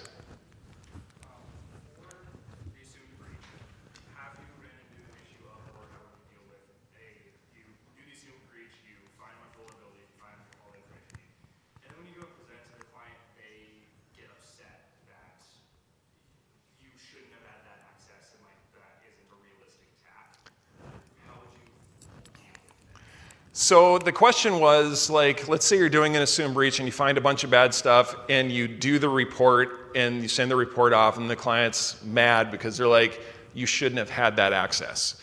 You shouldn't have had that. And how do we handle that? I think that's essentially the question. So those kind of things do happen, which is why it's so important during the sales call and scoping in the kickoff call that you have beforehand to ask all the questions and make sure that everyone is clear about what's happening so that when you get to the test, everyone's on the same page. Like, we don't have different assumptions and then you're upset with the outcome. Sometimes that does happen, whether it's your fault or the client's fault, or just, people didn't understand each other. Diplomacy, like one of the skills, like soft skills, is being able to talk to, executives and talk to technical people and talk to business people. And you need to be able to do those things and understand that people are passionate about things. And a lot of times you're telling people their baby is ugly. And you need to do that in like a kind way. And hopefully you've had some like sysadmin, IT, general, just being in the business experience and try to place yourself in their shoes and be like, how can I best present this message so that sometimes it's tough news, but how can I present it gently? So, any other questions? No, that's someone standing up, that's not a hand. Yes? What kind of advice could you give to consumers about maybe even vetting out the bench, right? So let's say, they finally want a test. Well, what about also evaluating their bench, right? Who's actually performing the test, right? So I can definitely speak from experience working in the bank, hiring a really crappy place. I shouldn't say it was a crappy vendor. It was a good vendor, but the person they said was a junior. Like, it just, the coverage was weak, yada, yada. But like, what type of advice could you give to the consumer as far as Yeah. what questions they should be asking to make sure they have the right person for what they're paying? So the question is, like, as a consumer, what questions should you be asking to be vetting the people that are going to do your assessment, right? So, make sure that the person who's doing the assessment is qualified to be doing the assessment. So one thing, like, ask people in your industry, at your networking conferences that you're at, like, hey, have you had a pen test recently? Who did it? How did it go? Did it work well? Did it not work well? Find out who your peers are trusting. And then when you start talking to those clients, find out, like, what are their credentials? I'm not saying you need to be certified in things, but it does help. If you look at a company and the company doesn't have, again, not saying that you have to speak publicly or publish things on GitHub or publish blogs, but if you're looking at a company, you want to buy their services, they haven't published any kind of blogs, like no one has any kind of public profile, they haven't spoken anywhere, you can't tell that they've written any tools, like how can you vet that? How can you vet that person? And then, making sure that the way we do it on a test, like when we have the kickoff call, the person who is doing the test is on the call and be like, we introduce ourselves and these are our credentials. And a client can be like, hey, I have concerns. I thought Mike was doing the test and now you've got Ian doing it. And we go like, well, actually, Ian is an amazing web app pen test and you purchased a web app pen test and Mike can do web app pen tests. And I'm not saying I'm bad at it, but I'm saying like Ian's a wizard and I can do a good job, I'm a pretty good web app pen tester, but sometimes we look at the things and we change it out. But we try to communicate that. Hopefully, the client knew that before we ever got to the kickoff call. We communicated that. But ask questions like, what is your experience? How many years of experience do you have? Like, what kind of certifications, what kind of trainings have you attended? You should be asking those questions. Don't be afraid to ask those questions. And if the consultancy you're working with is like getting offended and be like, no, just trust us, give us the money, like, walk away, please walk away, find someone else, hopefully you're working with a good consultancy that will tell you if they don't have the skills. Sometimes we don't have the skills to do a particular kind of assessment, so we'll bring in someone to do the work, but we will disclose that. We'll call the client up and say like, look, we don't specialize in that, but we know people who do. Can we bring them in on this assessment? Would you be okay with that? Like, work with companies that are willing to do that, and you should ask those questions to the people that are doing the test so that, you're getting what you paid for. All right. So just about time to get off, but any more questions here? Maybe we got time for one more, and then I'll be in the hall. Yes? Any suggestions when you work in an organization that doesn't have a lot of funds, i.e. school district or school districts, on doing pen tests? Sure. So the question was, if you work in an organization that doesn't have a lot of funds, like a school district, like what are some suggestions? So hopefully, and like this is a tough answer, but hopefully you can get some training and do some self-assessing ahead of time, and you can do some of the assessment yourself. Like you can find a lot of the problems yourself, and you hopefully are empowered to do that, so that when the test comes in, you've taken care of those and they can focus on more high impact vulnerabilities. You can also really work with the scope. You know, to say like, look, we've got all of these things, but there's 2,000 machines in the network, 1,500 of them are workstations. Most workstations are not interesting to me as a tester. If I can assess one workstation, most of them are the same. And if you're comfortable with that, you'd say like, look, our workstations are the same. We're reasonably sure that they're configured the same. Why don't you test a handful of workstation and these 500 servers? What would the cost be then? Can we reduce the scope? Can we look at specific things? And just making sure that like everyone's on the same page what that is. And like, hopefully you find a company that's good with that, like they can bring down the scope and bring down the time. And if you ask me to do that, I'm just like, I have to tell you like, look, I can't attest to anything that happened over here because I didn't look over there. You know, we didn't do that. So if something happened over there, don't come to me. Like, I'll be happy to give you recommendations, but you asked me not to assess that. So really talk about like, can the scope be flexible? And if you're working with a good consultancy, they should be willing to do that. Some just aren't. They have a minimum floor of price, and they're like, no, we're not interested. But hopefully, you can find one that's willing to, you know, bring it down to like, well, I can afford 3 days. What can we do in 3 days for you? You know, so I would say do that. With that, I think Alex is up next. He's itching to go. Alex is very entertaining, and you should ask him lots of questions. However, if you want to ask questions of me, I will be around the rest of the day. I'll be here this weekend taking some training. I'll be at the supper tonight. This is me. Get a hold of me. Thank you, DakotaCon.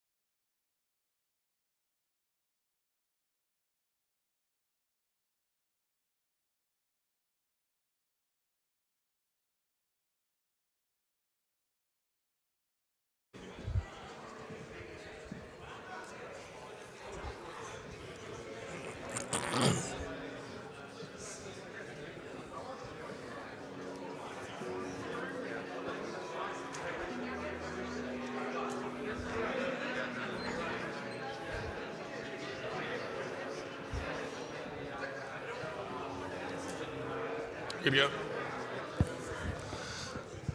All right, everybody ready?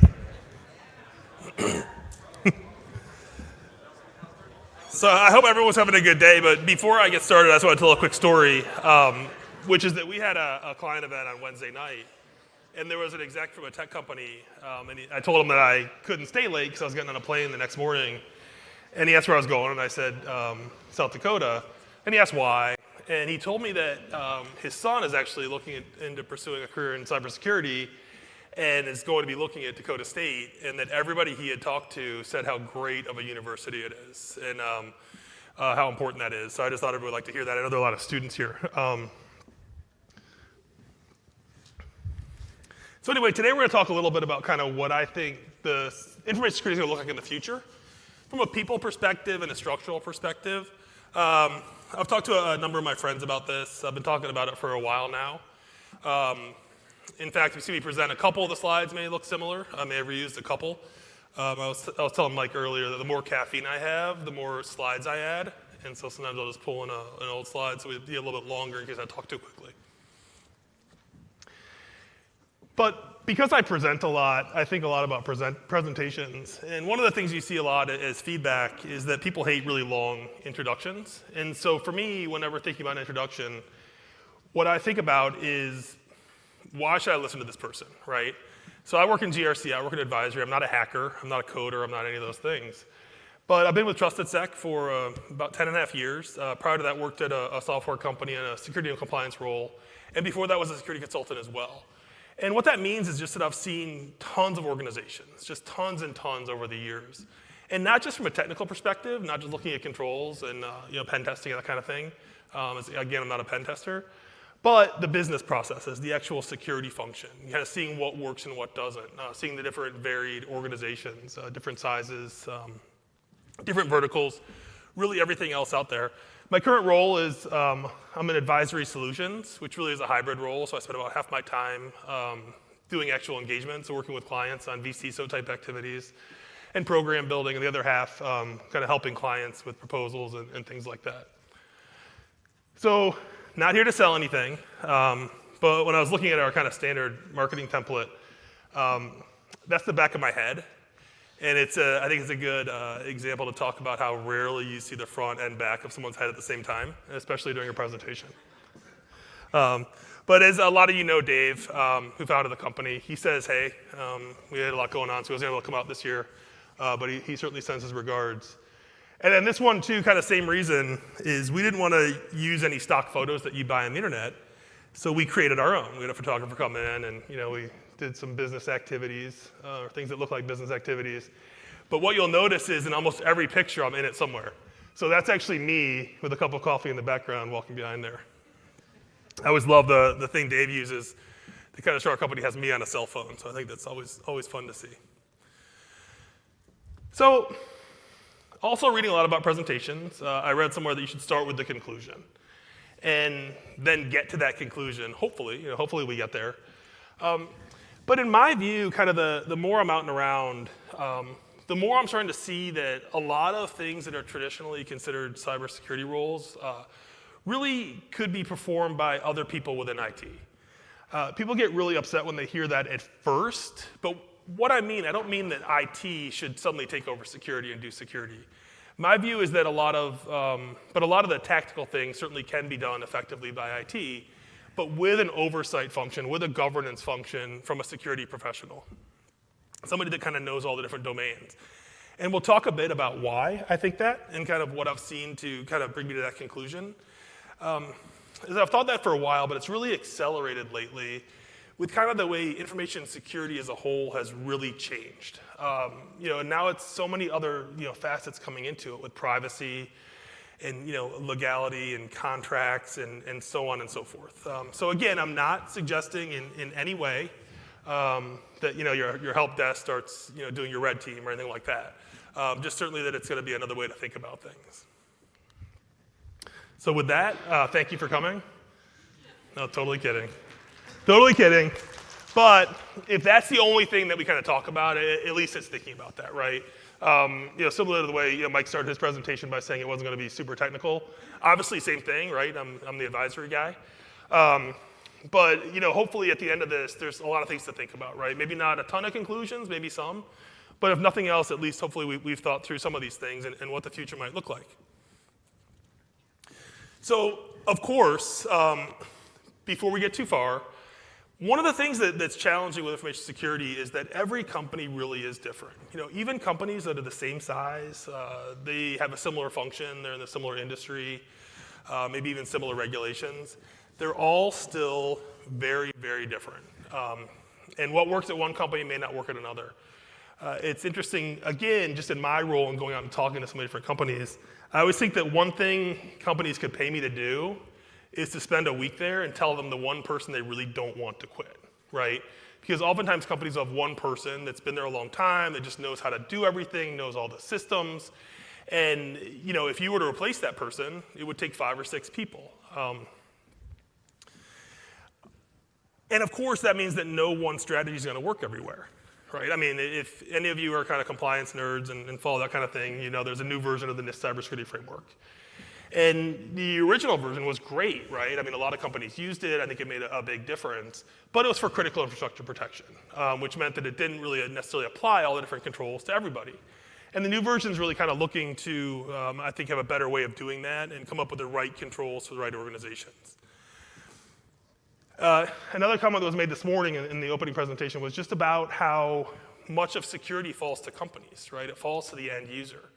Certainly we see that in other things in our lives, like you have to drive your car securely, but there's certain mandated things that cars have to have. They have to be safe, or children's products, or anything like that. But really with security, things still really are falling to the organization. So things just continue to get more and more specialized. One of the stories I've been thinking about a lot lately is, I forget which conference it was, but it was last year, and I went to work the booth, our sales booth. And so I was in the vendor hall, and I can't help myself, I just like to walk around and talk to everybody. And I think there were probably 250 vendors there. And I think I'd heard of about 25. 5 or 10 years ago, if we went to a conference, we'd heard of just about every company there. And one of the things that means is there are just so many different technologies, so many new things, that it's really impossible to be an expert in all of them. And when you meet a utility player, when you meet somebody that really understands governance but also has a good technical background, those people were more common back in the old days. But these days, they're really few and far between. And they're really tough to hire if you can find them. And I think that a lot of things are going to kind of fall to more professional services and outsourcing. And we'll talk a little bit about why. One disclaimer, if someone comes into your house and points to everything in there and says, that's a nail, and you're like, no, that's actually a chair, not a nail, that's my oven, not a nail. And then you ask what they do, like, well, I sell hammers, right? So obviously I'm in consulting, I am a vendor, but that's not why I think that. It's just you start to think about the different things. I'll talk a little bit later in a later slide. I cook a lot. I've got a couple different grills. I've got a fireplace. But you know what I don't have? I don't have my own fire department, right? I mean, if something goes wrong, I call the fire department. There's certain things I do myself around the house, but there's certain other things that require tools or specialties which I just have not acquired over my lifetime. So I'll certainly use an expert. And really, I think the bigger piece that's really changing, as I kind of mentioned before, is that security is just intermingled with so many different things, right? It used to be years ago, we kind of talked about whether kind of security or privacy would kind of rise to the top in terms of the conversations. But now there's just so many different things, like with those new SEC regulations, right? So it's really embedded in the business. Privacy, you have all these regulations and probably more coming. You have the NYDFS that has a lot of stuff they put out. A lot of security programs, as you can probably guess, are kind of driven by those insurance questionnaires that get sent out. In the old days, it used to be things like PCI requirements would kind of drive security programs. But these things are continuing to change. And so in that sense, security oftentimes gets siloed, is very focused on controls. But I don't know, is that funny or not? Like silos are great for grain, but not organizations. I don't know, I thought it was kind of stupid. But maybe not. Oh, so I'm just going to be open with you, and I had the greatest joke that I use all the time that I forgot to tell you at the start. So just pretend that we're just starting out, okay? All right. So, it's really great to be at a university. My wife, who I think is watching from home, hi Carly, she and I, between the two of us, have 2 master's degrees, right? So we really care about education. Now they're both hers, but that's actually a true statement. I was a horrible student. But just imagine I had started with that and gotten you all warmed up with it. It would have been amazing, but I just forgot. That's too much caffeine. But another conversation we have, how much have you heard about the cybersecurity skills gap? Right, we hear about it all the time. And I think that to even get to that conversation, I think not just as an industry, but also just as people every day, we often do what I call arguing from agreement, right? And we might agree on certain things, but we're using different terms for it. And so we're arguing based on different definitions, and we're never going to agree. And part of it is we have to think about what is actually a cybersecurity job. What is something that's actually should be considered in that headcount? And we'll talk about that a little bit coming up. But certainly, I think there's also a very large misalignment with what organizations are looking for, what they're expecting from a skill set, and also what they're expecting to pay. And here's a number of statements that I think they're all true, but there's no shortage of people that want to be pen testers, right? We're a pretty well-known pen testing company. When I give presentations, a lot of times people will come to me and say, how can I be a pen tester? And I'm like, well, I can get you into GRC, which to me has been a very fulfilling and enjoyable career. But then they're like, no, I don't want to wear a tie, which is fine. All right, so I'm getting some laughs. So I think we're going to be all right. But there's also a huge shortage of pen testers, right? So when people are looking to hire pen testers, it can be tough to find the right skill set. But I also know a lot of people who are experienced pen testers who are looking for jobs, right? So those are 3 statements that should not make sense together, right? Those shouldn't all be true at the same time, yet they are. And in my experience, the largest gap is really in program design and understanding the organization, right? So knowing what to pen test, knowing what's important to pen test. Also, for any students out there, please consider a career in GRC. I always like to say GRC is like the dermatology of information security. And here's why, right? Because dermatology is like the best thing you can go into if you're a doctor, because they make a lot of money, because they do procedures, right? That's where you make money.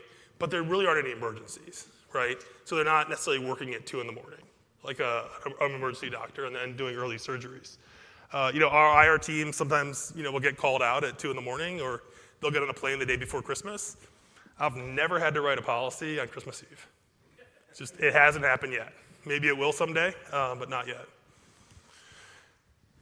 But I really think for any of us, the most important thing is to understand the why, right? There are certain organizations where it may be a little bit different, right? If you're in some kind of top secret environment, right, the goal is to protect the data, and those things.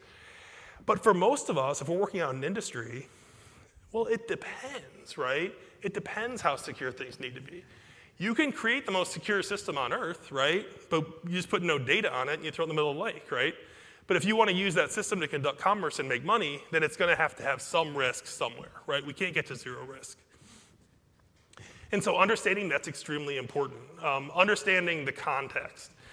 So one of the things, I'm privileged to be able to kind of fill in for some of my friends that are professors at universities near me, and kind of go out and kind of teach a night of classes here or there.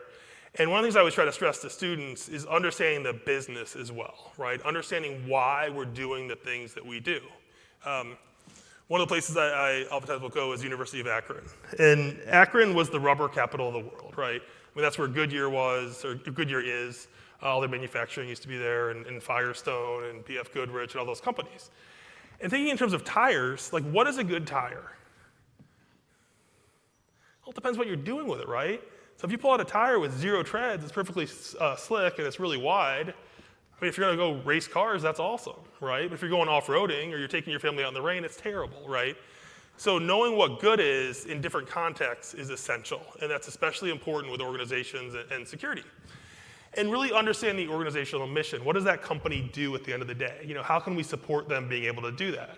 And when I say mission, I don't mean when you walk into an organization and it has some mission statement. You read it and it's how great everything is and everyone loves each other, and then you spend a day there and you're like, oh, everybody hates each other, But I mean, what are they actually doing, right? How do they stay in business? How do they write the checks to their employees? And understanding that's always going to help each and every one of us in our roles. And another piece is just remembering that security is not just applying controls, right? It's not just applying controls and testing controls, right? It's also a lot of business process. And we see that a lot with kind of how we scope different things and look at data. I think of it as if you go to the bank, where's the vault? It's around the money, right? It's not around the building. Because what would a vault around the whole building cost? It'd be pretty expensive, and then you couldn't go into the bank. So it's kind of understanding those things, right? Looking at ways that we can change business processes to have less data, and ultimately need fewer controls in many cases. Another thing, who here wants to be a CISO someday? Right, it's fairly common. But whenever someone wants to do that, I always ask them, like, what do you mean? Like, what does that mean to you, right? Because it's not uncommon that certain regulations or contracts or what have you require that your organization has a CISO. So what happens? They name somebody the CISO. Does that mean they have power and are able to get through what they want? Not necessarily. If you see me present before, you probably heard me say this, that I sign up for just about every job alert there is, right? So if anybody from my office is watching, no, I'm not looking for a job. I'm very happy. But for me, it's actually a great sales tool. So anyone else in consulting, now you know. Because companies that are looking to hire in certain roles are thinking about that certain role. And oftentimes, if you're a consultant, you can offer to help with a stopgap or something like that. But number one, the salaries for the same size organizations and the same role are all over the place. Second, the expectations are all over the place. You know, oftentimes they'll want someone that can do governance, can write policies, understands legal issues, but also knows all the technology, could go out and do a red team themselves, but also get underneath the desk and unplug and plug things in and configure. And those people just generally don't exist, right? We wish they did, but they just don't. And they're going to continue to be misaligned, I think, as long as I'm alive. So, I promise you we're going to get to a conclusion. You may not think now, but we'll get there. Another point that I always want to make is how much society is built on specialization, right? So who here likes sandwiches? I love a good sandwich, right? And so if I'm thinking, you know, should I DoorDash a sandwich or should I make my own sandwich, right? I don't know. But the point is, when I think of making my own sandwich, it's bread that's already made, it's meat that someone else sliced and put in a grocery store, and whatever else is on it. But if you start to roll back to its parts, if you had to make a sandwich with no help from anybody else, I mean, think about it. You got to grow your own wheat. You got to, what do they do to wheat? I don't know, they grind it or something. You got to grind your wheat. You got to find yeast. You got to make bread, you know, make flour, whatever all that stuff is. You got to bake that, and then you got to raise animals. And how do they make meat? I don't know, right? I mean, it's probably not a process I want to think about if I'm from the city, which I'm actually not. I'm from a little village. But you know, everything is so specialized. And that's where security continues to go too, right? We oftentimes will see the pieces and the whole, but we never see the minutia of it. We never see what actually goes into it. And as everything becomes more difficult, it becomes more complex and more specialized, we tend to need more people who are specialists in certain areas. Thinking of years ago, the first time I heard it, I think it was when ArcSight was new, people used to say it's a tool, or it's a career, not a tool, right? So it's not something you just buy. It's something that you need a couple people that really know what they're doing to manage it. Obviously, that's changed a little bit with a lot of these things, but for a lot of other things, it's still pretty true, right? A lot of things are careers. They're not just tools. The problem is, if you have 20 different tools, and each one requires a dedicated specialist, or more than that, think how big your staff is starting to get, right? And also starting to see a lot of organizations that complain that they spend all this money on security, they buy all these tools, they have all these people, and are breaches going up or down? You know, according to the news, they're going up, right? And continuing on that thread, it really is, it's tough to know everything these days. It's really, really tough. You know, I've got 3 kids, I pretend like I know everything, but you know I don't. And you know, back in the old days, 1800s maybe, you could go out and buy a set of encyclopedias, and you could know the bulk of human knowledge, right? I know there was a lot of specialization and things like that, but you could just know a lot. And these days you can't, right? I don't care how lost you get in Wikipedia. You're just not going to learn all the minutia and all the new science and computers and medicine and everything else, not in the way that you used to be able to. Obviously an exaggeration, but I think it's similar to 25 years ago or 15 years ago. Similarly, right, there are a lot of people who could be passable experts in most domains, right? You could have a very good understanding of all the different domains of security. People that understand the different technologies in use, the different tools, the different processes, the different concepts. And these days, that's just becoming more and more difficult. Again, if that doesn't make sense in the 2000s, then just make up whatever year it is, because at some point, I think it was much easier. But when we start to think through kind of where security is going to sit and live and who's going to actually do it, I think it also helps to define what security actually is. Because it's another one of those things, when we talk to multiple people and ask them the question, what is a security program or what is security, you get a lot of very different answers. Is it advising, right? Is it letting people know what they should be doing, kind of based on their situation, based on risk? Is it consulting, right? Like, I can't make you do anything, right? But I can tell you what the problems are if you don't. One more quick story. I got a speaker review that said I tell too many stories. I'm like, I don't know what to tell you. I'm pretty sure it was a free conference, so get your money back, right? I won't do it again. Oh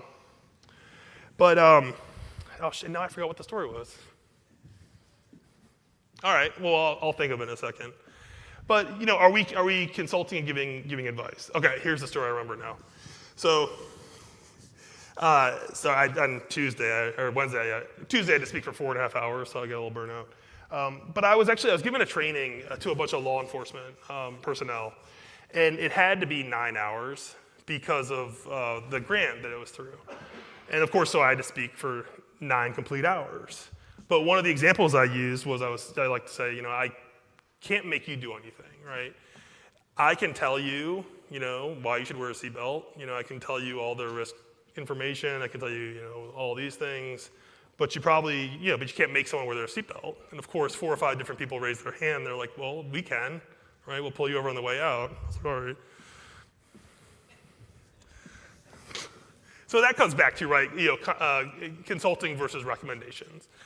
Or is security testing, right? Because again, we talk about pen testing or application testing or what have you. Is security the role that goes in and tests things and to see if they're secure, right? Or to see if they meet security standards? Or are they the ones that are designing it up front so it is secure? Or following a pen test, are they the ones who are in there flipping switches and changing settings to make it secure? So the question, are they designing or executing, right? Are they developing programs? Does security write your information security policies? Right? Does security implement your access control? And even in that sense, when you get into something like access control, well, how many other people have a say in that, right? Because if you're in a bank, you got regulations, right? If you're publicly traded, you got SOX requirements. So are those requirements coming from security, or are they coming from your legal department, right? And then you start to think about all those things. And even in the sense, with organizations and just staffing alone, what we commonly see is places that are built to either build stuff or run what they have. Because how many people here work 20 hours a week and have 20 hours available and still keep it under 40? Right, not many. Most people are filling their entire work week. Although I've seen some stories on work from home that maybe that's not true. I don't know. But it makes it just really tough to improve and implement new things when we're tasked with also running those things, just from a staffing perspective.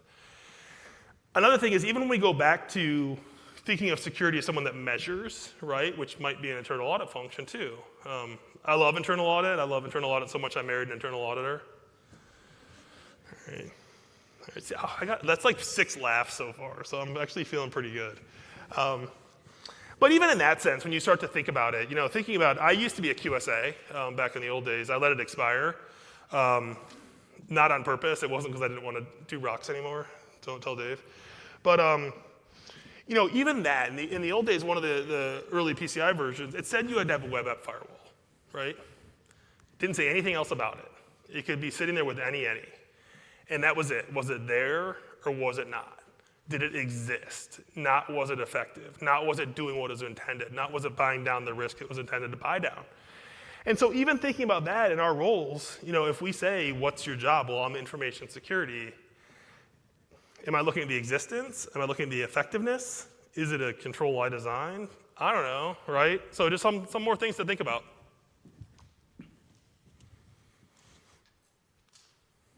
I have my speaker notes that I can get you a definition for any of those terms off the internet, but maybe they're not accurate.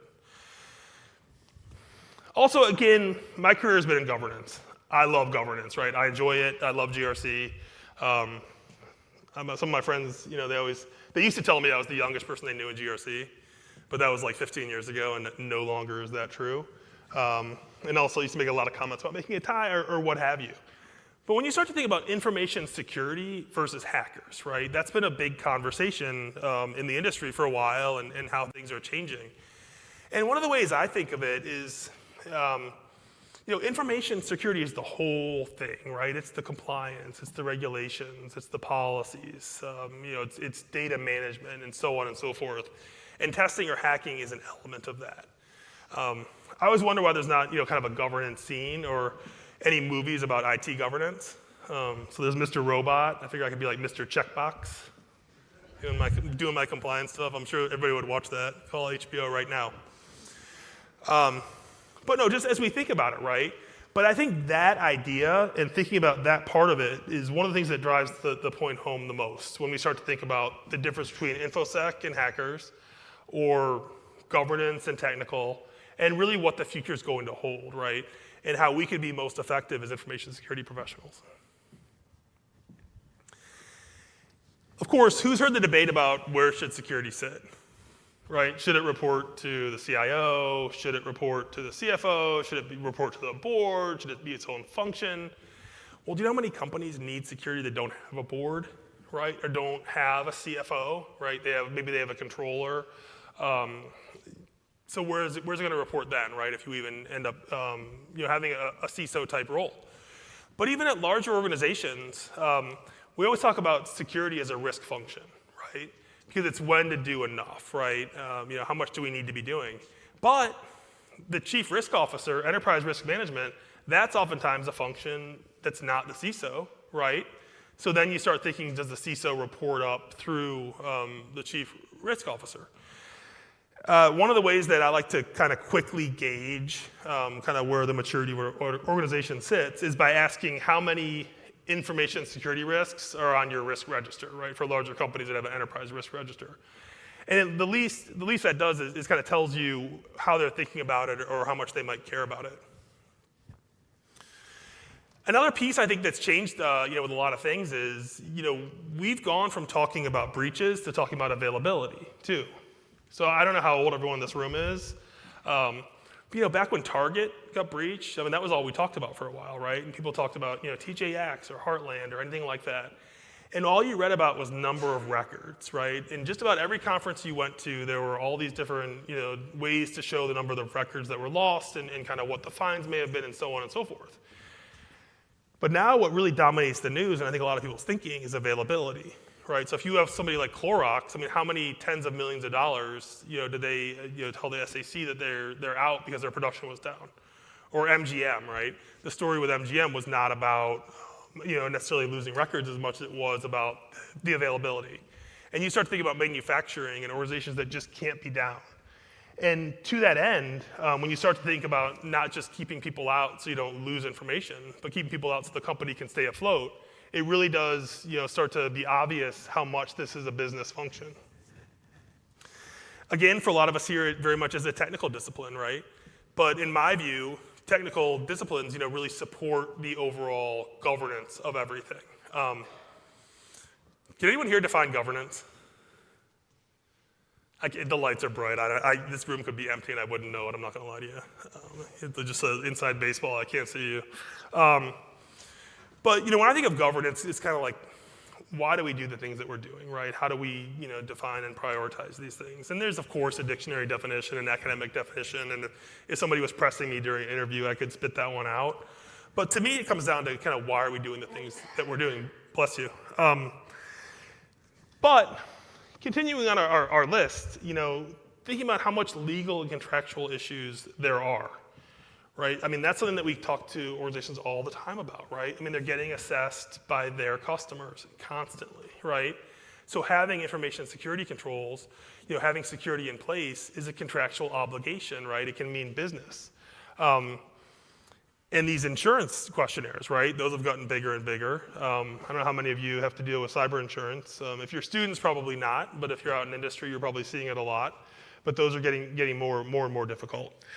And one of my friends, Mick Douglas, who's a fellow Ohioan, he's always going on, he has been going on about it for years, about how people need to keep regulators on their risk register, right, as one of your biggest risks.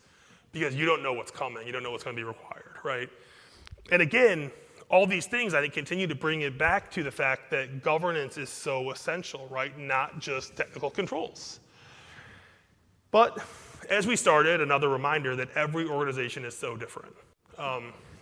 Nothing surprises me anymore, as many organizations that I've talked to. But a lot of companies have zero security personnel, like none, right? And I will, to that last point, another just kind of quick comment. I won't actually tell a story about it, so I know you're disappointed. But just in the past year or so, the number of times that I've worked with organizations that have a full security team or have security staff, but when you talk to kind of the network people or people that are in IT without a security role or function, who have immense knowledge of security controls, it really is increasing. I know that's anecdotal, and the plural of anecdote is anecdotes, but I think that's an observation that I've heard from a lot of other people as well. So I think another way to kind of continue to show the importance of governance and kind of what security programs can look like is to think about all the different domains, right? So rather than thinking about security domains, think about the functional areas of an organization and how security applies or is important to each of those. If you look at it kind of from the top down instead of bottom up, if you think about the legal role, right? Because again, so much of InfoSec now is due to legal requirements. Like I mentioned the SEC new reporting requirements earlier. HIPAA's been around forever. You have PCI, which isn't a regulation, but it's a contractual obligation, right? And how does security affect each one of those things? You start to think about privacy. How many different privacy laws are there? Even outside the US, right? I remember at a previous organization, being in a compliance role, you're kind of like, please don't do business in Brazil. Please don't do business in Brazil, right? Because they have onerous requirements. And so all of a sudden, complying with all these requirements, right, whether it's GDPR or the California law or Massachusetts or what have you, oftentimes that's tasked to security. And additionally, audit, right? So internal audit. Like how much of the security role can internal audit do? Because we talked a little bit earlier about kind of security being a check role, going out and seeing, whether things are being done as they're supposed to. Certainly audit's going to have a role in there. And human resources, because who's doing your background checks? Who's generally, if not technically managing access, who's sending approvals or who's running that approval string? It's HR, right? It's not necessarily a security function. Security may be defining requirements, but even in that case, security is generally not defining the requirements of who can have access to what. They're implementing the controls around making sure that happens correctly. I mentioned finance because of SOX, but also when people tell me that they can't do access management well, I mean, can everybody at your company see everyone's salaries? No, right? I mean, nobody can do that. So if you can keep that safe, maybe we can keep other things safe as well.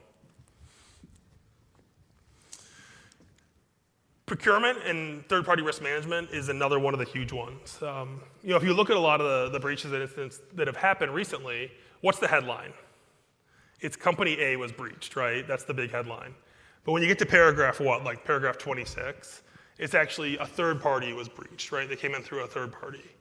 And this is one of those areas, I saw one of the execs, I think it was at JP Morgan, it was in a news story recently saying how overlooked this is and how much of a concern it needs to be. Because no matter how secure you are, if you're letting other people into your network or have your data, you're not really secure, right? And just thinking in terms of what we're talking about with security roles and functions and structure, how many organizations have third-party risk management in security? And then does security have a role in it? Is it run by procurement? The number of times organizations will tell you that they didn't even know about a new vendor until they've already been onboarded and they're already sharing data. That's true in a lot of mergers and acquisitions and so on and so forth. And I really do think that's an additional argument for having a security oversight role, right? So security is able to help those other functions and define what's required. So what else can we do? A lot of it's carrying the message. I actually was saying something similar a couple of weeks ago, and that's the only time during my presentation that I got heckled by the audience, and somebody was not pleased with me. But I mean, is security really everyone's responsibility? Probably to a degree, right? But I think of it kind of like the company vehicle.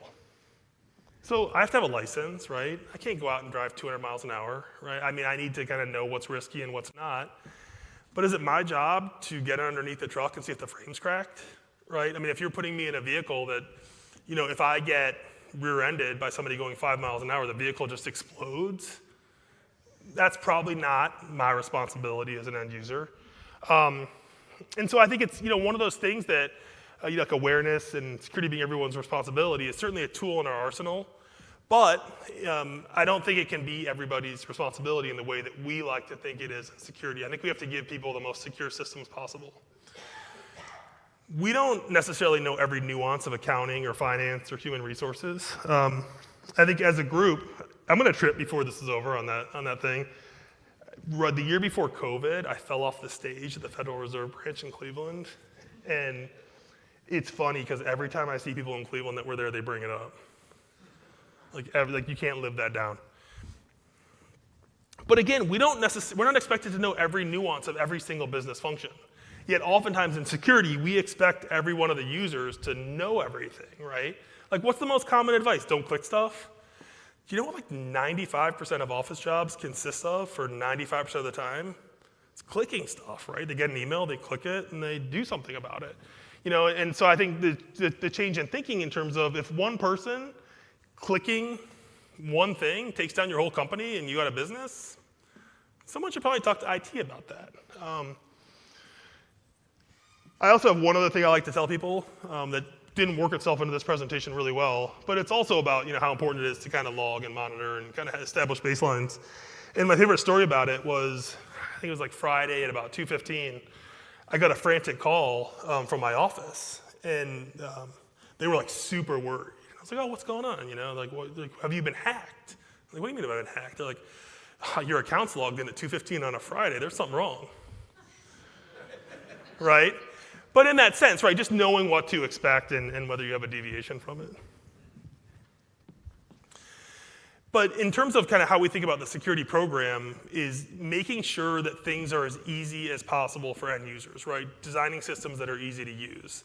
A number of years ago, I worked with an insurance company, and they had really put a lot of effort into building this portal to share information. And everybody we talked to from a technical perspective and technical leadership and security was very pleased with this portal. They were very happy with it. It had been tested. It functioned very well. But being who I am, because I can't help myself, I like to talk to people, I went out and talked to some of the people that were supposed to be using it. And I asked them what they thought of it. And they're like, well, we don't really use it. I'm like, what do you mean you don't use it? They're like, well, we all made our own Gmail accounts. But don't worry, we only use it for work. It's not the same as our personal. And if we have to share some of this PHI, we just email it around. Because the portal is so hard to use, right? So whose fault is that, right? I mean, the end user, sure. But as much as we hear about malice with insiders, it's usually just people trying to do their job better. So back into, especially for any students in the audience, you know, one of the most important things we can do is really understanding the organization. You know, that's probably one of the single most important things any of us can do if we work in an industry. Bless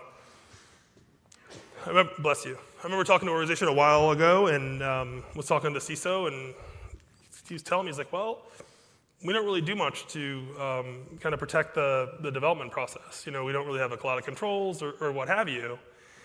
He's like, I always think we should do better, but you know, we grew from a $5 million company to a $1 billion company in like 6 years, so right? So it's just, people are going to have different motivations, kind of based on different things. Remember that we're not the FAA. That used to be a much better example before all the stories that are in the news now. But the FAA, they will go out if a plane crashes. They don't crash that often anymore, right? But they'll go to the bottom of the ocean and they'll bring that plane up and they'll reassemble it in a hangar and they'll figure out what happened and then they'll make every airline fix that issue on a plane, right? They're trying to get to zero risk. But that's not us, right? That's not us in industry. There's very few organizations that are ever going to want that. When you start to talk about resiliency and reliability, and you talk to the person that is kind of holding their wallet, they'll tell you how many 9s of reliability they want until you tell them what each one costs. And then it's like, it can be down a bit, right? So really understanding the organization, we're making recommendations. Speaking of reliability, does anyone here know what day O365 is not going to work this year?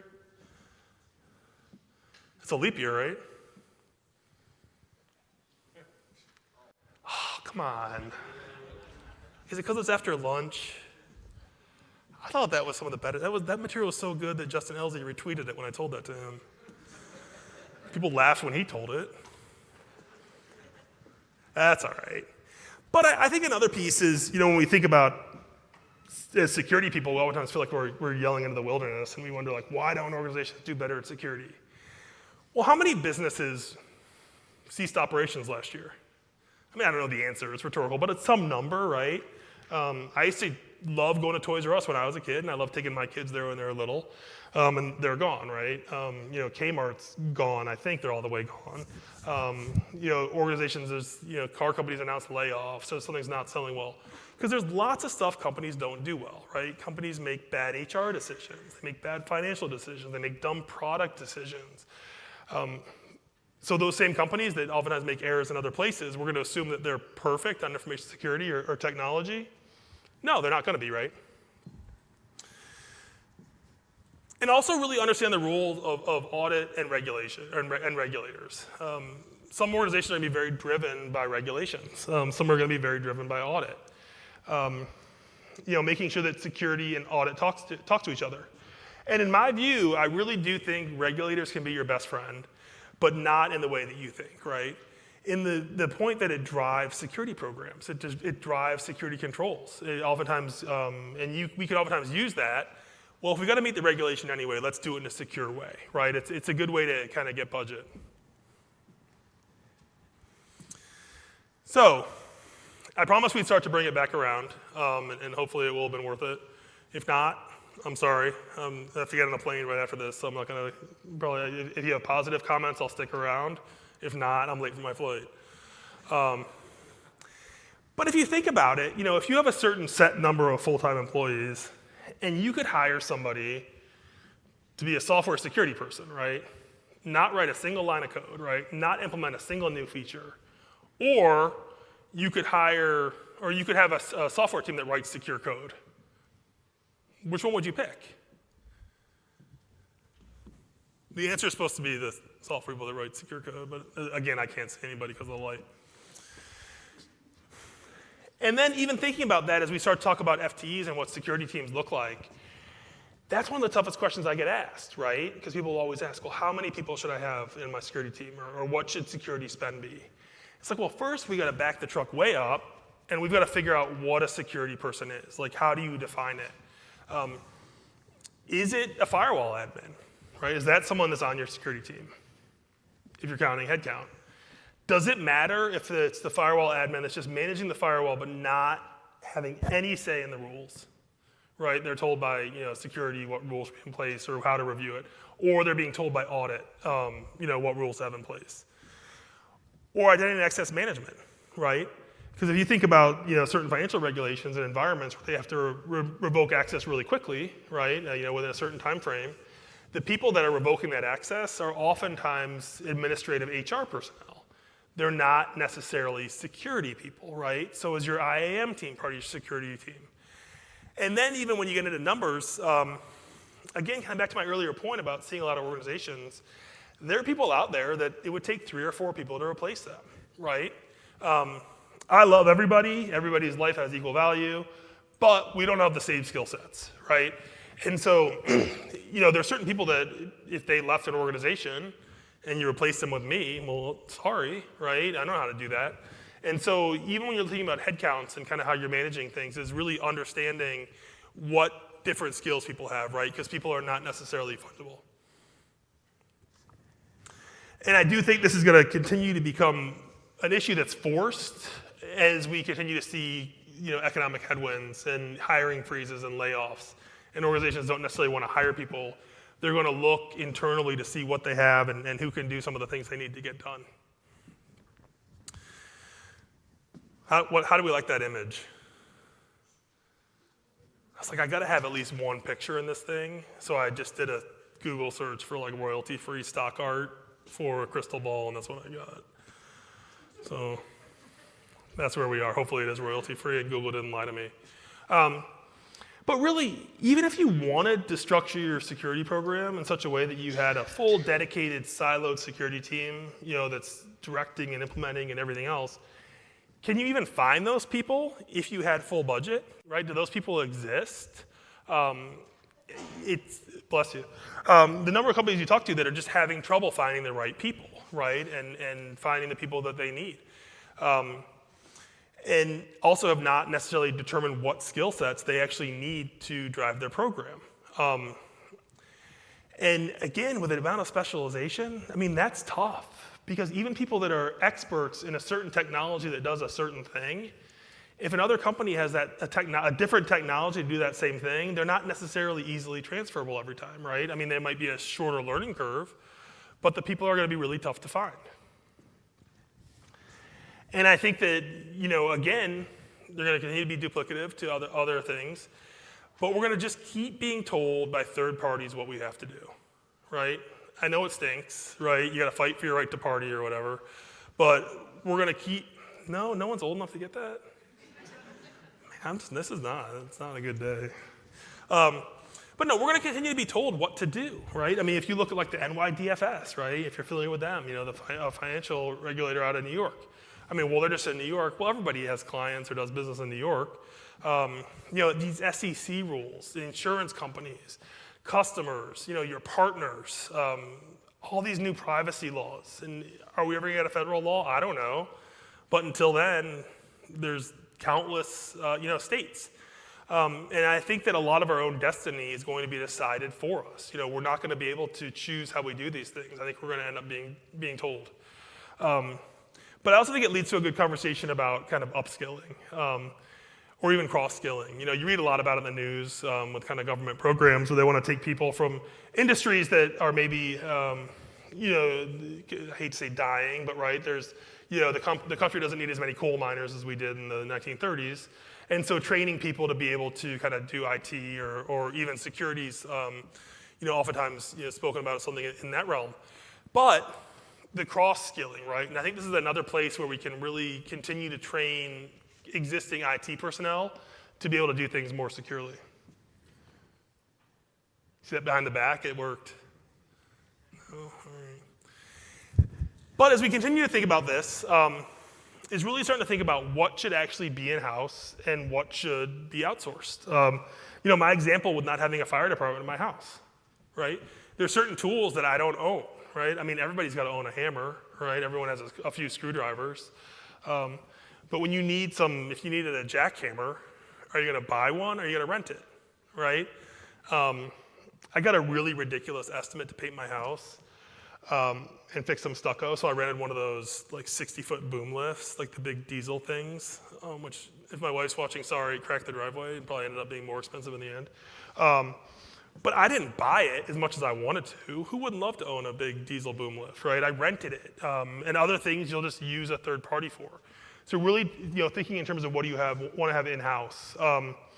We talked a lot about Redteam, earlier today. What size company does it make sense to have your own Redteam? Or what type of company? I'm not looking for an answer because I don't have one either, right? But it's just a lot of these things I think are going to end up continuing to be outsourced to third-party experts, and that again creates a whole argument to have governance or security be in a governance role, and whether it's selecting vendors or delineating requirements, and then finding other people to help meet those. And the final thing is really remembering that who do we all report to in the end? It's the business, it's the market, right? We can say all day, what we think should happen or what we think shouldn't happen or what control should be in place. But at the end of the day, it's about, reaching that organizational mission. So moving a little bit more quickly because we're getting a little bit short on time. I'm sure everyone's super upset about that, right? But everything should just be outcome-based. That's the way I like to look at everything, right? So what do we want it to look like in the end? And then figure out how to get there, rather than thinking of all the things that we want to do and then what it looks like in the end. And understanding what we want to accomplish and kind of what our end goals are, and then making sure that that is really grounded in risk management, any compliance requirements, et cetera. And then considering how to get to our desired outcomes, which is, I think, another argument for why security can be in a governance role and less so a technical role.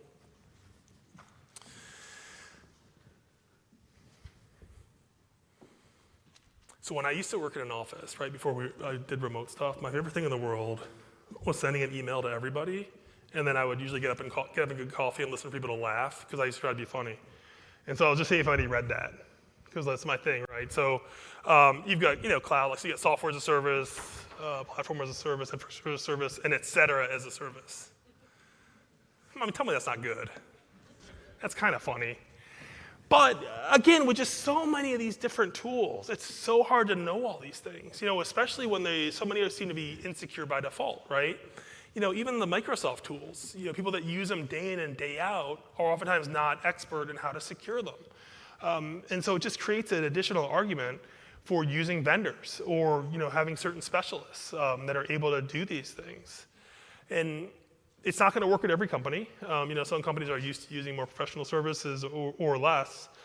But I do think it's going to just require a fundamental change in how we're doing security. So as my last slide, before I'll take a few questions, as long as they're not like saying I did a bad job, we'll ignore those.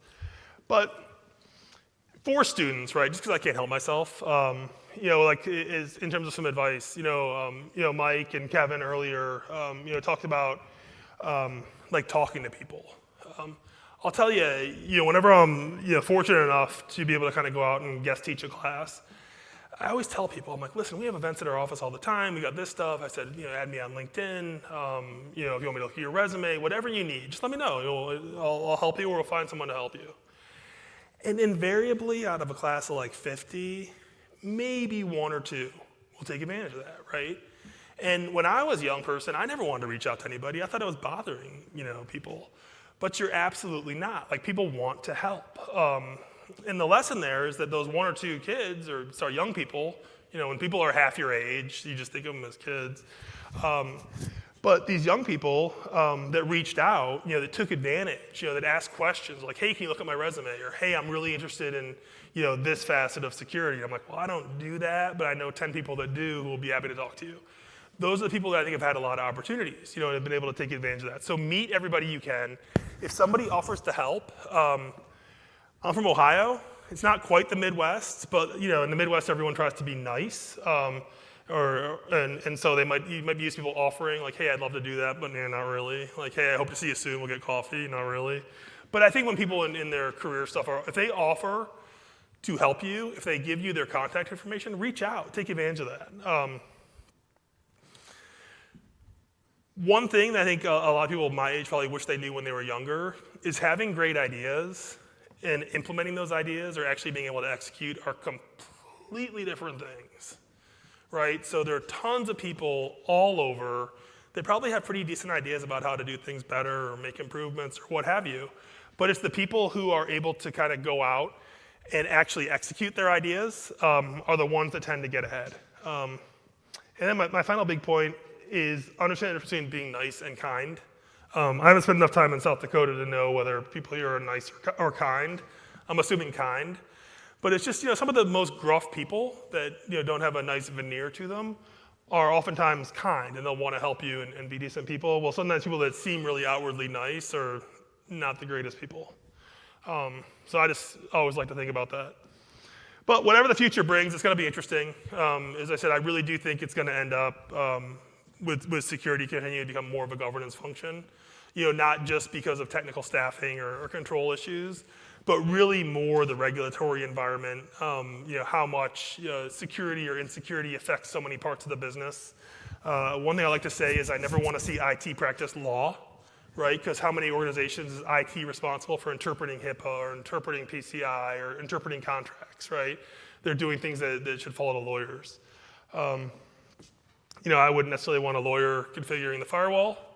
You probably don't want me defending you in court unless you want to go to jail, even if you didn't do it. But certainly it'll be interesting, and we'll certainly see how it goes. So that's just how to reach out to us. Again, it's really important to us if you have any questions or looking for tools or guidance. If you're a student, find me on LinkedIn, and you want me to take a look at your resume or make any recommendations or kind of hear who's hiring or any thoughts on the industry. I'm always happy to talk about GRC.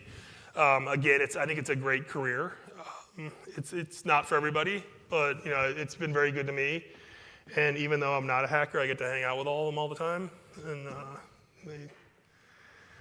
so with that, thank you so much. Any questions?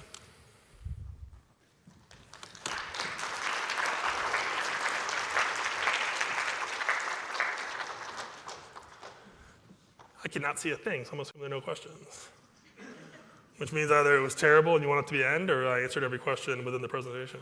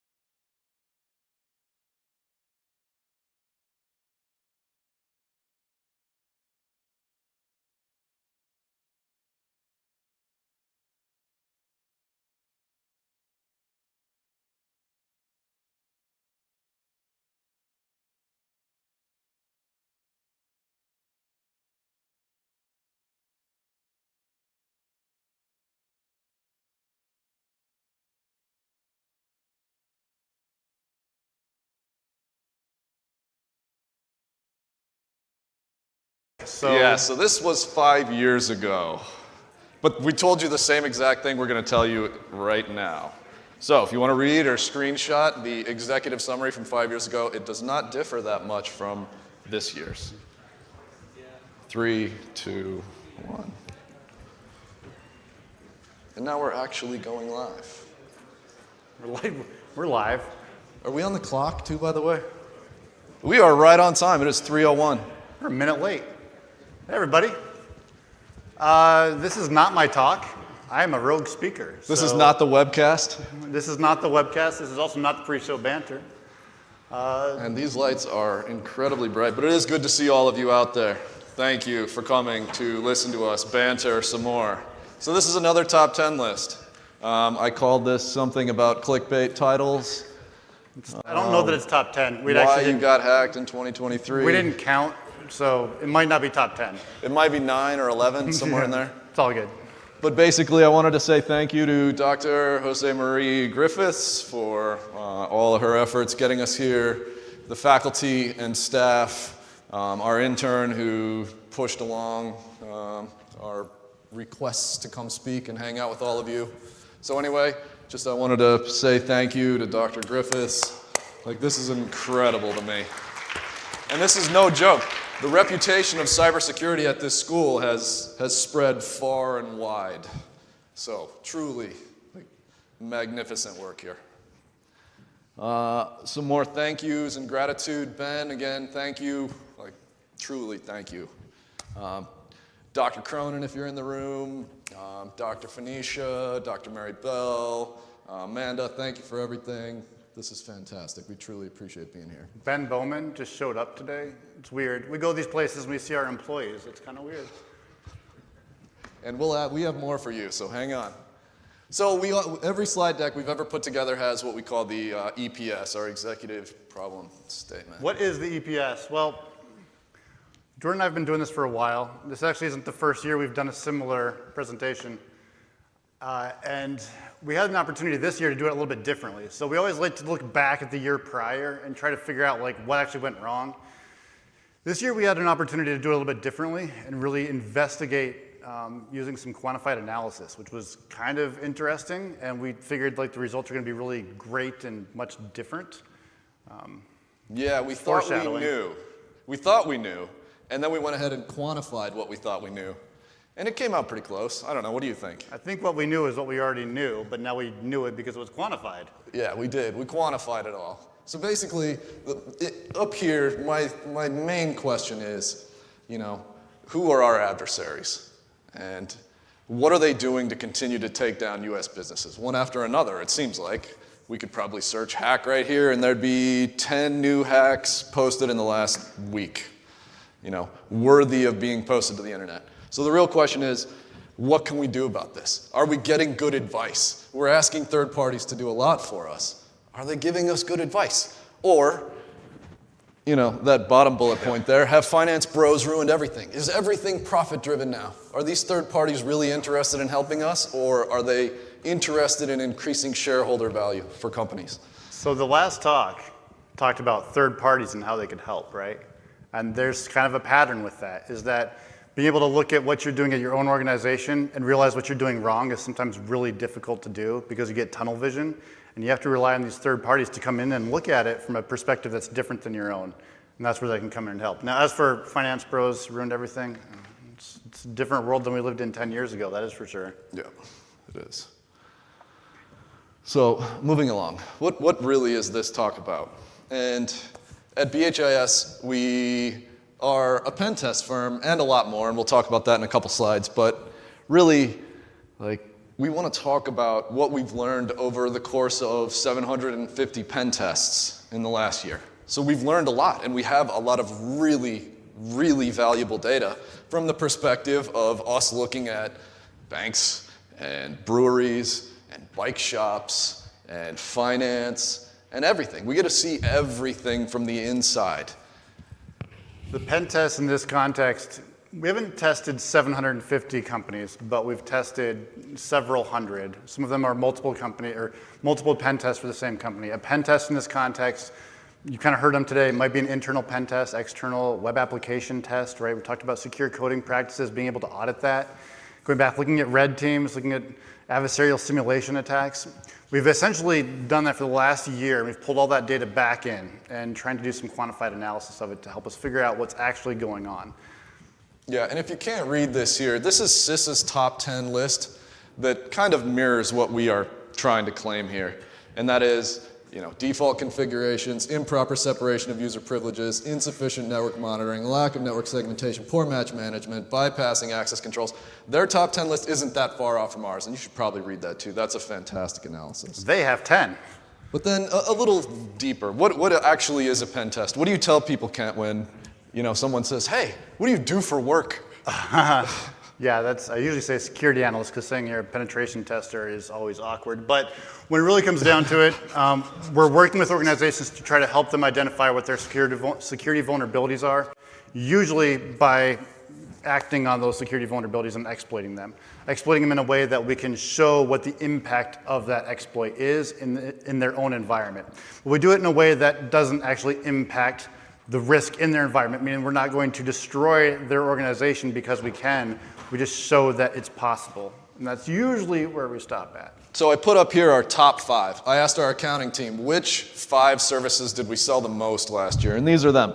External network. For all our external network pen tests, we do reconnaissance. We do internal network testing, web applications and APIs. We do assumed compromise and pivots. This is where you hand us a user account, low privilege user account, and access to an endpoint on your network, and we try to take over your domain. I hate to use words like demolish because Kent just pointed out that we don't destroy domains, but we do make it really bad sometimes. And then cloud, right? We do a lot of cloud testing. Does everybody understand the concept of a domain admin? Like, is that kind of ubiquitous? So every one of those, we get DAs on. Every one of them. You start from an external, internet-facing. You expose something to internet, we can get DA. Like, that's kind of scary from that perspective. The other ones, assume compromise, we start with the user account. It's essentially external influence type thing. But yeah, it's kind of scary from that perspective that we're still starting from nothing on an external, doing recon and being able to get domain admin externally. Helping organizations understand that is sometimes difficult, but also eye-opening for them. And then I use the word boutique too, because we aren't your classic pen test firm that has specific services. And we've got Logan over here, who's one of our sales guys. Hey Logan, he can help you customize anything. People come to us and say, hey, we built this new stoplight that's got a module in it we want you to test. Hey, we implemented our own Euro MasterCard Visa chip in this card. Can you test that? So we do a lot of wild things too, and Logan helps people understand their needs by feeling out really what the customer's trying to get to. And I did show off this slide deck, right? 5 years ago we were here, we talked about the life of a credential hack. What happens when we gain access externally, getting inside, and then moving around. And what have we been up to since then? We've started a SOC, a training company, Velda. Velda runs anti-siphon for us, and now we built a training branch. This was kind of born during the COVID era when we were all worried about losing our jobs and that everything was going to fall apart in the world, so we built this virtual training platform, and it's become and grown so much more. Then we made a publishing company, so that too. That's that one. We kind of joke. So yeah, we we're do a gonna lot run of out of stuff now. space. Oh yeah, we do clothing In 5 too. years, we've really grown a lot. And I guess the entire cybersecurity industry has. So here's me. This is my tester profile, by the way. I looked up Tinder and what Tinder profiles look like. So this is me. I'm interested in, I participate in the quality assurance team. So I get to read everyone's reports, which is awesome. Let's see, I've taken certification tests. I have hobbies. Let's swipe right here real quick. Kent set that up for me. I'm about 345 miles away. I do really want to meet somebody to help solve problems. We're looking to figure out how to package Mininet on a VM right now. And I'm kind of struggling as an individual. I was hoping someone here might If you know be Mininet, raise your willing hand. to join and help. Oh. Mininet? Anybody? Oh yeah. This Will guy. you talk to us after the Yeah, talk? reach Thank you. out, please, because we are trying to package this in a way that we can distribute a VM and teach people wireless. Mininet's a really cool solution. So I really do need to form a long-term relationship with someone, and am willing to hire. And Kent went ahead. He's got his own profile. Yeah, about me. You look great. Absolutely 40-ish. great. I look great. We don't really have job titles at BHIS, so I don't know what Jordan's job title was, but I guess I'm a senior pen tester. I don't really know. Old. Old, yeah, it feels old. Ethics instigator, I don't really know what that means either, but I really like transparency. I really like those ethical questions and being able to help our customers. This next one's with, great like, too. This ethics. one's. Yeah, okay, so, yeah, there had to be a picture of a cat, right? A couple things, we are interested in internships, so if you're interested, reach out for sure. Please, reach out. I'm also, I have the top blog post. I don't really know that means much anymore, but hey, blog posts are good. If you search LLM&R, you're going to either find the protocol or Kent's blog first. That's what he means by top blog Which, if you're interested in writing blog posts and getting them to the top, what you do first, and this was in a talk about 3 hours ago if you were watching, they said, learn how to read RFCs, right? Learn how to read RFCs, digest it, write a blog post about how to exploit it. Let's say get to the top of Google. Probably not anymore, but it helps with SEO on it. That helps, I suppose. So this slide was for Ben. So we're driving up, my kids tap me on the shoulder, tears streaming down their face. Dad, please don't talk about generative AI. Please. You told me you weren't going to bring it up. So I'm going to just say, well, this is the truck that never crashes, the buzzword slide. We hired Ben. Right around the time we hired Ben, I'm going to tell a story about a company. We were testing a company, gigantic company. Most of you probably have an app on your phone related to the company, and they've got an AI installation. We start asking the AI the right questions. Their AI starts feeding us information back from the knowledge base and help desk tickets. We're able to escalate ourselves to developer, and we take over their Google Cloud. Just like that, like these escalations using AI. So AI is dangerous. This is the AI slide, all the other buzzwords that kind of wander around. Ransomwareness, that was a... You added those too. I did, yeah. I'm not saying we edited slides half hour ago, but blockchain and generative AI were not there. You said he wasn't going to talk about them. So again, I think really, as a pen tester, my job is to write reports. So when people ask me, what do you do? I say I write reports because that's most of my job. 60% of my job is reporting, 40% testing. And then after I'm done working, I have to research to keep up with this damn field. It's so crazy. And then this is a quote I stole from another coworker, BB. BB's our web app wizard. He's kind of responsible for our reporting quality, so I have to include something from him because he is really right now responsible for all the data we're about to pull and share, because he has created kind of our top level guidance for how we report. So we hack for show, but report for dough. So let's be honest here. Kent, you want to run through the methodology? We are finally to the meat of this presentation. You didn't realize you're going to get a lesson on statistics. It's not that bad. So we took all of those assessments we did for about a year. It was kind of roughly about a year. And then we trimmed them down because we knew we had some assessments that really just didn't fall in line. Are we going to talk about static code assessments right now? We're not going to, because it really didn't impact this that much at all. We ended up with about 750 reports that we were looking at. I don't have the exact number of findings that we had on that, but in our reports, we essentially do all this methodology. We hack, right? And the net result of that are these findings that we say are the vulnerabilities in your environment, and that's what we focused on. So when we went through this process, we were focusing on the vulnerabilities that led us to exploiting your environment, to compromising your environment, and that's what we focused on here. So we tried to do some quantified analysis with it, but the reality of it is we were focusing on things that wherever we started from would lead us into your organization and compromise it to the point that we were in and really able to do pretty much anything we wanted. Having DA, we used to say DA was like, yeah, that's everything, and it's like, it's not. Your data is typically the everything. Your ability to make transactions is usually the everything. Your cloud environments now, people have moved so much stuff to cloud. DA is usually a great pathway to that, but if you have DA and you didn't figure out where the data was, you missed that step. Yep. So the results were shocking, kind of. We've had questions before where people have told me that my SSL and TLS vulnerabilities are high priority, critical stuff that I should take care of. From a marketing perspective, maybe, but our results indicated that SSL and TLS is definitely not a real problem for you. But we did kind of, again, we've biased the study results by saying we only want 1 low finding, we want 2 mediums, 3 highs, and 4 criticals. Is that? Yeah, that sounds about right. We really say those weak SSL and TLS ciphers, And then yeah, go fix them, but you don't really, that's not going to get us a compromised environment. I also had to ask the boss. Like, I had to ask John, hey, am I sharing our secret sauce by giving this stuff away? How we categorize risk, how we specify findings, how we, and John's not that kind of guy. He said, absolutely not. We don't really have secret sauce at the company. We've given it all away. And thus our mantra, proudly sucking at capitalism. Yep. So, a little bit like that. Yeah. Shocked. Not shocked. Absolutely not shocked. So reconnaissance, let me point out two things here before we get going on all these. There is an XKCD comic that relates to everything. So I tried my best to find related XKCD comics. If you don't know what XKCD is, this one aligned with 1358. You'll probably hear me rant about one of them coming up.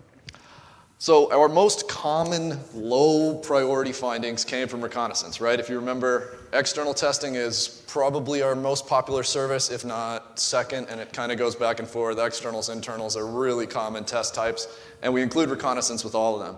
So part of that is going and looking at Stealer logs and breach data and credential stuff, data aggregators, OSINT, LinkedIn, and what we can learn about you is obscene. And this next slide is terrifying. Like if you've got Trojan's email, like unfortunately for the organization, this happens to every organization. What are those? We should maybe Go ahead. clarify. Okay, well I had him redact it more because he didn't have it redacted very well. Yeah, I left a little bit more on the front. Anybody know what Stealer logs are? All right, somebody gets compromised and their browser has some maybe stored passwords or a cookie or a cache, whatever. If that system is compromised, it might end up in a botnet, and that botnet might siphon it all up and ends up in what we call Stealer logs. If you're certain organizations, that information is really interesting, so you might procure said type of data, and then you can run queries against it, similar to this. So what this essentially is, at least on the right, is somebody's browser, or actually multiple browsers, that had user accounts with a certain domain name, and the other column here is a password. So, yeah. So that's bad, right? And where we see this with some of our customers is that our customer might not even been part of a breach, but we're still seeing their passwords in these Stealer logs. So no longer is the reconnaissance threat really what you put on a website, or maybe what you put in your Box folder, right? Or Dropbox, or what you have on LinkedIn. It's actually much wider than that now. It's actually these things that aren't technically public, but they're public, they're queryable. It's kind of scary from that perspective. Yeah, it's very scary. So this data, anyway, is low priority risk to us, unless we can take this stuff and pivot into your environment and use it in credential stuffing attacks, which a credential stuffing attack differentiated from a password spray, differentiated from a brute force, is actually having a username and password to test versus a password spray, which is a large number of users and a single password, or a brute force, which is a single user and lots of passwords. We had dates on these. I don't know how old this is. If it was 12 years old, it's really not that useful anymore. If it was last month. Again, most common low priority finding. Think about your password rotations. How often do you rotate passwords out? Do you use the same password across multiple different systems? Nice little segue here too. Yeah, you kind of nailed that next slide. You kind of read right into it. I did say I was going to rant about XKDC. Correct horse battery staple, is anybody familiar? Okay, I haven't seen this few, yeah. So there's a comic, and it basically says, it talks about password entropy and key space entropy. Gets to the point that you're saying, like, yeah, use correct horse battery staple, it's a great password because it's secure, and it's not. Okay, for two reasons. One, correct horse battery staple, now everybody in this room knows, like, hey, maybe I should use that password, it sounds secure. The other problem with it, though, and the reality of it is how we crack passwords, right? We crack passwords, if we think of brute force, we're gonna start like A2, and so on and so forth, right? Okay, great. The key space is all characters, and that's it. But correct horse battery staple are all English words. So you can start to do some analysis of correct horse battery staple, find out that they're all the top 10,000 of English populated words by use. And then you can say, okay, so the key space is 10,000 to the power of 4, which still sounds like a lot until you realize that we can crack passwords somewhere around like 20 trillion per second. So that number starts to get really, really small, really fast. So is it a good password?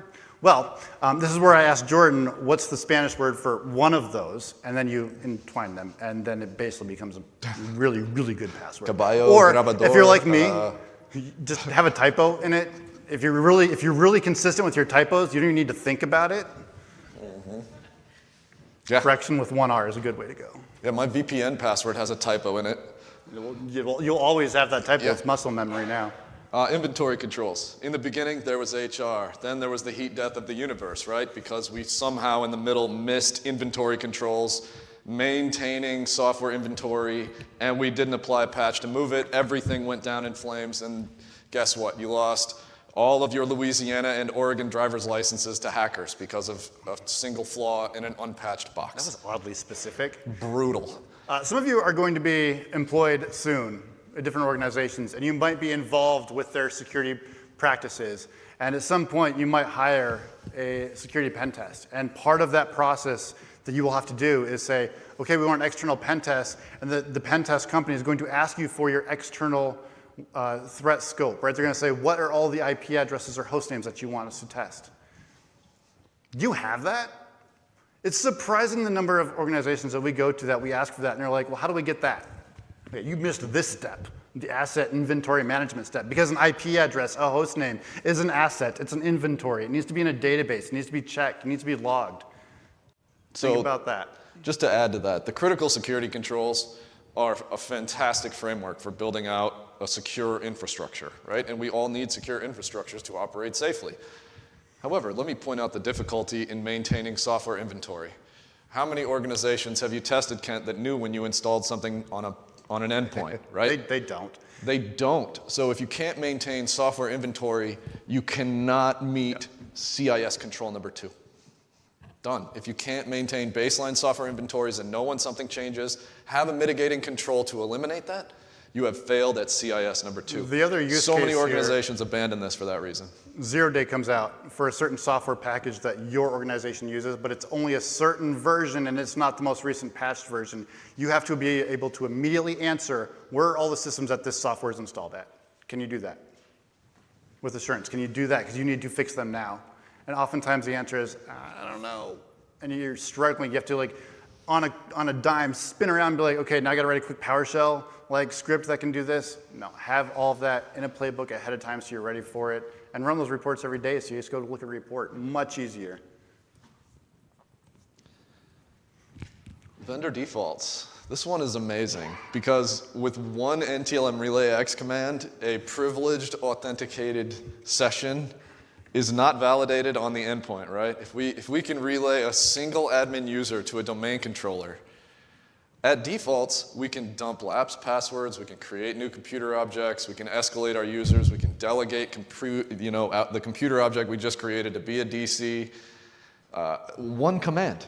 And that would be solved if the vendor default configuration verified the integrity of that authentication request. But as pen testers, we often get dropped right into the data center where critical things happen, privileged sessions hit our machine in the middle, and we relay to domain controllers and get everything in 15 minutes. Do you know what's missing? This command line here is nonsense, right? But what's missing here is we just compromised the domain without a password.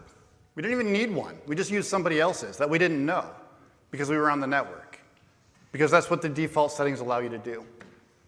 Off by default. Message integrity, the authentication hitting a domain controller, validation of where that came from is off by default. It's absurd to me. Do you want to argue defaults for a minute here?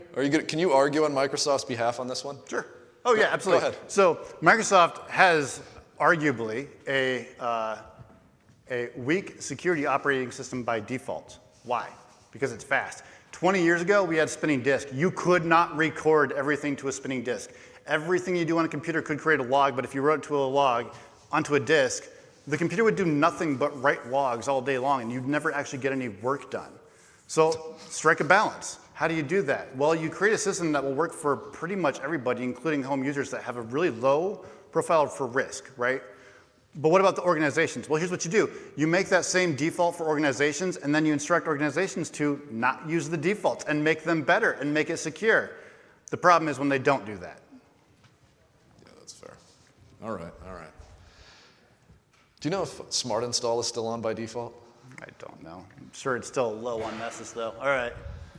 Lack of MFA. This one's terrifying to me. I think we have edged into criticals here. I think we kind of lost this. This was reported 60 times as either high or critical. Lack of MFA on external systems. Think about that. Your passwords have been breached. You've got weak password policies. You're failing to patch systems. And you've left doors almost wide open. So this was a Department of the Interior publicly posted pen test result set. 89% of its high-value assets, right, lacked multi-factor authentication. Think about that. It's just terrifying. We say security is layered in like an onion because it requires multiple layers. The reality of it is you can still bypass almost everything we're talking about anyway. That's why you need those multiple layers. Is MFA bypassable? Yeah, it is. No matter how great that easy button is, yeah, we're still going to bypass it. But the point is you make it as difficult as possible for an adversary. So if we did 150 external pen tests, on 60 of them we reported lack of multi-factor authentication. I'm shocked. This one truly shocked me. And we have a guy at our company named Phil, and he now has a mantra. He is known as Miller Time because he came into the organization recently, is an absolutely deadly adversary, and has taken more external tests to domain admin than anybody at the company prior. He has gamed this to the extreme and has really showed us all how to do it. It's terrifying. Here's Kent's top blog guy post. Hey, John. Yeah? Hey, John. Anyone? There you go. Okay, so here's the idea. This is we'll demonstrate this really simple attack. It's basically using responder. LMNR is a weak protocol, but you're like, well, why don't they fix the protocol? Because the RFC says it was perfect, right? And it is perfect, except for it's weak. So the whole point here is that I could ask for John. John's way in back. Hey, John. There you go. Right. So who am I going to talk to? The RFC says I'm going to talk to Mike in the front row because Mike was closer to me and he answered first. And he gets Kent's authentication now. So the next step would be Mike says, yeah, you might be Kent, but to prove you're Kent, send me your creds. And I'll say, okay, John, here's my creds.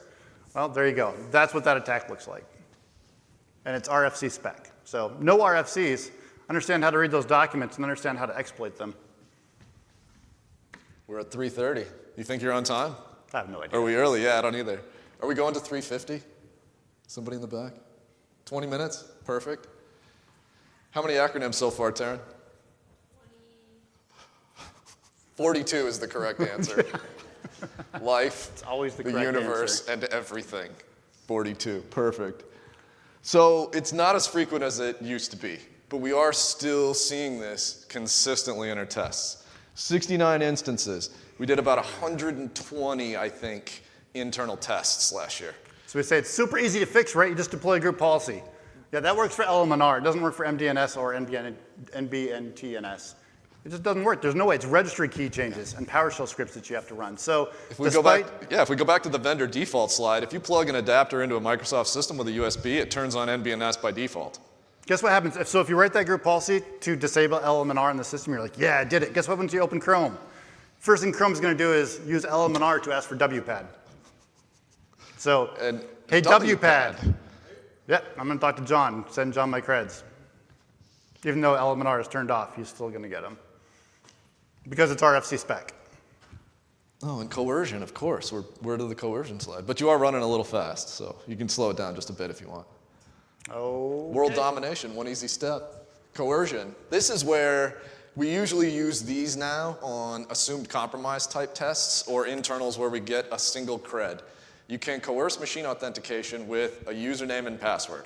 And what we're doing there is asking a machine to authenticate back to us so that we can relay elsewhere. If we go back to the SMB, LDAP, lack of message integrity by default slide, coercion has now become one of our early steps to local privilege escalation, domain privilege escalation, shadow credentials via machine authentication, right? What we're getting back here, if you can see, is a $sign. This means a DC authenticated back to us. We relay that to an ADCS endpoint, and we can escalate that box. We've now got a domain controller certificate, so we can authenticate on the domain as a domain controller. I was a wee baby junior sysadmin a long time ago when I first realized that a computer account was just a user account.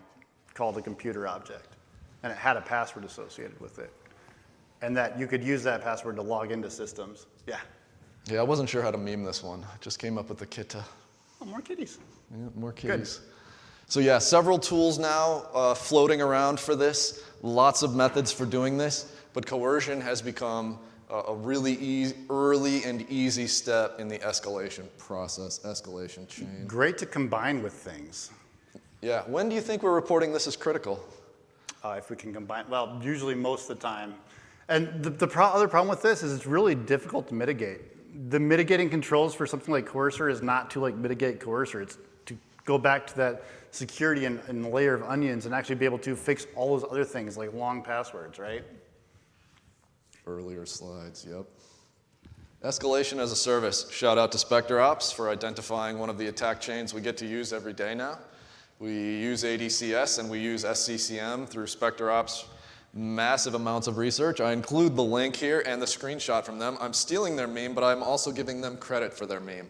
Please go read the white paper about Active Directory certificate services, because if you have ADCS in your environment, we're probably going to use it to escalate ourselves in your environment. You know, so I was on an engagement last week, had this exact same thing that gave us DA.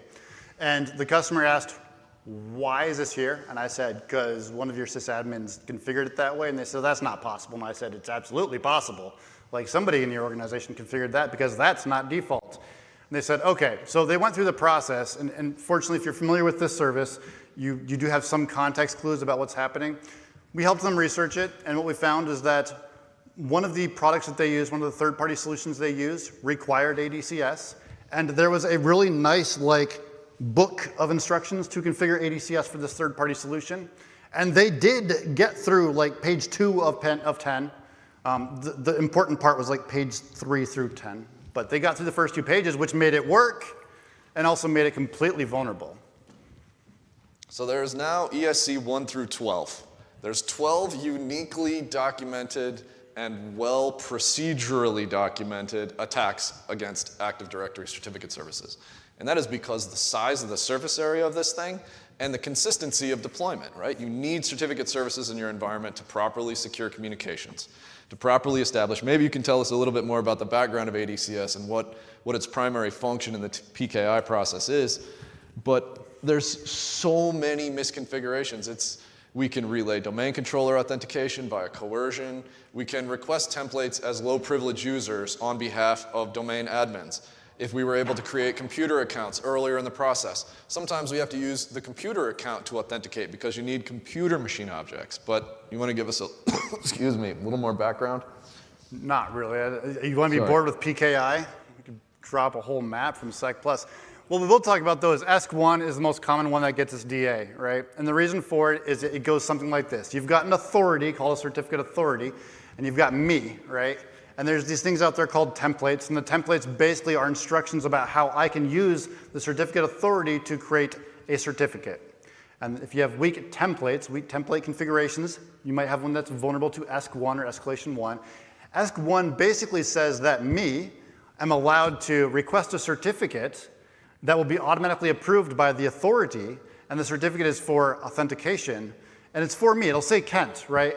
But then there's an extra little configuration that's there that says, I am also allowed to make that certificate with a subject alternative name for anybody in the domain.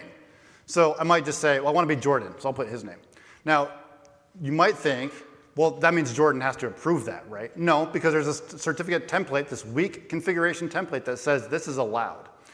Now, I might not get Jordan's account. I might just go and say, I want the domain admin account, right? That's what that step looks like. It's 2 commands in a vulnerable environment.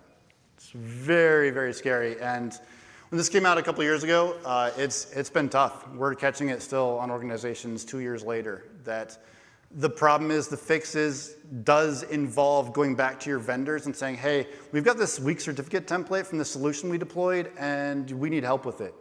And we have found documents that are about, some of them are about 8, 9 years old, where the documentation from the third party actually created the condition in a vulnerable way. Right? And it's not until this actually came to light in a very public way as a vulnerability that we see these documents now getting updated pretty universally that they do not recommend that you create a vulnerable template. In fact, In I think Windows 2022, you'll actually get pop-ups that say, "Hey, you're creating a vulnerability doing this. Are Like you S3 sure you want to do 5 this?" years ago. Yeah. You could just create public buckets. Now there's 10 prompts you have to click through to Yeah. make it public. To that point, there was also discussion last talk about, I guess we'd call it siloing, but being specialized in one very specific thing. Sometimes when you talk about Active Directory, it's easy to kind of bypass the fact that there are people that were engineers of just Active Directory. That's all they did was Active Directory. So there are a lot of configurations like ADCS and Active Directory that are very, very wide, very complex, and they can be configured very, very permissively and weak. And the idea that you can just throw a person at it, go ahead, go do this, go work it out. Yeah, we need a certificate template set up. Just go read this document. You're good. And the person that's never done it before says, well, I got through page 2 and it works, so I'm good. I just got half my day back, right? And that's one of those things that can happen. So when you start looking at these very wide products, you have to start thinking, like, do I need someone that's specialized in this? Because this is really big. It's bigger than just creating user accounts, just creating a template, just following a blog post. And one more corollary here. 5 or 6 years ago, when we were looking at Microsoft Exchange, we found that Microsoft Exchange as an IIS instance wouldn't log authentication attempts by default. You had to actually go into and configure auditing specifically on the IIS application pools. ADCS, unfortunately, does not audit well either, unless you go in and explicitly configure it. So, in your recent experience, how were the optics? Not great when we started. When we left, they were a lot better. We helped them set up those optics to make sure that they were capturing the correct event IDs. And then we set up a baseline that basically said, we looked at their data for about a week and said, how often are these certificate templates actually being used? And they found out it was like 1 or 2 per week. And we said, okay, well, do you want to look at every one of those 1 or 2 per week, or do you want to create a better detection for it? The detection we came up with was essentially, we looked at those 2 that they had that week, and we created an allow list for it. So anytime another template comes up that's being used, that is not one of those 2 conditions, they're immediately going to get an email about it, and they can start investigating it right away. We've essentially, and that's on top of actually fixing the root cause of the problem. So that means that if in the future another sysadmin creates another vulnerable template, they'll actually get alerted about the fact when it happens, when it gets compromised, immediately. We kind of left out threat optics. I feel like it deserves an honorable mention here. I think from the cybersecurity perspective, let's not forget that all of us are going to get burned at some point. Really, what happens is we need to reduce the mean time to figuring out we got burned. How wide is the blast radius of us getting compromised or having a serious incident? And if you're not paying attention to optics in your environments, we do have a slide coming up that shows off, and it's the one after this, how actually scary the angry internet is. So the last one on our list, we went ahead again, and this is a biased study. Remember that. We biased our study results. So all of these findings came out of all of those 5 different test types that we do all the time. Password reuse, widespread administrator, password exceptions, missing authentication, vendor-supplied creds, clear text storage, clear text secrets, and secrets stored in automation. These combined resulted in wide compromise. And ultimately, 586 total matches for these, 125 instances minus those 125 instances where we already reported weak password policy, because I didn't include that in this list, means in our 750 reports, 461 times we reported something related to really bad management of credentials in your PowerShell scripts, lying around your file shares, somewhere in Azure DevOps, who knows, your GitLab instances, your AI engines tell us how to go find your passwords, where your key vaults are. All of this stuff is terrifying. I was on engagement recently, very, very large organization, international law firm. They were very proud of their password policy. It was it was strong. It was almost ridiculous how strong it was, except for when we did a password spray, we just took their very long legal law firm name and we did it twice, and then we put 123 at the end, and we got 2 accounts. It was like a 40-character password, and we got it. So was it a weak password policy? Yeah, it was. It was a weak password policy because they did not have a password filter that said they weren't allowed to use passwords that contained the company name. right? So when you think about credentials, you have to think about it holistically. Think about all the different potential ways that people could come up with passwords beyond correct horse battery staple. Did I get it wrong? I don't know. You did not. So if you've never seen the angry internet, here's where I want to ask, if you're using a managed service provider, have they ever told you how many times your open services are attacked? Because what we have here is 2 servers we expose to the internet for 24 hours, okay? We basically build a Windows domain, open up RDP on 2 systems, and then monitor logs. And only one type of log. This does not have failed Kerberos validations or other all kinds of interesting things. Just failed login. Just 4625. This is 1 event ID, 2 servers, 24 hours. What we see here, this is really scary. Like, if we're having a failed login every 2.8 seconds over a 24-hour period, are we gonna, do you think we're gonna know if there's a real, like, valid login in this stack of data? Are we gonna catch that? So, little thing about that law firm. We did a password spray, right? I already told you about it. We did a password spray. It's a ridiculous password which never have worked. And we asked them, did you know we did a password spray? And they said, yeah, we know you did because you hit our canary accounts. And I said, cool. You guys had deception tech, you had canary accounts, you visualized that we did a password spray. Good job. Did you know that we got compromised accounts from it? And they said, no. I said, why not? You caught the 4625s. Did you not catch the 4624s for the 2 accounts? And they said, well, no, we didn't have canary tokens for the accounts that you compromised. I said, okay. Get beyond that deception tech. Get beyond those easy buttons. Start looking at the actual data. Figure out where those time frames of those password sprays are. Password spray in a certain time window, right? Start, end. Look inside that window where all those invalid credential attempts were at. Look for the ones that were successful in there. And that's where you have those compromised accounts. Kick off IR immediately. Call those people and say, hey, did you just log in? You didn't just log in, you're on vacation? Okay, we need to disable your account. We'll give you a call right back, right? That's what that should look like. So this is Microsoft Sentinel, and there's some really cool playbook responses you can do with this. You can say anytime we see this kind of brute force, if the IP address hasn't been seen before in our log sets, go ahead and automatically lock the valid accounts out, notify IT. We can do stuff like go ahead and just filter permanently these IP addresses on our ingress, make these systems disappear from us permanently. I mean, we're 2 guys from 345.2 miles away, and we can gather this kind of data, but unfortunately most of our customers who have hundreds of millions of dollars of budget at times still don't see this type of data and still aren't able to categorize and identify good logins from bad. Right now I think threat optics is absolutely critical to survival.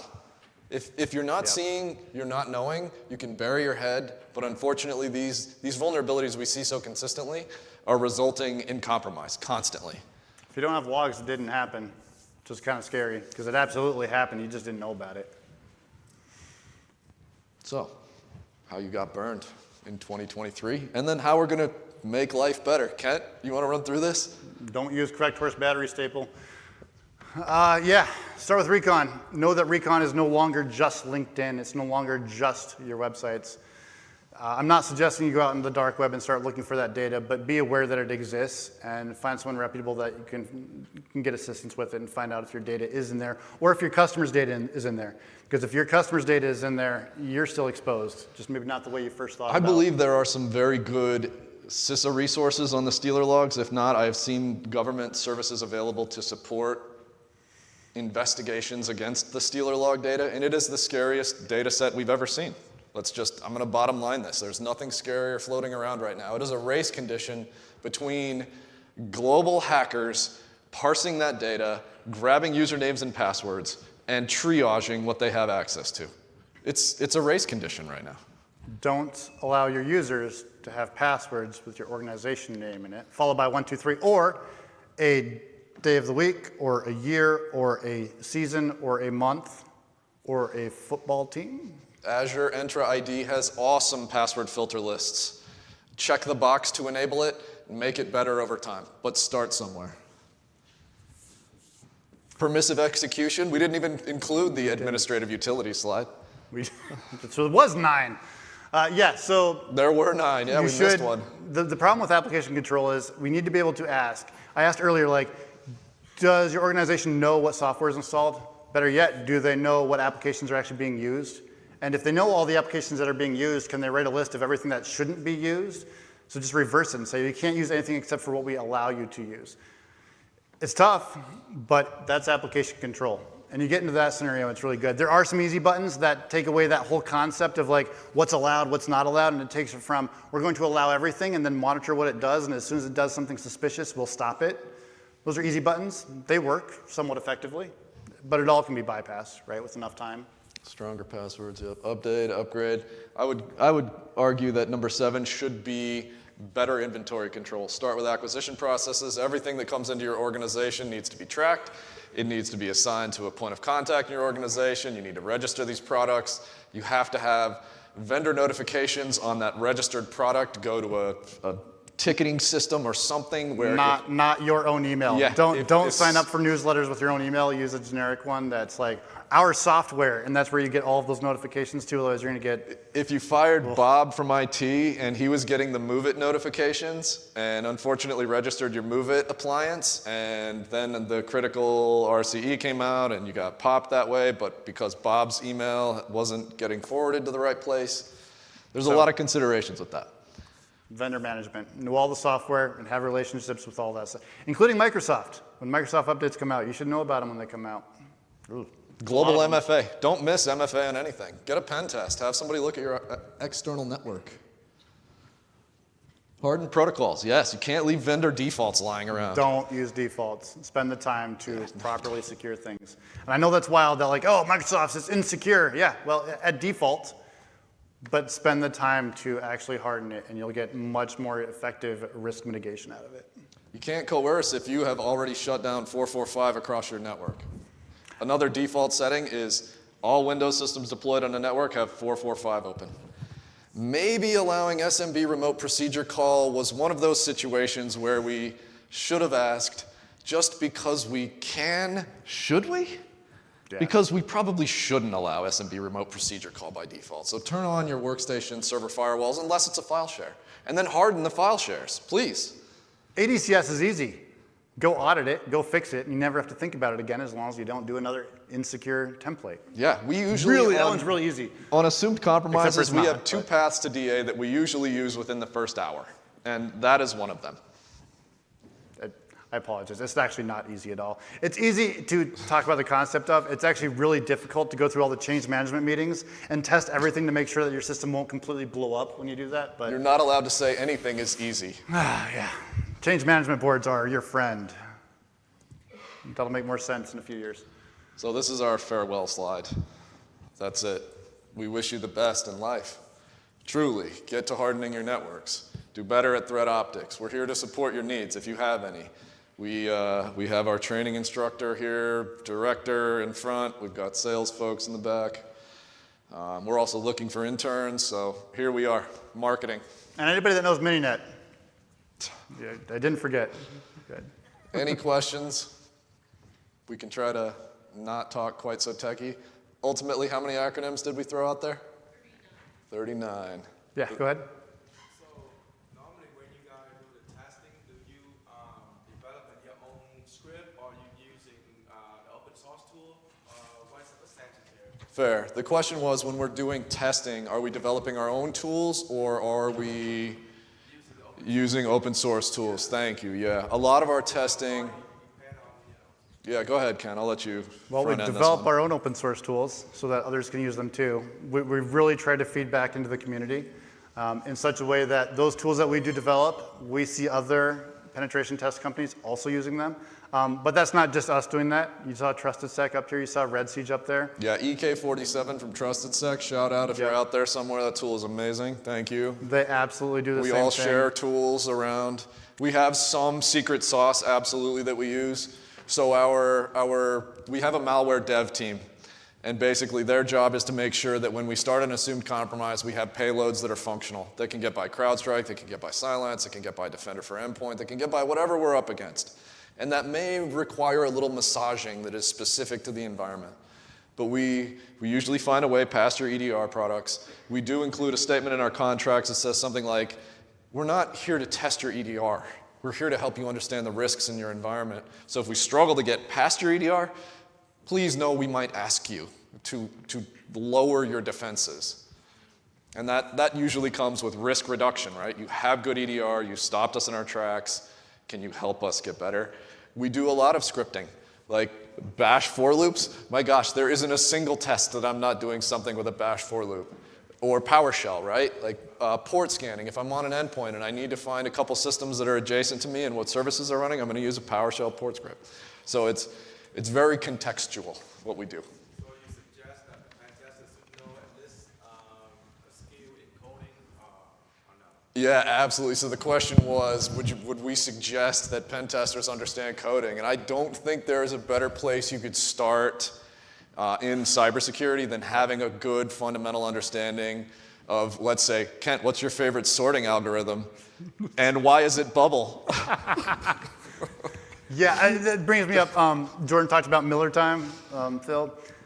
He has an interesting background that's like, it's not one that you would He was think. a used car salesman, let's be honest here. He was a used car salesman. It's like, how did a used car salesman But now he's like, the best end up Go here? coder we have. I mean, I was working on a degree in chemistry, and I'm here talking about security. It's not related, but the reality of it is all those skills kind of I have a business degree and basically no coding skills whatsoever.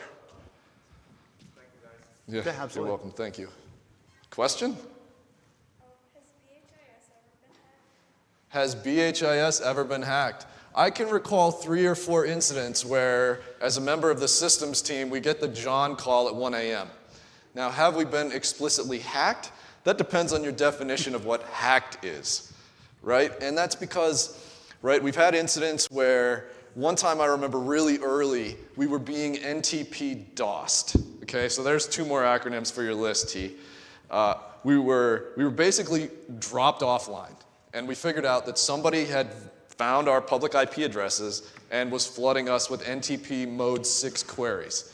So this was an old vulnerability that basically if you asked a time server for a response, you could spoof the source IP address. What that resulted in is them asking thousands of exposed NTP servers to respond directly to us and then flooded us. So that shut us down, basically dropped us offline. This was the first major incident I was a part of. You got any? I don't think he answered the question. So Jordan was the sysadmin before me. Before him was someone else. After me was somebody else. And there's this path line between sysadmins at BHIS and penetration testing. As long as I have been here, no. But we have been attacked a lot. And consequently, Jordan and I are pretty paranoid about when we come to sysadmin because we were the blue team. So like anything weird was happening, we're like, whoa! We immediately started reacting to it. We were probably paranoid to the fact that it made us better penetration testers because of it, but to answer your question. And then we also have that life scale, right? On one side, you've got, let's see, promiscuous permissiveness. On the other side, paralyzing paranoia. And we all live somewhere on that scale. And Kent and I are like far on the paranoid side of life. And if I could give you any advice, all of you should go home and freeze your credit.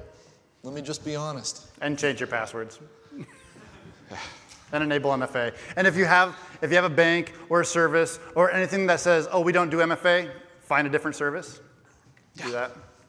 If your banking site tells you you should probably create an 8 to 20 character password, ask yourself why. Why so few? Yeah. Why is my bank only allowing me a 15 character password? What are they doing with that password? How are they storing it that they can only store 15 characters? What's the hashing algorithm? Yeah, why is there a limitation on that field in their database? What other problems might they have? And there will be a limitation, but it should be much greater than 15. We do have one more. Go ahead. Would you be able to go into more specifics on the generative AI for testing? Yeah, for sure. Do you want more on the story, or do you want us to talk more about it? So I've been doing some research for DSU on large language models. Yeah. For security specifically. Okay, yeah. Okay, so the question is, yeah, go ahead. I don't know if you've looked at ChatGPT or automated phishing emails. Oh, it's terrifying. Or automated spear phishing emails, rather. Yeah, that stuff is scary. Okay, so the question was if we could elaborate a little bit more on generative AI for security. And I have, unfortunately, limited experience. My experience with generative AI has been Ben has been there with pretty much my entire learning experience with large language models, generative AI, and especially the hack GPT. That stuff is terrifying.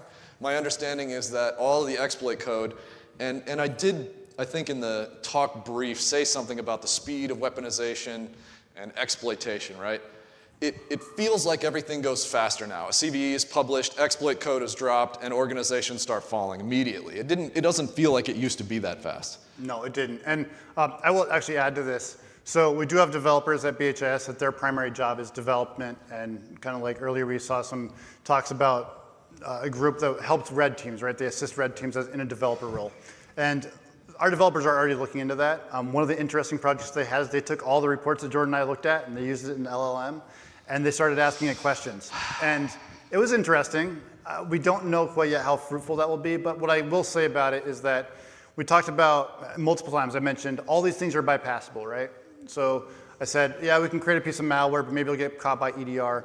Well, there's enough, even in ChatGPT, like 3.5, like at this point, you can start asking it questions. Like for example, that password spray, our customer didn't know how to do that. The reality of it is if they said, they went to ChatGPT and they said, please write me a KQL query for Sentinel that will allow me to identify the window thresholds of a password spray and detect compromised accounts during that password spray, it will give it to you.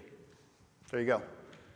You no longer had to spend that half hour doing research to figure out how to do that. It just gave you the query to work. Now, the query might have a typo in it, especially if it was trained off like some of my work. But the reality of it is, Heavy it's on going the to typos. It's going to be and really, a double really spacer close. in between sentences. Yeah, that's a problem awful. too. So it's going to get really close. What I'm getting at there is it's definitely going to augment not only penetration testers, but those adversaries. They're definitely going to be using them to augment that to move faster so that when they come up against a obstacle, they have a quick way to get around that obstacle, and we have to be able to keep up with that. Yeah, the story I told about AI, it was no joke. The first question they asked when a critical finding was overly permissive or overly sharing chatbot was, should we probably not have fed it all of our knowledge base and help desk tickets? Yeah, no, probably not. And really, I don't know how to address this from a security perspective. Those tools are eating the internet and gathering everything they can. And if adversaries keep gathering more and more exploit code and we don't keep up with this race, we're going to lose. Like it's ultimately that every business will eventually go down in flames, right? I don't want to say that. I don't like sitting on this side of the fence. It's oftentimes really uncomfortable. It is a skill set that everybody will need to know how to use, though. So. Yeah, job security, I guess, is nice. A lot of people need InfoSec. A lot of organizations could use more. Any other questions? Awesome, you guys have been great.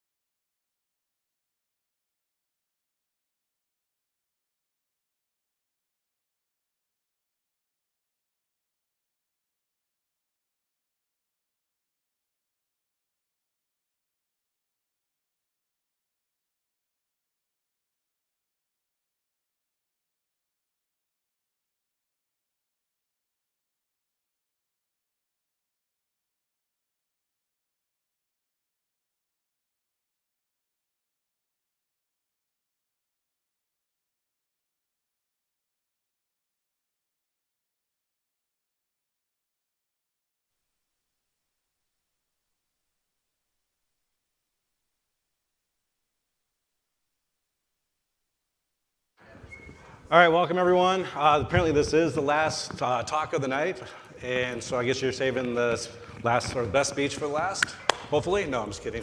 Hopefully it's good enough for you guys to understand that. So first of all, I'd like to thank DSU, thank Kyle and all the staff and DakotaCon for giving us the opportunity to come out here and talk. This has been kind of our kind of a dream for us to do a con and come up here and talk and share our information and stuff that we have, the knowledge that we know.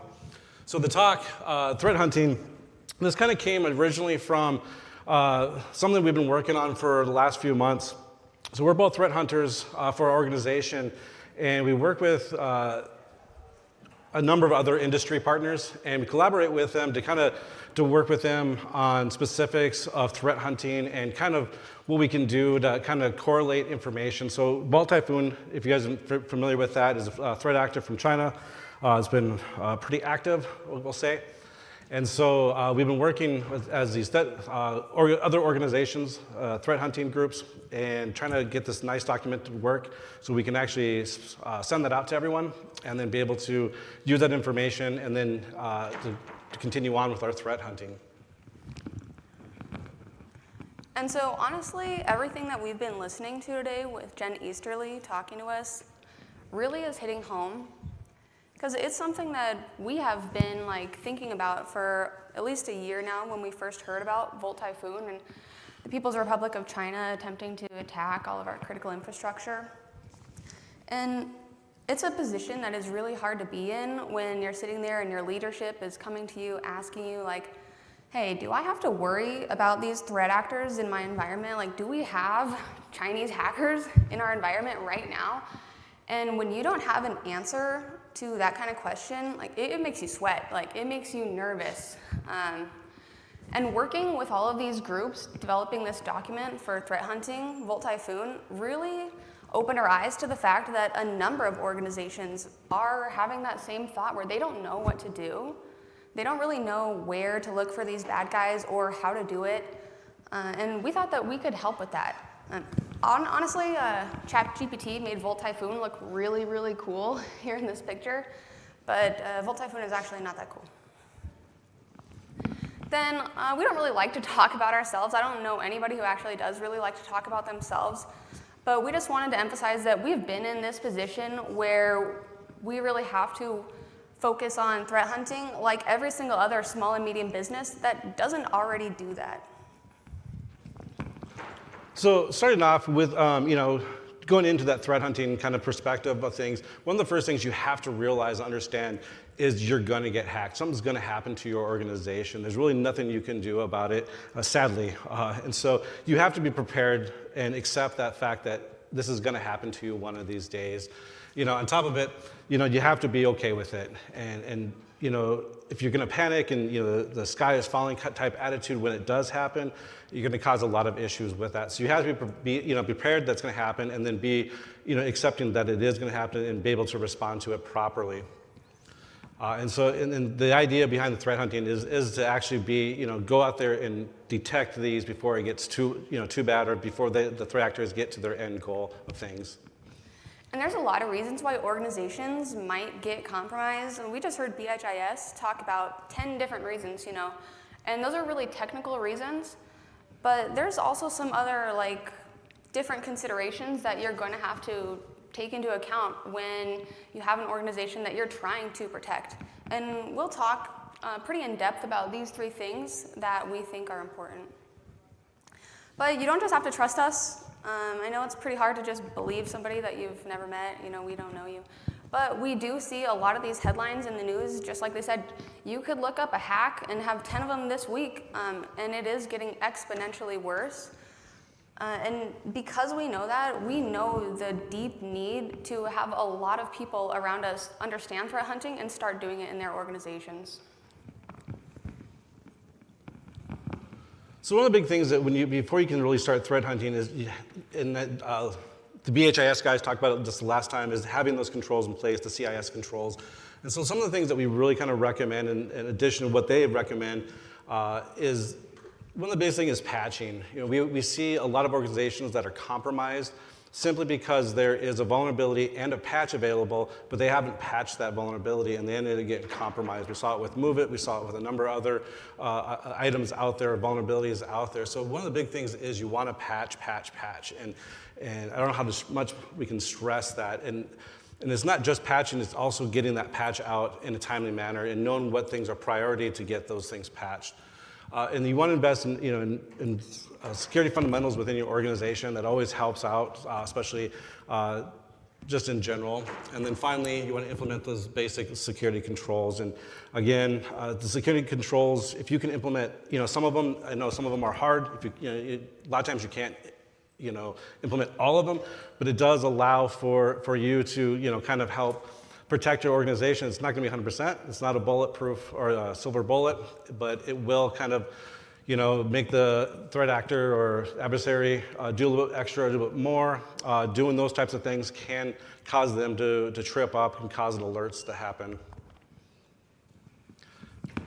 And so along with that, you want to deploy out good tools, and you want to have the maturity in those tools, make sure those tools are well-defined and well-developed. And the other part of it is the tools that you deploy out, the tools that you use, need to complement you or your team. You can't be having the team manage tools. It needs to be the other way around. And so that's one of the big things that we see kind of disparity in a lot of the security organizations today.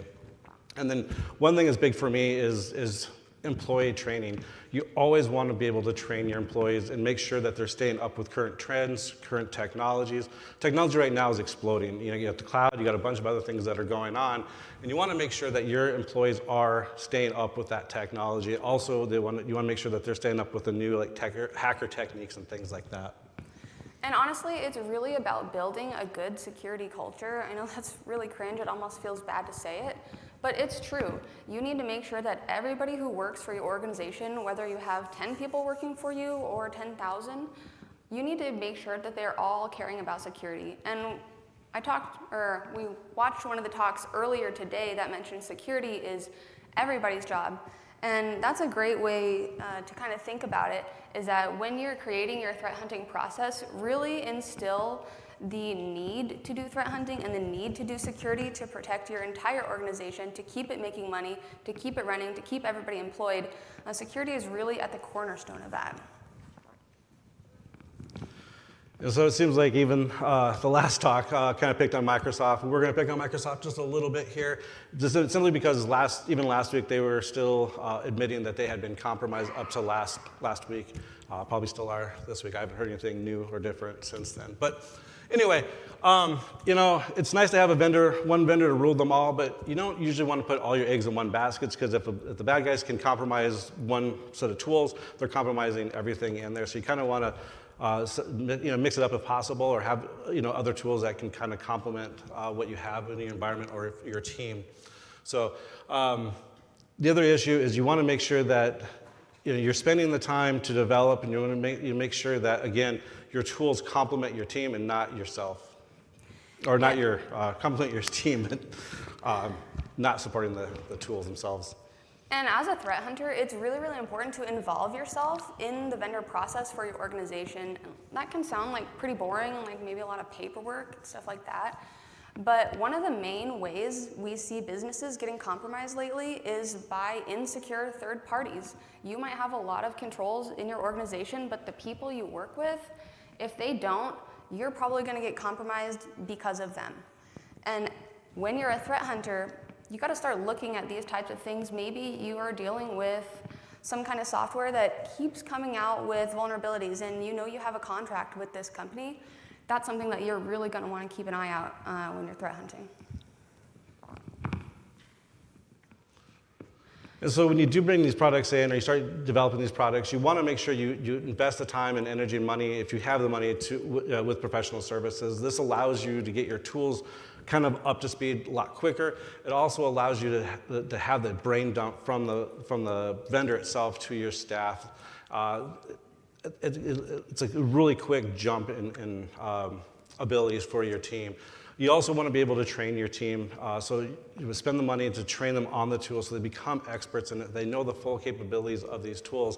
Otherwise, you're just using maybe a small portion of the tools and you don't get the full effect of them. You can't really use them, especially when you start doing threat hunting type things. And the other big thing is tuning. So a lot of these tools that vendors sell to you, they're trying to make money at the end of the day. But it does take time, energy, and effort to tune them. And that's one of the biggest things that you will probably spend the longest portion on is tuning those tools. It'll be a constant, ever, tuning type thing. You go in and you're making tweaks, making changes and things like that. And you can't forget that as a human, you are the most important part of your team. There's no tool that can do anything that you can do, because you can actually think about it. And computers, they think about things in their own way, but you have a unique way where you can change the way that you're thinking about it. Not to mention, you're probably a small, medium business. You don't have a lot of money. You probably are needing to consider free things to use, open source things to use. A lot of these tools require even more tuning and configuration than some of the commercial products that you might get. That doesn't mean that they're worse. That just means you need to make sure that you have the staff to support these, because nothing is going to get fixed in your environment without somebody actually taking the time to do it. And so we're seeing threat actors, they are evolving over time. They are getting better. We're seeing them, adapt to new technologies and even new defenses, and they're constantly updating what they're doing, and they get a little bit sophisticated in some respects. A lot of times they're still doing the same things they were doing 5-10 years ago, but we are seeing some of the other actors really making some effort and changes and trying to bypass controls and such within your environment. And so we're seeing a lot of threat actors become really, really good at what they do now compared to how they used to be, and that's just because the scale is growing. There's very, very few defenders compared to how many attackers there are in these nation states. And people will try to tell you, oh, you're like a small business in the middle of South Dakota, all you deal with corn. But the very first thing we heard today was that somebody's tractor is getting hacked. So it's a very real threat that these nation states are coming after you, and you have to understand that the reasons why they're attacking you might not be the reasons that you think, or the reasons that we think about day to day as Americans, because a lot of nation state threat actors, they're really political, they really have a lot of money, and they have governments associated with them that kind of tell them that they can do whatever they want to do. So that really highlights the need for any organization, especially critical infrastructure, to start looking for these bad guys actively. And so now we get to kind of the meat and potatoes of their talk. It is threat hunting. We've struggled even internally with our own team. What's the definition of threat hunting, and what does it mean to do this? And we hear vendors saying that their products do threat hunting, and other ones we do threat hunting. But really, what is it when you get down to it? And it's really looking for the unknown, things that your detection or your controls aren't stopping, or your detection is not detecting. You're looking for those one things, the outliers, frequency analysis type stuff, and you want to kind of dig into those, because you have good coverage with your controls, you have a good coverage with your detection, but what about those other areas? And that's where threat hunting comes into play. So you come in and you start looking and digging into areas that you might not have known that their threat actor might have been there, and so it's just looking for the unknown essentially. And so when you're doing threat hunting, you usually start off, it's a process, right? It's not just you're starting off at the very beginning. So the first one is the fundamental, it's the very beginning. Normally when you're first starting off and you don't really know what to do, you're spending a lot of your time just collecting information, a bunch of IOCs, usually IP addresses and domains. And while that can be important, it's not really the best way to do threat hunting. And as you grow your maturity model, you'll learn that if you're not focusing on threats that are important to your industry and to what matters to your business, you're just going to be overwhelmed. There's way too many threat groups. I was just looking at the MITRE threat group. There's 134 threat groups that they're tracking. And if you're a threat hunter, there's no way you could be looking at 134 unique groups. The other thing is, as a new threat hunter, Even somebody new to an organization, you might not understand how things are laid out. You might not know what technology is in your environment or the protocols that it uses, stuff like that.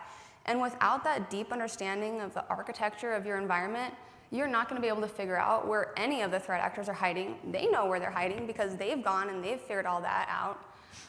But that's still something that you're just starting as a new threat hunter.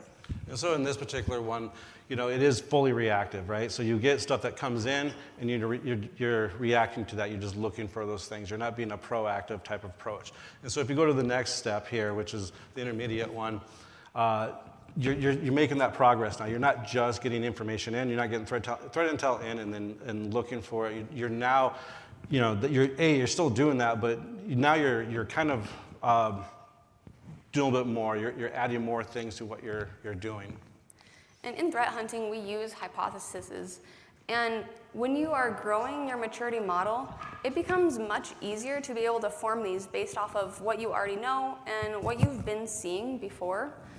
And when you're becoming a good threat hunter, you're able to kind of identify which threat actors are targeting you, what you need to be looking at, what software, vulnerabilities, protocols, services exist in your environment. And because of that, you're able to actually get actionable intelligence back and create products that you can give to other business partners in your organizations. So that way they can fix what you've found. And so here in the immediate one with the hypothesis, you're going to start building those hypotheses. Like an example would be, I am looking for a C2 connection out that's exfilling data out for this particular threat actor group. And then you start digging into that. If you don't have the data set to be able to test your hypothesis, it's not going to work. So you have to make sure that your data sets, the information that you're getting, can actually test a hypothesis that you're using or that you're looking at in those specific things.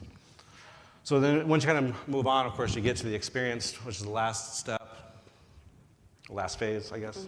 I mean, everybody can do better, right? So we're not saying like once you're doing this, like you should stop trying to improve your program or doing your threat hunting. But this is where we see like the most impact to the program and where threat hunters can really shine. And basically they're able to show that they're able to combine multiple different types of hypotheses based off of things that they've seen in the wild, things that they've seen in their network, and drill down into something really, really specific. So instead of just forming a hypothesis that sounds like, oh, I think that Volt Typhoon is attacking our network, you're able to say, well, I have FortiGate devices. I know there's a lot of 0 days lately. I know that I have certain data in this one subnet of my enterprise. That's where you're going to want to start threat hunting, and that's where an experienced threat hunter is really going to do their best work. The other thing that is important for this threat hunting maturity model is that your bosses like what you're doing. If you don't have buy-in from your leadership that thinks that you should be threat hunting and thinks that you're actually finding important things while you're out doing your job, they're going to put the kibosh on you really quick because they don't want to pay you for doing nothing. And I know it's like I'm asking you guys to basically add another job to your daily tasks. And that can be kind of difficult. You're like, I don't want to do that. I don't really like doing my main job anyways. But it's really important that we have people in the industry that actually care to improve the businesses that they work at, regardless of what their job title says.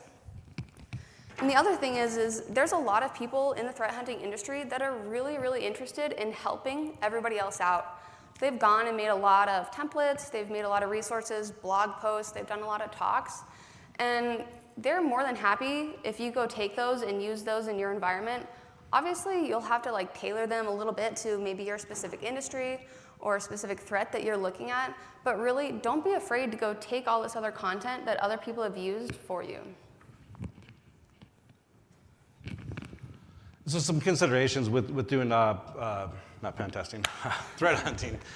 Is you have to use your time wisely, and you have to make sure that when you're looking for things, you're being efficient in a number of things. You don't want to be, trying to look at such a huge data set. You want to kind of bring it down And along with that, you want to make sure that you're doing small little hypotheses or small little tests to check.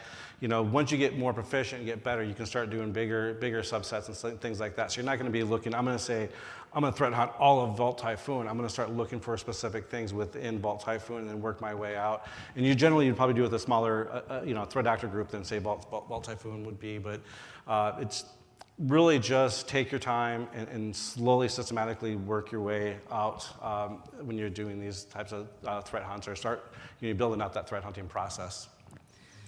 And honestly, you're not going to have a lot of money, like we already discussed. Don't be afraid to do things that don't cost a lot of money, and don't be afraid to ask for money from other organizations, for people who might want to sponsor you, things like that. And then don't forget that you don't know everything. It's really easy to think that we could fix all the problems on our own, but the reality is we need to rely on our business partners for that, especially I'm totally messing with this antenna in my pocket. Especially when it comes to saving our time. Because if we don't have time to do our main job and we're already struggling to find time to do our second job, we need to employ other people in our organization to kind of help us build this threat team. If you know that there's people that you work with in IT or in other parts of your organization that are maybe really good at networking, they're like wizards at some certain protocols and stuff like that, don't be afraid to reach out and ask for their help. I'm sure they would love to be involved in something so cool and interesting as security. So we've done a lot of talking about like a bunch of theoretical stuff, but really what this leads to is actually being able to implement this in your organization. We don't want to just leave you without being able to actually do anything, but there are some considerations that you have to think about when you're building up these teams, because you do want to provide value to your organization. You don't just want to mess around because it sounds cool. It is cool, but it's also important. And so when you start off in this environment, it does help to have specific tools and things like that to have. If you have the money and resources, you can buy enterprise grade solutions or products for these types of things.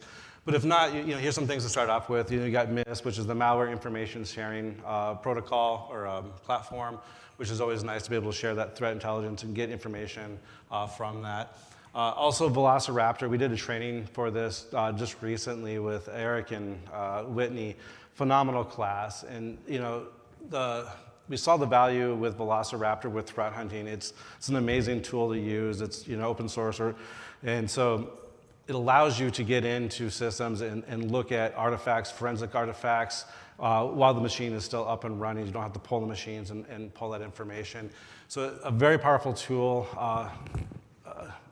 One I would highly recommend to use in threat hunting, even if you are an organization that does have the money to pay for tools and things like that. You also have Red Canary, so I guess security onion, more logging type things. You have an open source platform that can help you kind of collect some of those logs for you and be able to do analysis at those log levels. And then finally, the Red Canary, or even Caldera, gives you the automation for the red teaming side of things, so you can validate your testing that you're doing. If you have a finding, you can quickly validate that with some built-in scripts that they have. And these are definitely not all of the tools that could be used. Even looking at this list, I realized we forgot to add a couple things. But do your research, figure out what works best for you and your organization. It's going to be different for everybody, but all of these tools are really great. The other thing is your bosses are probably always asking you, like, what can you do to make this automated? We want it to be faster. We want you to be doing some other job. So hurry up and get this automated so that way you can move on. But really, we want to stress that threat hunting is not about getting some tool to automate this. You need to be able to look at everything that you're doing and make informed decisions upon it. And once you have made that decision and you realize that something is a risk in your environment, or you need to fix a gap or fix a misconfiguration, don't be afraid to automate that part of it and make an alert for that, so that way you don't have to keep redoing the same work over and over again. Just make sure that what you're automating is valuable and important to begin with. And so doing that automation kind of helps make things a little more efficient. You can get your data sets a lot quicker to be able to parse through things. You can even use that automation to parse through that for you. And one of the biggest things from this is know that automation is great, but at the end of the day, you still need that human element to be able to do the analysis on the data at the end of the day. Yeah, I'll tell you a little story. One time we got in a number of IOCs, and like we always do analysis on our stuff, and it was a good thing that we did that because we were checking out one of these hashes only to find that it was a signed Microsoft like PowerShell hash or something like that. And if we would have blocked that automatically in our organization, we would have had major business impact, and everybody would have made fun of us. It would have been really bad. So that's why automation can be kind of dangerous. That's why we need human analysis, because we can't just inherently trust computers. And so one big thing too is when you start the threat hunting process and then you start looking in your environment, you're going to learn your environment. You're going to start getting kind of deep into that environment, understand it really well. It's kind of like that analogy of when you drive your car every single day, when it starts making a different noise, you understand, that something is potentially wrong there because that car doesn't make that noise. Kind of same thing with your network here. Once you kind of you're in that environment all the time looking and you're digging through things, you kind of become an expert in that environment and you really understand it well. So when things deviate a little bit or you're starting to see something that doesn't seem quite right or anomalous activity, you can start drilling down into that environment or that area, I guess. Yep. And as we kind of mentioned before, it's important to know where things are in your environment. One of the guys was talking about like GRC. That's honestly really important, especially for threat hunters. So if you're unsure of kind of where to start, if you don't know really what you have, make sure you run tools like Bloodhound that can map out visually the attack paths that are in your environment. Run a tool like Ping Castle that will tell you all of the misconfigurations you have in your AD environment, and that's a really, really good place to start.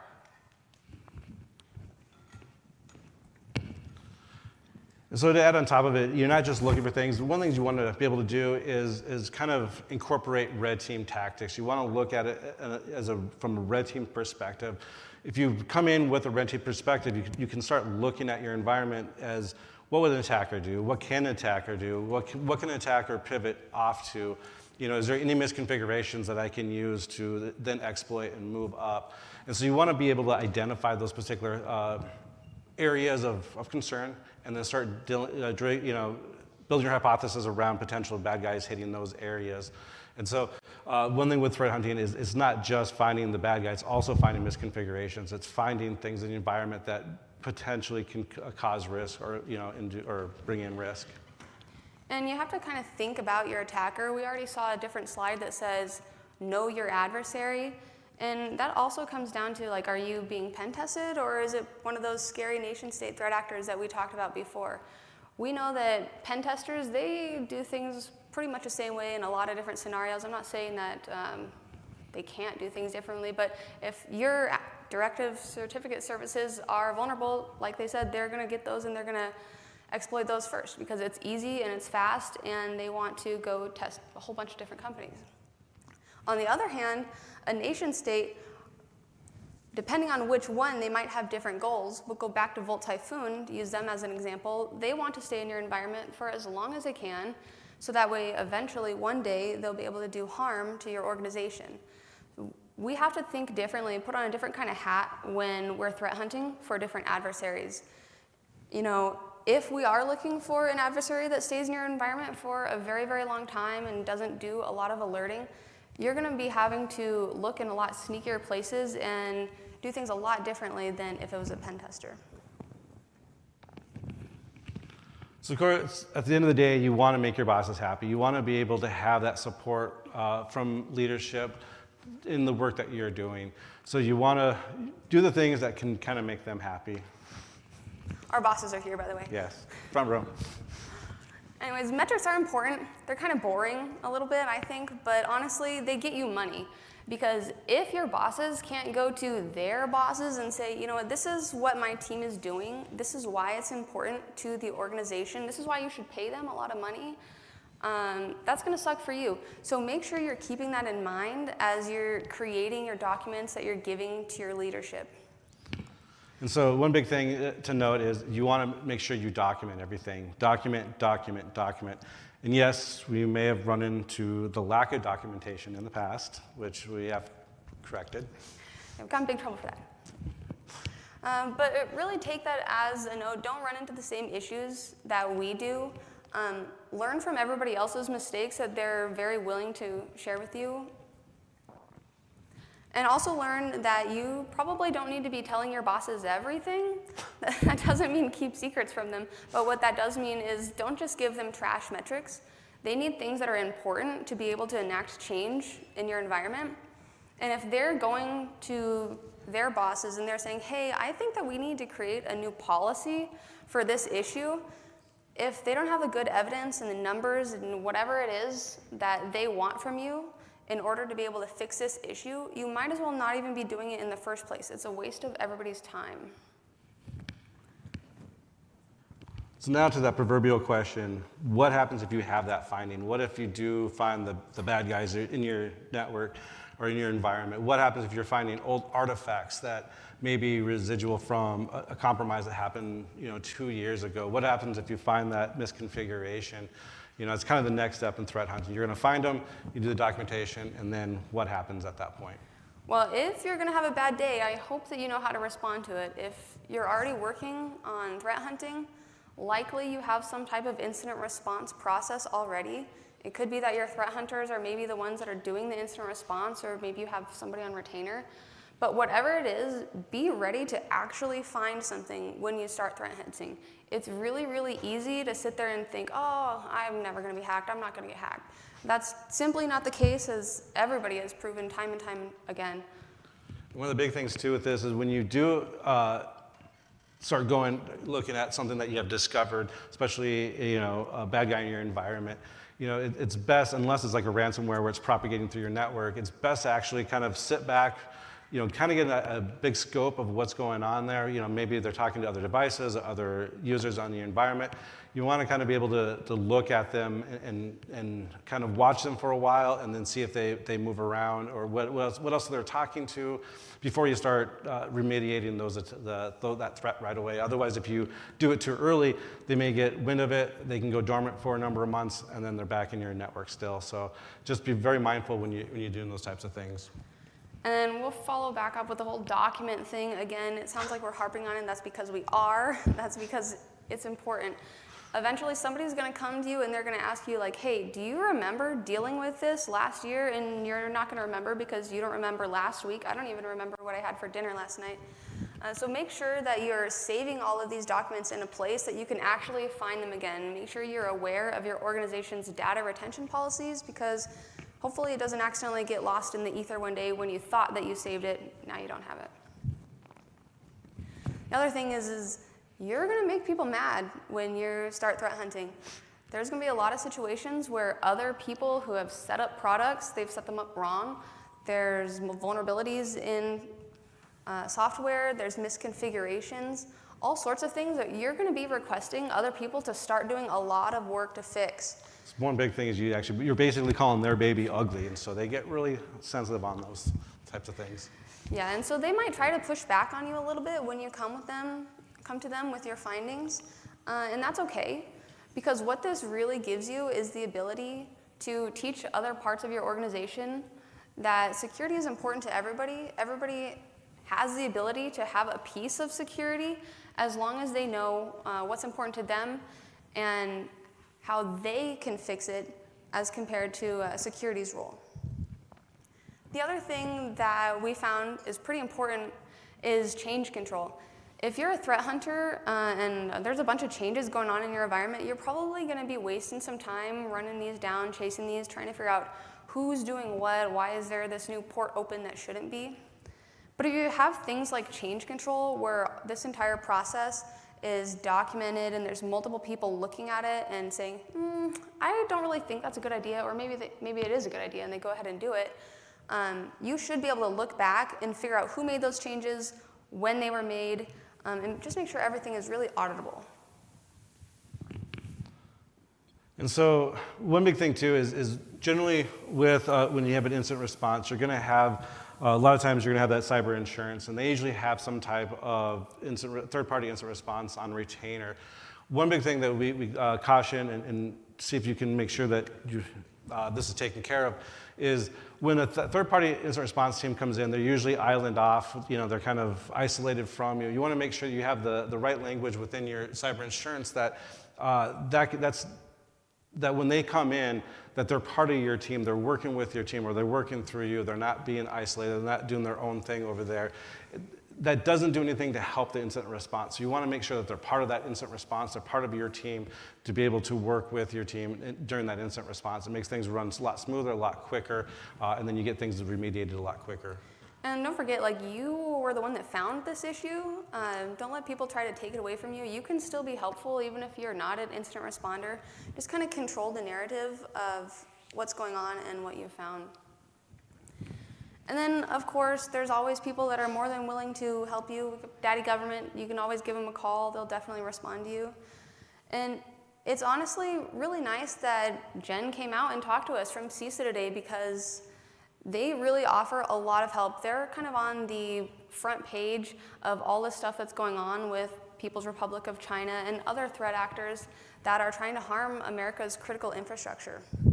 So especially if you do find yourself working in a hospital, in an energy company, in transportation, any of these things that are part of our daily lives that are critically important, the government is very, very willing to come out and help with that. In some cases, they're trying to expand that out a little bit further, so don't hesitate to ask them. The worst they can tell you is no, but in a lot of cases, they are willing to help out even the small businesses and provide assistance to you guys. So be mindful that there is some help out there potentially. And then don't forget that there are other organizations that will offer services for free that you could reach out to, and you can ask if you know people who have maybe experienced issues. Reach out in some of these side channels that you may be a part of and see if they can offer you any assistance. A couple things that we just wanted to mention before we were done is we highlighted the fact that threat hunters don't have a lot of time and they really need to be able to rely on other people. We heavily rely on other people and other sources, things that they have written. And so again, we just wanted to give a quick shout out to Whitney Chapman and Eric Capuano. We took their Velociraptor course at Wild West Hacking Fest, and it was amazing. A couple other people who wrote a lot of these documents that we have listed here, Rob M. Lee and David Bianco. Rob M. Lee is amazing. He probably wrote the best paper about threat hunting hypothesis that I've ever seen. You guys should all read it. It's about basically what they are, how to make them, and all of the different kinds of them.